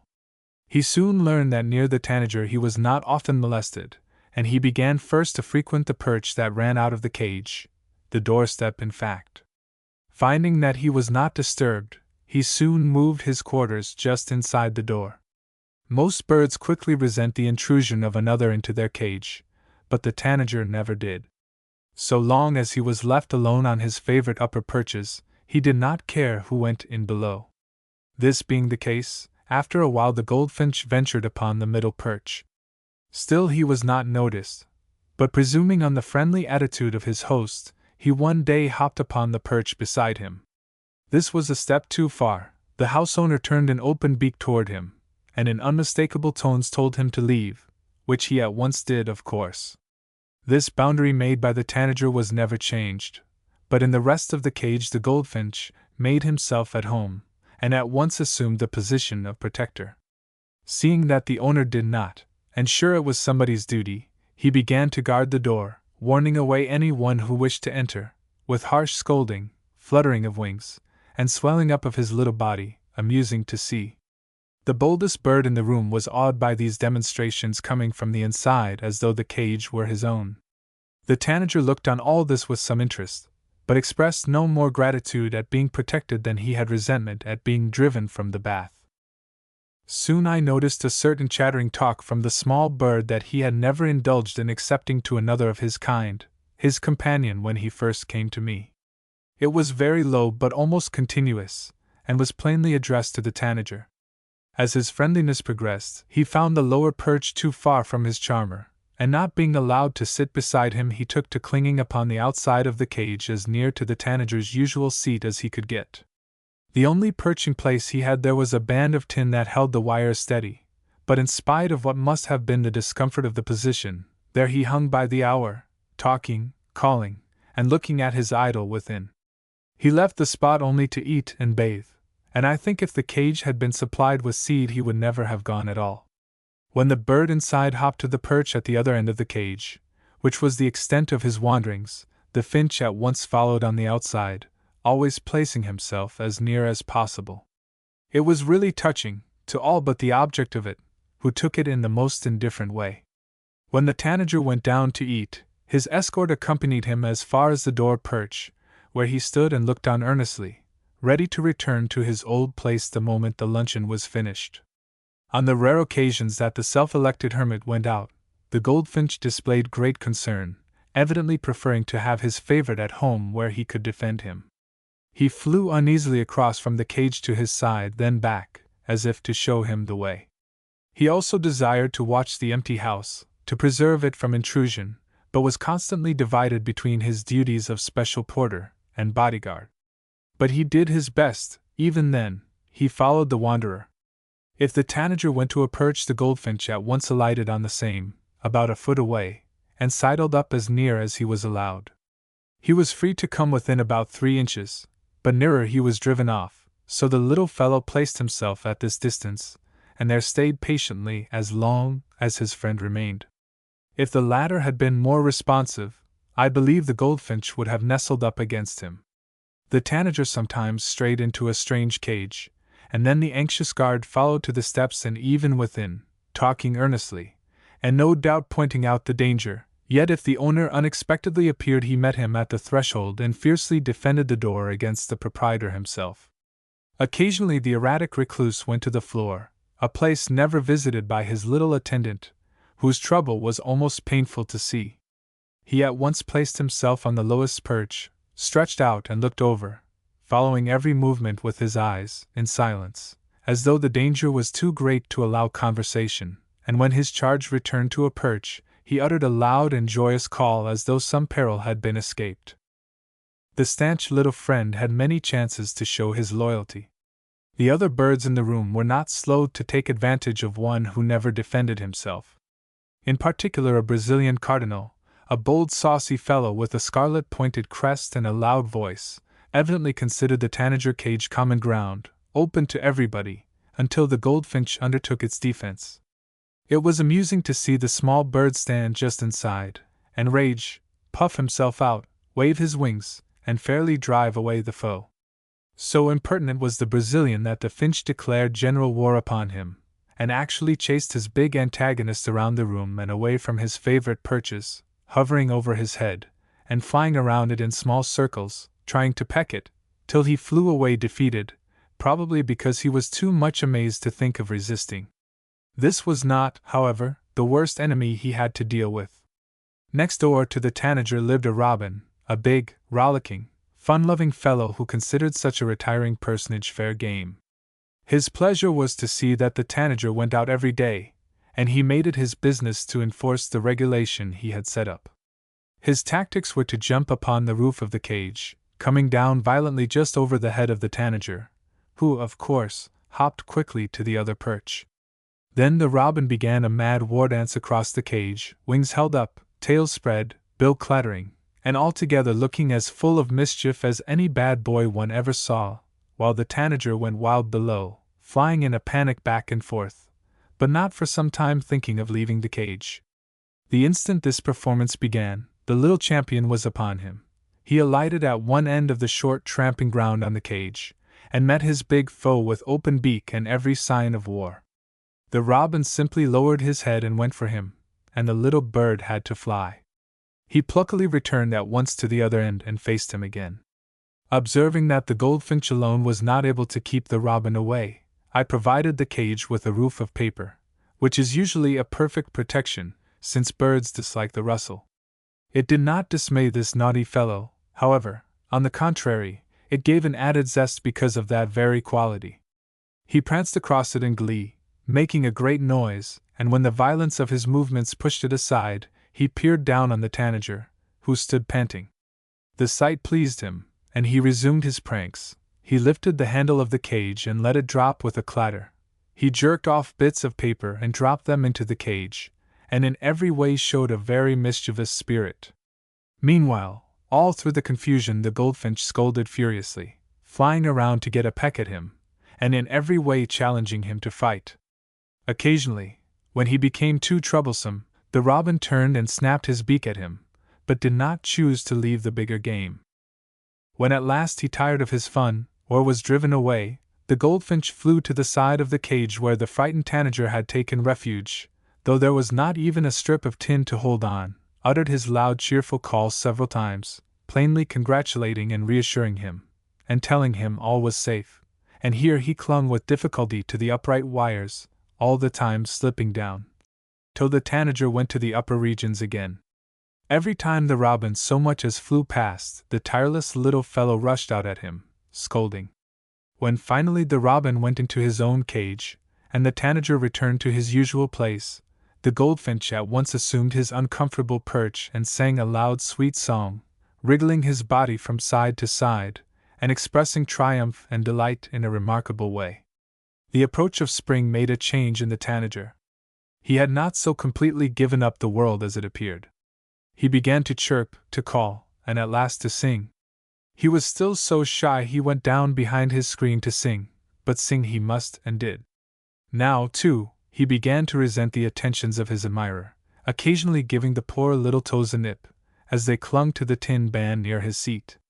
He also went out now, and turned an open beak upon his friend. From simply enduring him, he suddenly began offensive operations against him. Poor little lover!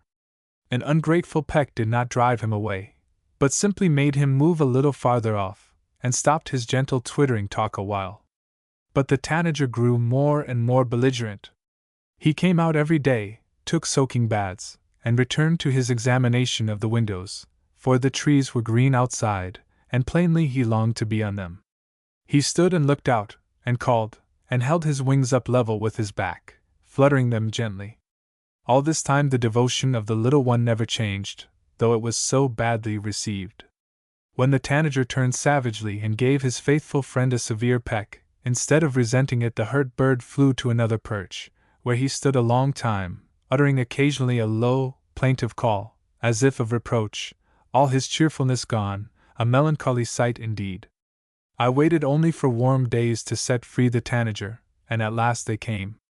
Early in June the bird was put into a traveling cage, carried into the country, where a lovely bit of woods and a pretty lake ensured a good living, and the absence of sparrows made it safe for a bird that had been caged. Then the door was opened, and he instantly flew out of sight. The bird left at home seemed a little lost for a few days, moped about, often visited the empty cage, but in a short time entirely abandoned it, and evidently looked no more for his friend. But he is changed too, not quite so gay as before, not so much singing, and not a word of the soft chattering talk we heard so constantly while his beloved friend was here. The Rosy Shield. One of the most winning inhabitants of my birdroom last winter bore on his snow-white breast a pointed shield of beautiful rose color, and the same rich hue lined his wings. With these exceptions his dress was of sober black and white, though so attractively disposed that he was an extremely pretty bird, the rose-breasted grosbeak. Nor was beauty his only attraction. He was a peculiar character, in every way different from his neighbors. He was dignified, yet his dignity was not like that of a thrush. He was calm and cool, yet not after the manner of an orchard oriole.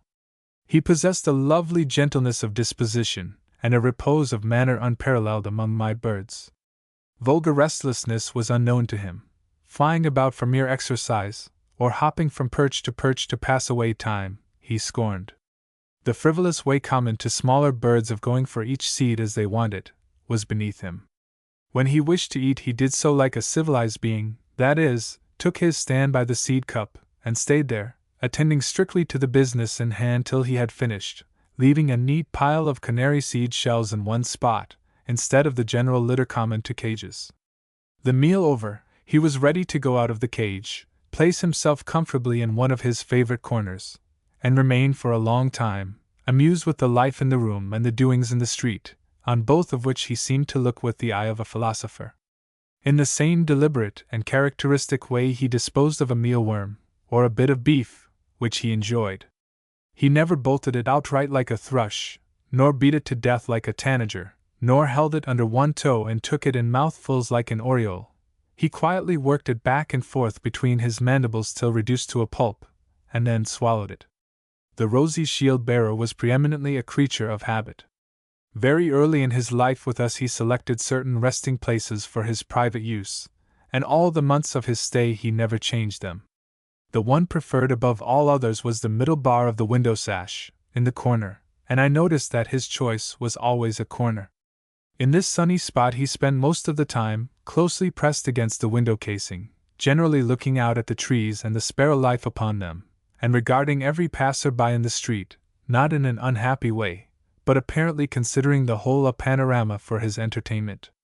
When events in the room interested him, his post of observation was a bracket that held a small cage, where he often sat an hour at a time in perfect silence, looking at everybody, concerned about everything, his rosy shield and white breast effectively set off by the dark paper behind him. Although thus immobile and silent, the grosbeak was far from being stupid. He had decided opinions and tastes as well defined as anybody's. For example, when he came to me his cage stood on a shelf next to that occupied by 2 orchard orioles, and he was never pleased with the position. He was hardly restless even there, while suffering what he plainly considered a grievance, but he was uneasy. I saw that something was wrong, and guessed at once that it was because his upper perch was 3 inches lower than that in the next cage, and to have a neighbor higher than himself is always an offense to a bird. As soon as I raised his cage he was satisfied on that score, and no more disturbed me in the early morning by shuffling about on his perch and trying to fly upward. But still things were not quite to his mind, and he showed it by constantly going into the cage of the orioles and settling himself evidently with the desire of taking up his residence there. He was so gentle and unobtrusive everywhere, that no one resented his presence in the cage, and he could have lived in peace with almost any bird. But I wanted him contented at home, and moreover, I was curious to find out what was amiss, so I tried the experiment of removing his cage from its position next to the lively orioles, and hanging it alone between two windows, where, although not so light, it had the advantage of solitude. The change completed the happiness of the grosbeak. From that day he no more intruded upon others, but went and came freely and joyously to his own cage, and from being hard to catch at night he became one of the most easy, proceeding the moment he entered his home toward dark to the upper perch to wait for me to close the door before going to his seed dish. In fact, he grew so contented that he cared little to come out, and often sat in his favorite corner of the cage by the hour, with the door wide open and the other birds flying around. Now, too, he began to sing in a sweet voice a very low and tender minor strain. Among his other peculiarities, this bird scarcely ever seemed to feel the need of utterance of any soft. On the rare occasions of any excitement he delivered a sharp, metallic click, a sudden alarm, like the attack of another bird, called out a war cry loud and shrill, and very odd, and in the contest over the important question of precedence at the bath he sometimes uttered a droll squeal or whining sound. Besides these, he made singular noises in bathing and dressing his feathers, which are not uncommon among birds, but are difficult to describe. They always remind me of the rubbing of machinery in need of oil. This beautiful bird was not easily frightened. The only time I ever saw him seriously disturbed was at the sight of a stuffed screech owl, which I brought into the room without thinking of its probable effect. I placed it on a shelf in a closet, and I soon noticed that the moment the closet door was opened the grosbeak became greatly agitated. He darted across the room to a certain retreat where he always hurried on the first alarm of any sort, and remained in retirement till the fancied danger was over, while the others flew madly about. In this place he stood posturing in much excitement, and uttering at short intervals his sharp click. For some time I did not understand his conduct, nor think of connecting it with the owl on the shelf, but when it did occur to me I tried the experiment of bringing it out into the room, when I immediately saw, what I should have remembered at once, that it was an object of terror to all the birds. The song of the rose-breasted grosbeak is celebrated, and I hoped my bird would become acquainted with us, and let out his voice, but I was disappointed in both respects, for he never became familiar in the least, and though not at all afraid he was very shy, and furthermore, upon my bringing into the room two small musical thrushes, the grosbeak, feeling, as I said, no need of utterance, readily relapsed into silence, and all the winter never sang a note. His conduct before the looking-glass indicated that he was not naturally so silent, and that he could be social with one who understood his language. Being unable to get another grosbeak, I tried to give him companionship by placing a small glass against one end of his cage. On seeing his reflection the bird was greatly agitated, began his low, whining cry, postured, bowed, turned, moved back and forth, and at last left the cage and looked for the stranger behind the glass. Not finding him he returned, had another interview with the misleading image, and ended as before in seeking him outside. At length he seemed to be convinced that there was something not quite natural about it, for, feeling hungry, he went, with many a backward glance at the glass, to the floor, took a hemp seed and carried it out into the room to eat, a thing he never did at any other time. I spoke of my bird's posturing.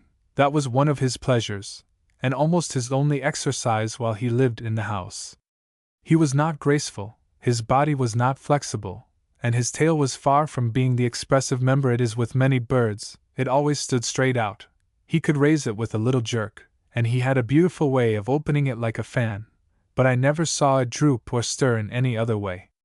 In these movements his head and tail maintained the same relative position to the body, as though they were cut out of one piece of wood, but he bowed and leaned far over on one side, with his short legs wide spread. He passed down a perch, alternately crouching and rising, either sideways or straight. He jerked his whole body one side and then the other, in a manner ludicrously suggestive of a wriggle. He sidled along his perch, holding his wings slightly out and quivering, then slowly raised them both straight up, and instantly dropped them, or held them half open, fluttering and rustling his feathers. He had also a curious way of moving over a long perch. He proceeded by sidewise hops, and at each hop he turned half round, that is, the first step he faced the window, the next the room, the third the window again, and so on to the end, coming down at every jump as though he weighed a pound or two. He was much addicted to sitting with breast feathers puffed out covering his toes, or sometimes with wings held a little way from his body, showing the delicate rose-colored lining, as though conscious how pretty he looked, and among other eccentric habits he often thrust out his tongue, first one side and then the other, apparently to clean his bill. Bathing and getting dry was conducted by this peculiar bird in a manner characteristic of himself. Slow to make the plunge, he was equally deliberate in coming out of the bath. When fairly in, he first thrust his head under, then sat up in the drollest way, head quite out of water and tail lying flat on the bottom, while he spattered vigorously with wings and tail.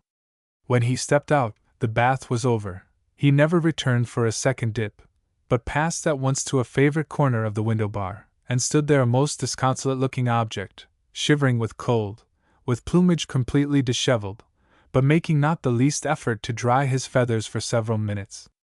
If the sun shone, he indulged himself in a sunning, erecting the feathers of his chin till he looked as if he wore a black muffler, opening his tail like a fan, spreading and crossing his wings over the back. This attitude made a complete change in his looks, showing white where black should be, and vice versa. This was the result of his peculiar coloring. Next the skin, all feathers were the common slate color, but outside of that each feather was black and white. On the back the black was at the tip, and the white between that and the slate color. On the breast this order was reversed, and the white at the tip. Thus when wet the white and black were confused, and he resembled an object in patchwork.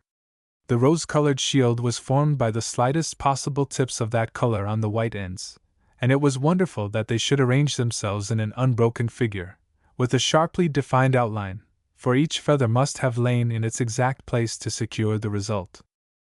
The different ways in which birds greet advancing night has long been a subject of interest to me, some restless and nervous, others calm, and a few wild and apparently frightened. In no one thing is there more individuality of action, and in my room that winter were exhibited every evening quite a variety of methods. A brown thrush or thrasher on the approach of darkness became exceedingly restless, flying about his cage, going over and under and around his perches, posturing in extraordinary ways, uttering at every moment a strange, harsh breathing sound. Two smaller thrushes met the evening hour by fluttering, and a queer sort of dance elsewhere described. Two orchard orioles saluted the twilight by gymnastics on the roof of the cage. The bluebirds made careful and deliberate arrangements for a comfortable night, while the grosbeak differed from all in simply fluffing himself out, and settling himself, on the first hint of dark, in the chosen corner, whence he scarcely moved, and as soon as objects grew indistinct he laid his head quietly in its feather pillow and stirred no more. The brightest gaslight an hour later did not disturb him. If a noise wakened him, he simply looked up to see what was the matter, but did not move, and soon turned back to his rest, when slight jerks of his wings, and faint complaining sounds, told that he not only slept, but dreamed. The bearer of the rosy shield was a persistent individual. Having once taken a notion into his head, nothing would make him forget it or change his mind. Fully settled in his preference for a certain perch on the window, the coldest day in winter, with the wind blowing a gale through the crack between the sashes, would not make him desert it. Driving him away from the spot had not the slightest effect on him. He returned the moment he was left in peace. Thinking that another cage was more convenient for his use, nothing short of absolute shutting the door would keep him out of it. Nor did he forget about it either. If the door was accidentally left open, after being closed for weeks, he entered as quickly as though he had been in every day. This bird never showed any playfulness of disposition. Indeed, he had too much dignity to do so. He never flew around the room as though he liked to use his wings, although they were perfect, and there was nothing to prevent if he chose. Nor did he display curiosity about his surroundings.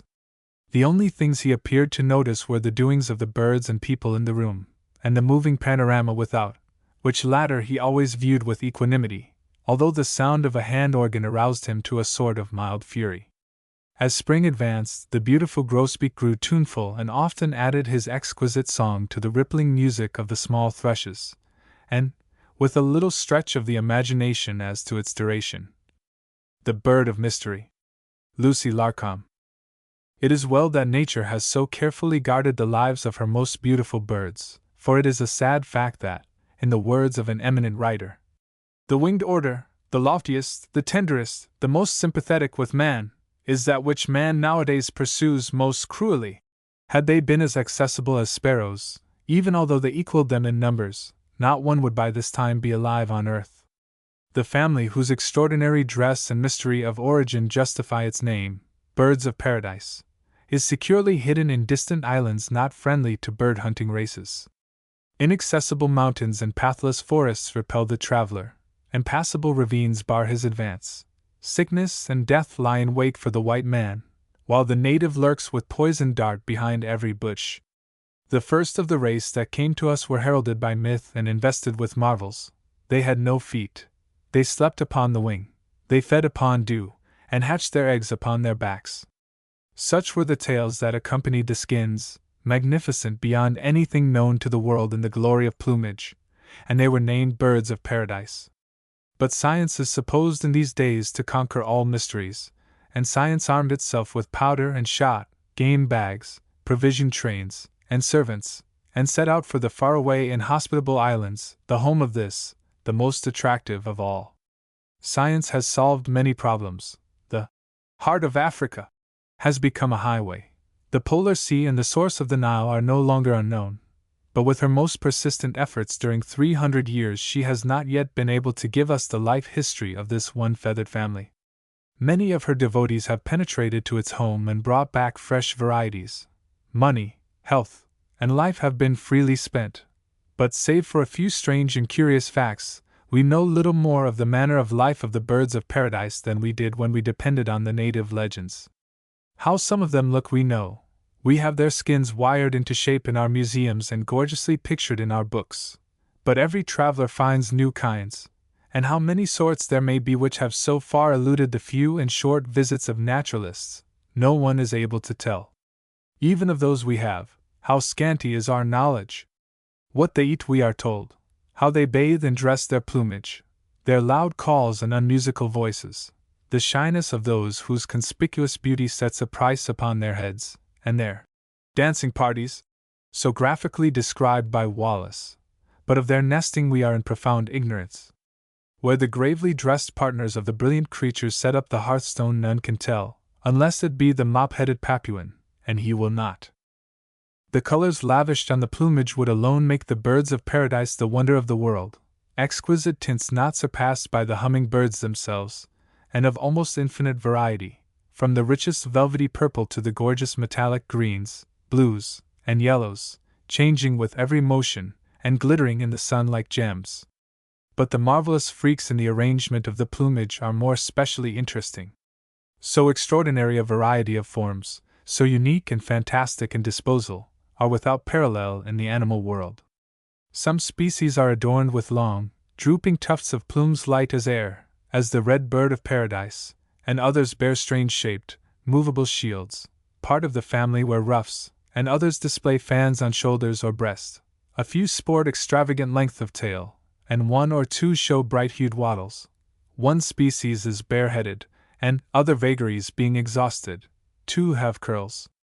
The greater number have an unusual development of 2 or more feathers into long, wire-like objects, with a patch of web at the ends. In one species these wires are formed into 2 perfect circles beyond the end of the tail. In another they cross each other in a graceful double curve, and in a third stand straight and stiff from the end of the feathers. The Sexpennies, or golden bird of paradise, has on the head 6 of these shafts, which it erects at pleasure, producing a singular appearance, and the standard wing has 2 on each wing, equally effective. Perhaps the most peculiar fact about the family is the power each bird possesses to change its form by means of these eccentric ornaments. All are erectile and movable in several ways, and a bird that is at one moment like our common crow in shape, may in the next show a dazzling array of waving plumes or vibrating fans, and be utterly unrecognizable for the same creature. It is evident to all bird students that feathers are as surely an index of the mind as are tails in cat and dog, and the manners and expression of this family would be a study of absorbing interest. Not to mention the birds already familiar in books, There are a few interesting peculiarities of some of the late discoveries, and the possible varieties are by no means exhausted, so that each new traveler who penetrates into their chosen home will doubtless have opportunity to see his own name Latinized into dignity and bestowed upon some brilliant and hitherto unknown bird, having a new disposition of plumage, or a color more beautiful, if conceivable, than any before. One of the most attractive of the recent additions to the list was made by Signor d'Albertis, and named for him Drepanurus albertisi. In a letter to a Sydney newspaper he tells the story of the discovery, which occurred while he was living in a Papuan mansion built upon the trunks of trees, and reached by means of a long ladder. From this unique residence he made excursions into the mountains, and among other things, had the good fortune to see two curious episodes in the life of the six-shafted bird of paradise. He found this bird, which is not new to science, to be a noisy and solitary fellow, roaming the thick woods alone, dining upon figs and other fruits, and indulging in the strange habit of dusting itself like a city sparrow. Happily he saw the whole operation. Selecting a suitable spot, the beautiful bird first cleared away the grass and leaves, and while the eager observer was wondering what all this preparation portended, suddenly flung itself to the ground, and rolled its rich plumage in the dust, fluttered the wings, elevated and depressed the 6 plumes on its head, and otherwise appeared to enjoy itself extremely. At another time the traveler witnessed a second uncommon scene in the deep interior of the forest. A bird of the same species alighted upon the ground, and after peering in every direction, either to make sure of being unobserved, or to discover an enemy or a friend, began a most singular performance, waving the 6 long plumes of the head, raising and lowering a small tuft of silvery white feathers over its beak, elevating a glittering crest on its neck, and spreading and drawing back the long feathers on its sides, every movement entirely changing its apparent shape. In a short time it began to jump from side to side and to assume an attitude of war, and all the time it never ceased uttering an uncommon note, as though calling for admiration or for a fight. Not long after this curious exhibition followed the observer's great prize, the Drepanurus albertisi, which is so rare that even to many of the natives it was a surprise. At the first glance this bird does not appear to deserve a place in the remarkable family. It is about the size of our common crow, brown on the back and lavender gray below, with a curved bill more than 3 inches long. But closer study reveals several peculiarities: a bare space of bright blue around the eye, brilliant green on the throat, and a pair of feathery tufts standing up on the forehead like horns, with the crowning attraction of 2 pairs of fans, one behind the other on each side of the breast, capable of being folded smoothly against the body, or spread wide in 2 gorgeous semicircles altering the entire outlines of the creature. The first of the 2 admirable ornaments, when in repose, appears of the same violet-gray hue as the breast, but when raised the bases of the feathers are seen to be of a brilliant red, giving the effect of longitudinal stripes. The second pair is much longer, with deep margins of splendid purple instead of the stripes. When the possessor of all this splendor spreads its 4 fans, it also erects the long tail and opens it widely into a 5th fan, which produces an astonishing effect.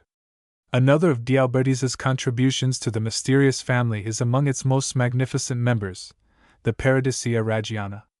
A fine specimen of this genus, mounted in the position described by Wallace as the dancing attitude of P. apoda, the floating plumes elevated in a golden glory above the head, is the gem of the collection in the American Museum of New York. It resembles the great bird of paradise, having long, airy plumes springing from under each wing. In general color golden brown, with yellow head and green throat. To this bird, as to others, beauty is a dangerous possession, and, as if feeling aware of the fact, it lives in the tops of tall trees, in the deepest forest, among the most inaccessible ravines. But wary though it be, one characteristic lures it to destruction: curiosity. A European hunter in his unfamiliar dress is an irresistible attraction. Nearer and nearer it comes, hopping from branch to branch, pausing at every step to observe and study the intruder, with neck stretched and wings flapping, every moment uttering a peculiar cry, no doubt equivalent to "Come and look!" For it brings others upon the scene, till the pretty sight is rudely ended by a shot and a death wound. The cry of distress brings the friends nearer, only to fall victims in their turn to the same murderous gun. Our traveler once surprised a female of this species, and a droll proceeding followed.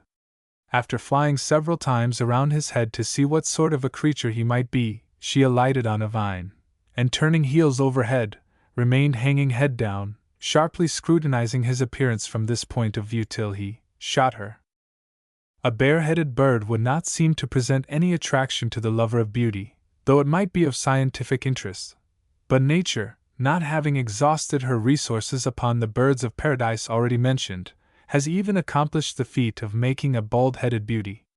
The bare skin on the whole crown is of a brilliant blue color most oddly crossed by narrow rows of minute feathers, which irresistibly remind one of the sutures of the human skull. That color shall not be lacking, it bears, besides the blue of the head, black, straw color, bright red, and green, and is further adorned with two very long central tail feathers, which reach far beyond the rest of the tail, and return, making a complete circle, a rare and lovely ornament. A good specimen is among the later arrivals at the American Museum. The Manicodia are the curly birds of paradise, and our knowledge of one of the latest and most novel of them is owing not to the indefatigable naturalists who have braved the dangers and discomfort of their wild island home, either to the English Wallace, the Dutch von Rosenberg, the Italian Beccari, nor to D'Albertis, nor Bruhu, nor de Meyer, whose names will be forever associated with the splendid family, but to a British officer of scientific tastes. M. Comrie is the largest, and has more curls than any other yet discovered, for they not only decorate the top of the head, but extend down the neck, and form ridges over the eyes. Even the tail partakes of the general curve, which makes it boat-shaped, and, most fantastic of all, the two middle feathers are nearly an inch shorter than their next neighbors, and turn over at the ends so as to display the different color of their inner surface, and form what ladies call revers. Such eccentricities are really not to be accounted for, as we cannot conceive they can be for any useful purpose, gravely says science in the person of an English authority. This severely disapproved of plumage is blue with green lights on back and head, and black edged on every feather, with purple on the breast. Another species of the curly family, the blue-green paradise bird, M. colibia, has been known to us for 100 years, but its habits are as much a mystery as its curls. It is exquisite in color, of the richest purple, glossy as satin, with neck of deep green, and all crinkled and curled over head and neck. The long-tailed bird of paradise is the proud possessor of 22 names, from which it were hard to make a selection. It is one of the largest, being 22 inches in length, most of which, however, is tail, and is splendid in soft velvet-like black with hints of green and blue and purple. On each side it carries a fan of curved feathers, and the plumes of the flanks are of the lightest and most delicate texture. Words cannot describe the grace and elegance of this bird, and the perfect specimen in the museum above mentioned is worthy of a pilgrimage to see. A changeable bird of paradise is the one remaining eccentricity conceivable to complete the variety in coloring, and this is found in the Epimachus elioti, a bird so rare that at the time Gould published his first work the specimen in his collection was unique, and naturalists in their excursions in the Papuan Islands have vainly tried to discover its home and learn its habits. The whole incomparable plumage is of rich changeable hues. In ordinary light, when perfectly motionless, the bird appears of a soft black, but on moving about the color varies from violet to maroon, from this to deep amethyst, and then to green, purple, and blue. A most extraordinary effect is produced when it faces the spectator with fan plumes expanded, reaching so far above its head that they look like a pair of arms thrown up. The most interesting though not the most beautiful of the family is the gardener bird, discovered a few years ago by the Italian naturalist Beccari. Here is a bird of paradise eccentric not in dress but in habits. His plumage is modest brown in several shades, so inconspicuous that the partner of his joys can wear the same tints, which she does. The bird is the size of a turtle-dove. Let the doctor himself tell the story of the discovery while walking through the beautiful forest, so thick that scarcely a ray of sunshine penetrated the branches. He says, "I suddenly stood before the most remarkable specimen of the industry of an animal. It was a hut or bower close to a small meadow enameled with flowers. The whole was on a diminutive scale, and I immediately recognized the famous nest described by the hunters of Brevu. After well observing the whole, I gave strict orders to my hunters not to destroy the little building. That, however, was an unnecessary caution, since the Papuans take great care never to disturb these nests or bowers, even if they are in their way. The birds had evidently enjoyed the greatest quiet until we happened, unfortunately for them, to come near them. I had now full employment in the preparation of my treasure. I took colors and brushes, and went to the spot, and made the sketch which I now publish. When I was there, neither host nor hostess was at home. I could not ascertain whether this bower was occupied by one pair or more, whether the male alone is the builder, or whether the wife assists. I believe, however, that the nest lasts several seasons. The pleasing description of the house and lawn, with its many decorations, has been widely copied. Being mostly near the entrance, says the grave scientist in conclusion, surprised into sentiment, it would appear that the husband offers there the daily gift to the wife, removing the objects to the back of the hut as they fade or wither. It is clever not only in building a house and lawn, but in imitating the songs and cries of other birds, and doing it so well, according to our author, that it brought his hunters to despair. So few birds of paradise have entered the scientific world alive, and so little is known of their manners, that the meager accounts we have possess unusual interest. So long ago as early in the century, Mr. Bennett, in his visit to Macao, wrote a statement of the ways of a great bird of paradise, a poda, which had been at that time in confinement 9 years. His description of the toilet of the most exquisite of birds is delightful. It washes itself regularly twice daily, and after having performed its ablutions, throws its delicate feathers up nearly over the head. The beautiful suballar plumage is then thrown out and cleaned from any spot that may sully its purity by being passed gently through the bill. The short chocolate-colored wings are extended to the utmost, and he keeps them in a steady flapping motion, at the same time raising up the delicate long feathers over the back, which are spread in a chaste and elegant manner, floating like films in the ambient air. In this position the bird would remain for a short time, seemingly proud of its heavenly beauty. I never yet beheld a soil on its feathers.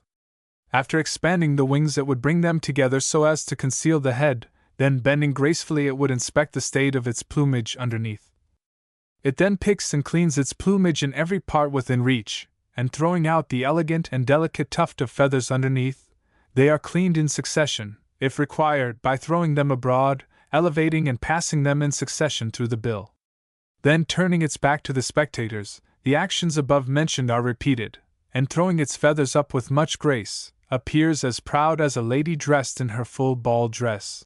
After further account of its taking grasshoppers from visitors, he concludes, should any of the insects fall to the floor of his cage he will not descend to them, appearing to be fearful that in so doing he should soil his delicate plumage. Almost equally charming is Mr. Bennett's observation of one that Wallace carried alive to London, which lived 2 years there and became exceedingly tame. It is this species whose dancing parties Wallace thus describes. On one of these trees 12 or 20 full-plumaged male birds assemble, raise their wings vertically over the back, stretch out their necks, and raise and expand their exquisite long plumes till they form 2 magnificent golden fans, which are kept in continual vibration.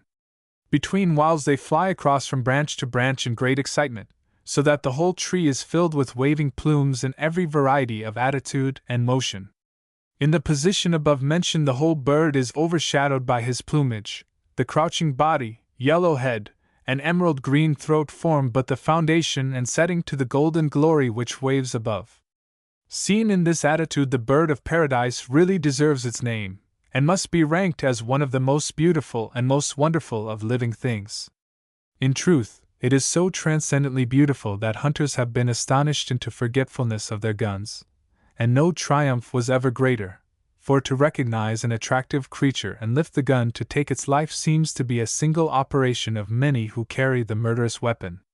The 12-wired, one of the better-known varieties of the birds of paradise, is usually figured, and probably always mounted, with its exquisite plumes closely folded against its sides, but the French naturalist and traveler Le Vaillant, in his large work published early in the century, gives a representation of it under the name of Le Nebuleux, with feathers expanded to the uttermost.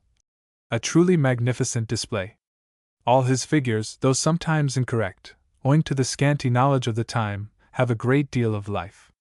Each bird is presented both in repose, with plumage all folded smoothly back, and in excitement, with every fan and ruff and erectile ornament fully spread.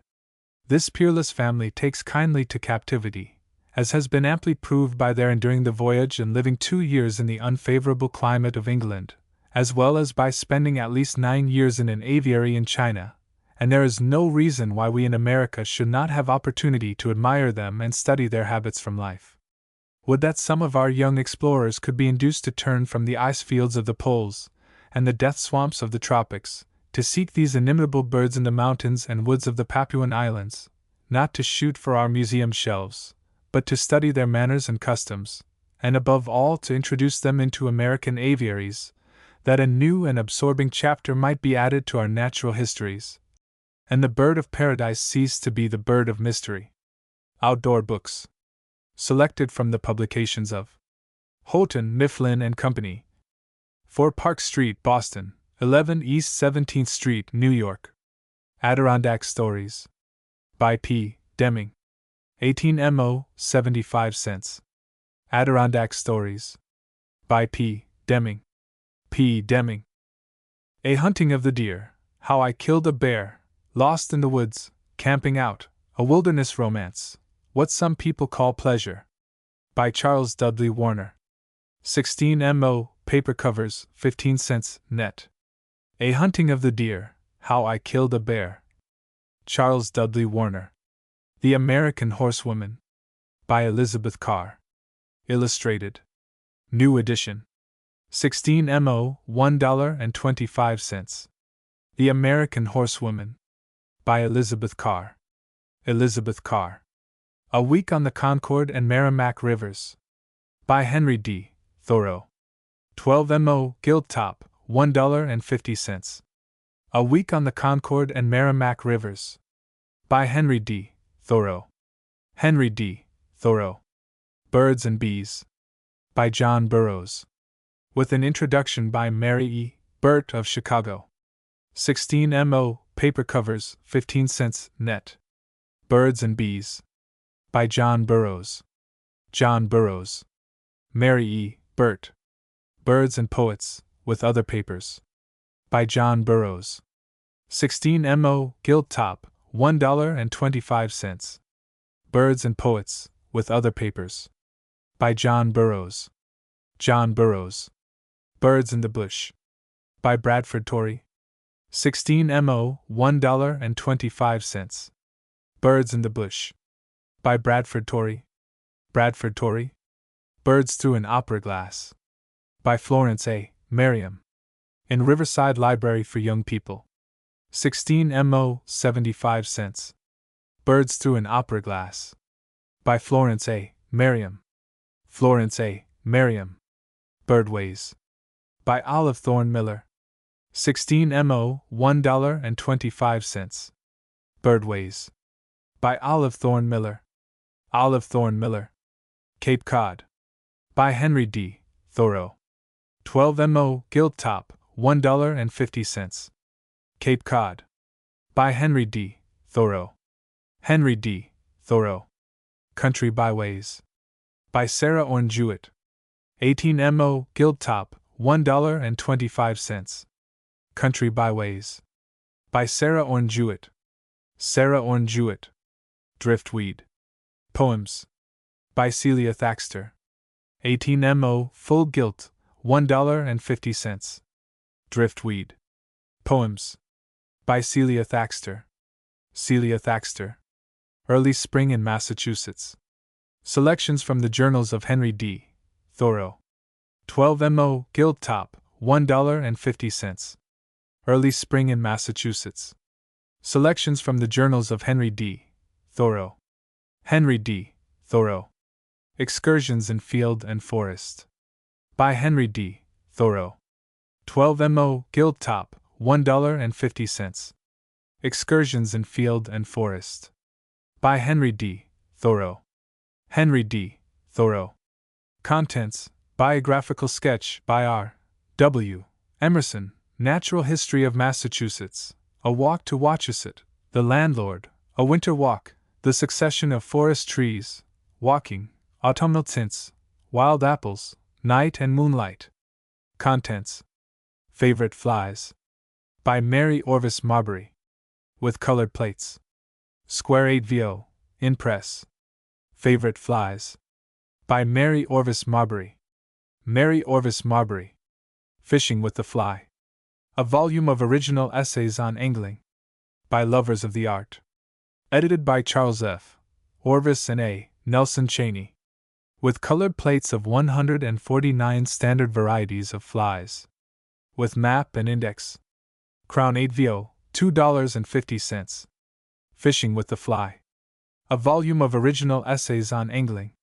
By lovers of the art. Edited by Charles F. Orvis and A. Nelson Cheney. Charles F. Orvis. A. Nelson Cheney.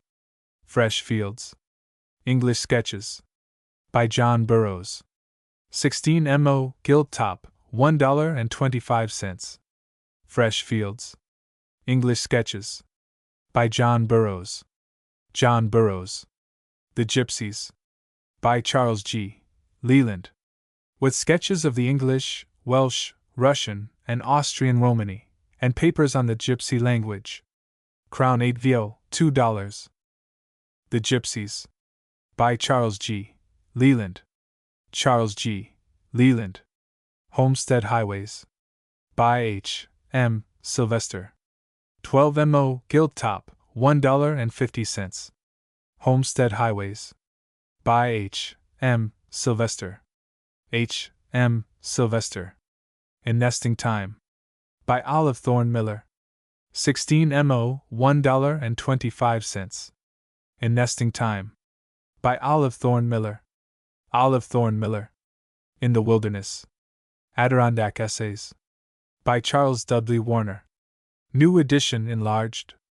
18 MO, $1. In the Wilderness. Adirondack Essays. By Charles W. Warner. Charles W. Warner. Land of the Lingering Snow. Chronicles of a Stroller in New England from January to June. By Frank Bowles. 16 MO, $1.25. Land of the Lingering Snow. Chronicles of a Stroller in New England from January to June. By Frank Bowles. Frank Bowles. Little Brothers of the Air. By Olive Thorne Miller. 16 MO, $1.25. Little Brothers of the Air.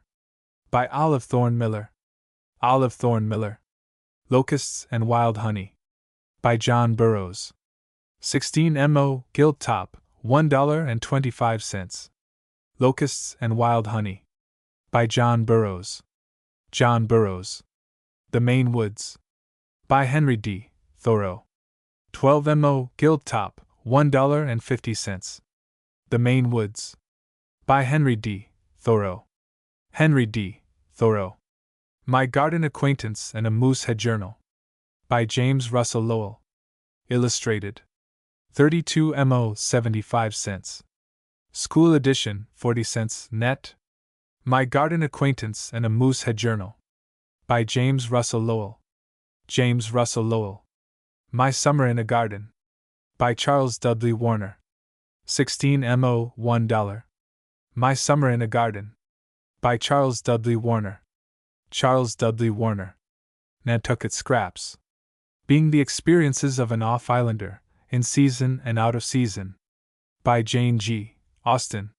16 MO, $1.50. Nantucket Scraps.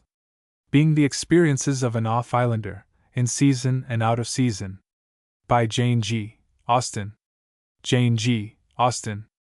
Nature. Little Classics. Volume 16. 18 MO, $1. Nature. Little Classics. Nature, together with love, friendship, domestic life, success, greatness, and immortality.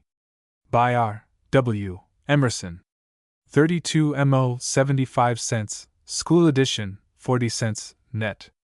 Nature, together with love, friendship, domestic life, success, greatness, and immortality. By R. W. Emerson. R. W. Emerson. On Horseback. A Tour in Virginia, North Carolina, and Tennessee. With Notes on Travel in Mexico and California. By Charles W. Warner. 16 Mo. $1.25. On Horseback. A Tour in Virginia, North Carolina, and Tennessee. With Notes on Travel in Mexico and California. By Charles W. Warner. Charles W. Warner. Pepacton. By John Burroughs. 16 Mo. Gilt Top, $1.25. Pepacton. By John Burroughs. John Burroughs. Poems. By Celia Thaxter. 18 Mo. Full Gilt, $1.50. Poems. By Celia Thaxter. Celia Thaxter. Poetic Interpretation of Nature. By Principal J. C. Sharp. 16 Mo. Gilt Top, $1.25. Poetic Interpretation of Nature. By Principal J. C. Sharp. J. C. Sharp. Prose Pastorals. By Herbert M. Sylvester. 12 Mo. Gilt Top, $1.50. Prose Pastorals. By Herbert M. Sylvester. Herbert M. Sylvester. A Rambler's Lease. By Bradford Torrey. 16 Mo. $1.25. A Rambler's Lease. By Bradford Torrey. Bradford Torrey. The Rescue of an Old Place. By Mary Caroline Robbins. 16 Mo. $1.25. The Rescue of an Old Place. By Mary Caroline Robbins. Mary Caroline Robbins. The Round Year. By Edith M. Thomas. Prose Papers. 16 Mo. Gilt Top, $1.25. The Round Year. By Edith M. Thomas. Edith M. Thomas. Rural Hours. By Susan Fenimore Cooper. New edition abridged. 16 Mo. $1.25. Rural Hours. By Susan Fenimore Cooper. Susan Fenimore Cooper. The Saunterer. By Charles G. Whiting. Essays on Nature. 16 Mo. $1.25. The Saunterer. By Charles G. Whiting. Charles G. Whiting. Seaside Studies in Natural History. By Alexander Agassiz and Elizabeth C. Agassiz. Illustrated. 8 VO, $3. Seaside Studies in Natural History. By Alexander Agassiz and Elizabeth C. Agassiz. Alexander Agassiz. Elizabeth C. Agassiz. Sharp Eyes, A Taste of Maine Birch, the Apple, and Other Essays. By John Burroughs. 16 Mo. Paper covers, 15 cents, net. Sharp Eyes, A Taste of Maine Birch, the Apple, and Other Essays. By John Burroughs. John Burroughs. The Shaybacks in Camp. 10 Summers Under Canvas. By Samuel J. and Isabel C. Barrows. With Map of Lake Memphremagog. 16 Mo. $1. The Shaybacks in Camp. 10 Summers Under Canvas. By Samuel J. and Isabel C. Barrows. Samuel J. Isabel C. Barrows. The Succession of Forest Trees, etc. by H. D. Thoreau. With biographical sketch by R. W. Emerson. 16 Mo. Paper covers, 15 cents, net. The Succession of Forest Trees, etc. by H. D. Thoreau. H. D. Thoreau. R. W. Emerson. Summer. Selections from the Journals of H. D. Thoreau. With Map of Concord. 12 Mo. Gilt Top, $1.50. Summer. Selections from the Journals of H. D. Thoreau. H. D. Thoreau. Tenting at Stony Beach. By Maria Louise Poole. 16 Mo. $1. Tenting at Stony Beach. By Maria Louise Poole. Maria Louise Poole. Up and Down the Brooks. By Mary E. Bamford. In Riverside Library for Young People. 16 Mo. 75 cents. Up and Down the Brooks. By Mary E. Bamford. Mary E. Bamford. Wake Robin.